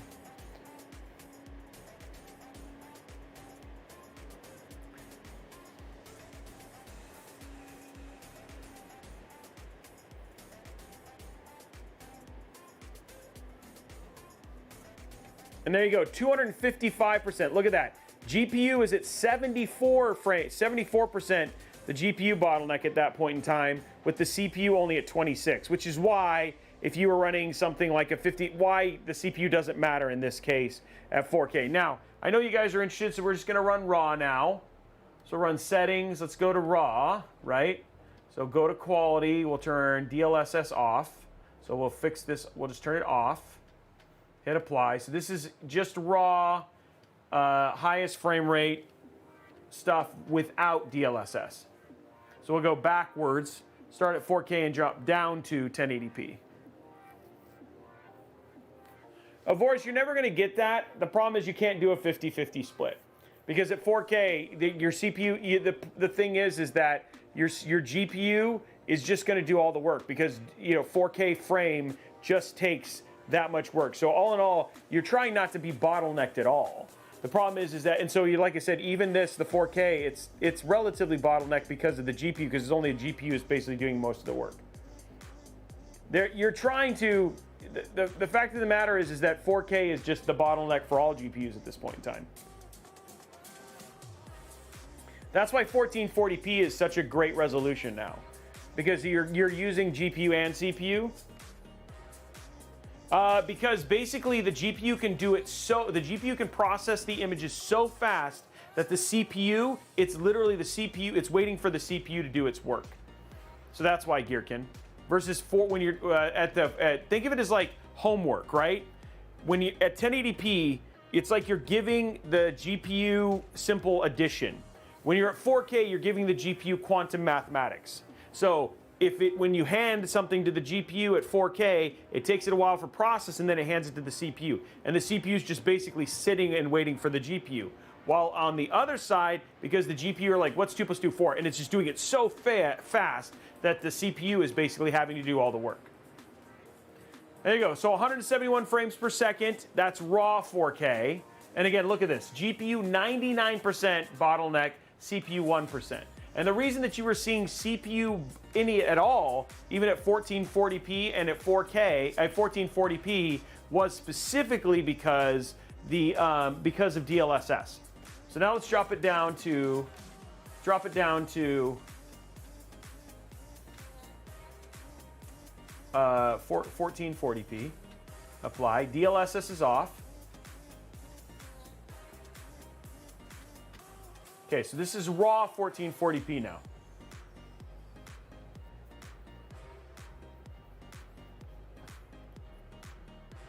Because in that case, the GPU was doing all the work. Everything was rendering. Literally the CPU wasn't doing almost anything. And you can see these here ratios here, right? Like you're looking at Ryzen 5, 40%, 43%, and look at the FE sitting at 99% right now. The GPU is doing most of the work here, which is why it's so. That's why when you'll talk to people like Org Chaos or BMOC or any of those guys, and they say, "Well, Robey, why, for 4K, what CPU would I get? Are you just gonna game?" Yeah, I'm only gonna game. Then it doesn't really matter. 13.6, 13.7. You don't need to spend a 13.9 because the 13.9 is doing nothing.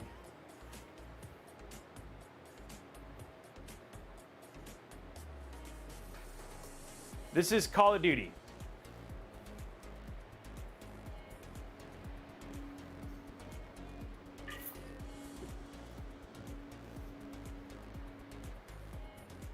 So this is 1440p raw. And there you go, 260 frames per second. You're looking at 63% GPU and 37% CPU. Again, CPU does matter at 1440p. Not a whole lot, but it does matter some. So, which is why a 5600x3D is technically okay. You would get better performance on a 5800x3D or a 7800x3D for sure, but it's not going to be anything to write home about. Now, this is the key one. Watch this. Here we go. Now we're going to go down to 1080p.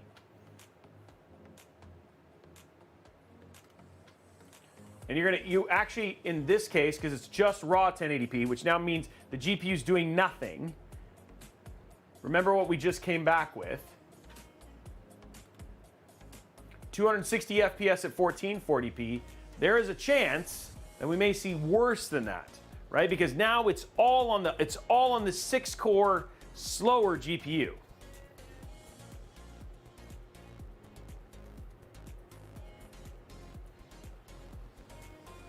It was a 30 frame difference though, Faith.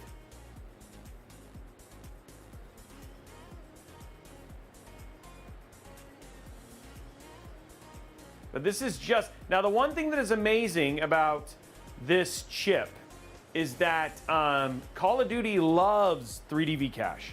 Loves 3D V-Cache. This is one of those games that if you're a Call of Duty fan, 3D V-Cache and Call of Duty are bestest friends in the whole wide world. But I mean, the CPU here is still doing pretty good. But you would see a vast improvement north of 300 plus frames per second if we were using a 7800X3D here instead of a 5600X3D. Yeah, 4K is all about the GPU.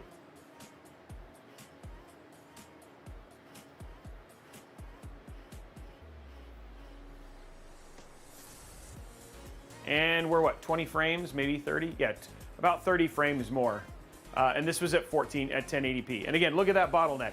88% CPU, 12% GPU in this case. So it was all sitting on the CPU. The CPU was doing all the work in this case. So there you go. Now somebody just for funsies, because this is the last benchmark we'll do. Let's go to graphics. Let's go to 4K. Because this is where we get to stretch the 4090. Go to quality. Put it on ultra. Apply. Then we'll go back. Now, if you're going to do this, we'll do a 1 raw, and then we'll do 1. So this is ultra 4K with an RTX 4090. Now, while you're doing that, I'll get this squared away.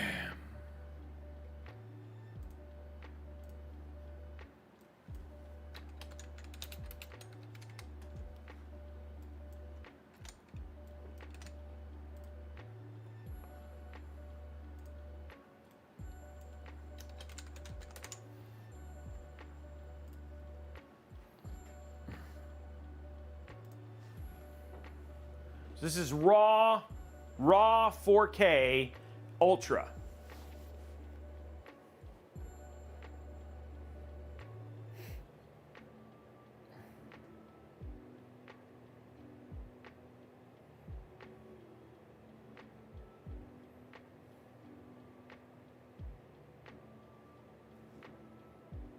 What happened? Oh, sorry, it just got a little bit weird there with the... I don't know why it just had a little glitch, visual glitch. Oh, come on, baby. Sorry for the little visual glitch, but there it is, guys.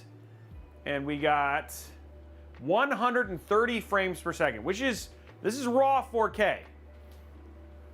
Yeah, still really good. Now, if we wanted to do it just to optimize raw 4K, we could do this, and then this will be the last one. So go to here, change it to DLSS, show more, change it to performance, which it's at, hit apply settings. So this would be optimized 4K, because if you're playing here's the deal, guys. If you're playing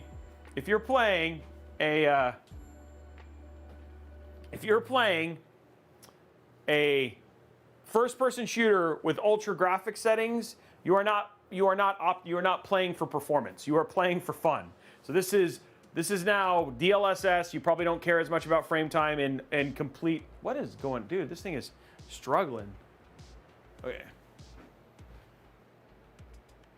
I feel like the cable, maybe I'm messing with the cable. Yeah, the cable, yeah, I might have some pressure on the cable here. Hold on, guys. I think it might be the cable. There we go. I'm gonna put this down. I need to put it so the fans don't get...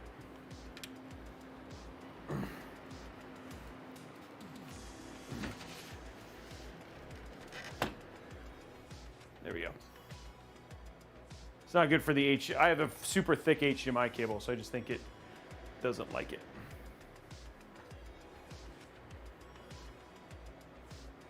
No, it's actually I think I have the wrong kind of HDMI cable for this. For a case like this, and so I think it's just causing issues. And there you go. So this is 207 frames per second. That's ultra 4K. So there you go, guys. Okay, well, I think that is it. People were asking, what is the build we're looking at right here? Here it is right here for the parts. So there you go. Ryzen 5 5600x3D, a Gigabyte B550i Aorus Pro AX, NVIDIA RTX 4090 FE, Kingston Fury Renegade 2 terabyte NVMe, Vengeance RAM 32 gigs at 3600 megahertz, Corsair 2000D, and iCue H150i Link, their brand new one, and then of course Cooler Master V1100 SFX Platinum. So that's what we're using today, and this is the build that we built right here. So this is it. It's just sitting on its side. We're going to get it back up now that we're done with the testing and stuff. But this is the build we built today, and it was a lot of fun. And it came out great, and we got to use the iCue, we got to use the iLink system, which did make this a little bit easier, right? Though I will say that the thicker little bits at the top of the AIO made this a little bit hard. The GPU is actually a Founders Edition. It's not. It's a Founders Edition 4090 FE. So But anyway, that's the build, guys. It was a lot of fun. We showed you benchmarks. We showed you all that sort of stuff. Last bit, you cannot fit an MAA. This is an ITX, a mini ITX only. Okay, last giveaway of the night is a Ryzen 5 5600X unlocked by you! Exclamation point Robeytech! Exclamation point Robeytech! And this is the last giveaway for the night. And remember, it is international, but if you win internationally, you do need to pay for shipping and customs. So that is it, guys. So luckily, we got it all figured out.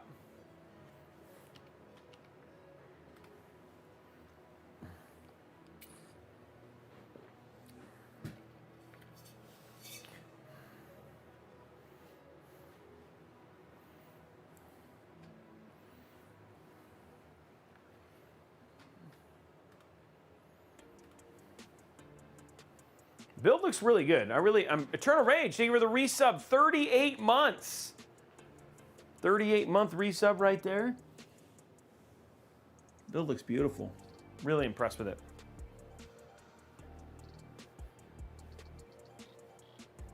Oh, I spelled it wrong. Okay, hold on, guys.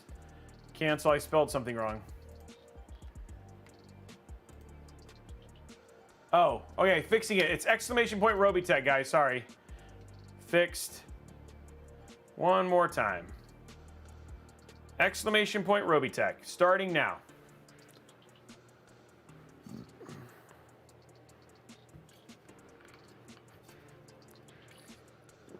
That was a fun build. Anyway, guys, I want to say thank you so much for hanging out tonight. For sticking with me and being a part of this build. Again, this is a Corsair 2000D. We were building with the Micro Center exclusive Ryzen 5 5600x3D, pairing that with an RTX 4090. I hope you got a lesson. I think we taught you guys a lot in terms of how CPUs and GPUs basically handle at different resolutions and using DLSS and not DLSS, talking about frame times, getting, troubleshooting, showing you some temperatures. It's a hot chip, the 5600x3D, very similar to, thermally again to the 5800x3D. Huge shout out to the community and everybody for being here today. What is going on for the rest of the week? Well, that's pretty straightforward. We are back on Tuesday with a commission build. It is a 4070 Ti 13700K build inside of the Lian Li Landcool 216, so that should be a fun build. Then Thursday, we are here for AMD Rigs. We're doing it with one of my best friends, Gina Darling. She's going to be here in the studio. We're building with the fine folks over at iBuyPower. It's inside of a Fractal case with a 7950 X3D and 7900 XTX. So it should be a super fun build. She is an absolute sweetheart. We're going to have a lot of fun. So that's going to be an episode you do not want to miss. And then we're back on Friday with one more commission build as well. So we have some incredible builds coming up. A lot of fun. It should be a great week. I am back tomorrow night for game streaming. We have one more Storyblocks streaming thing this week, so we're going to be back tomorrow for some game streaming. That's going to be happening tomorrow night. I don't know if I'm going to play Remnant 2 or if I'm going to play Diablo 3. Diablo 4. I still haven't started my seasonal campaign stuff yet. So that's going to be happening tomorrow night, starting around 7 or 8 p.m. and going till, probably closer to, I don't know, we'll figure it out. But that's happening tomorrow night, and that should be absolutely awesome. So anyway, guys, that is it. Congratulations to our winner, which is Tough MN. You are the winner of the Ryzen 5 5600X. Anyway, guys, that is it for me tonight. Super appreciate Storyblocks for being tonight's sponsor, and we will see you guys tomorrow for some gaming. Bye, guys.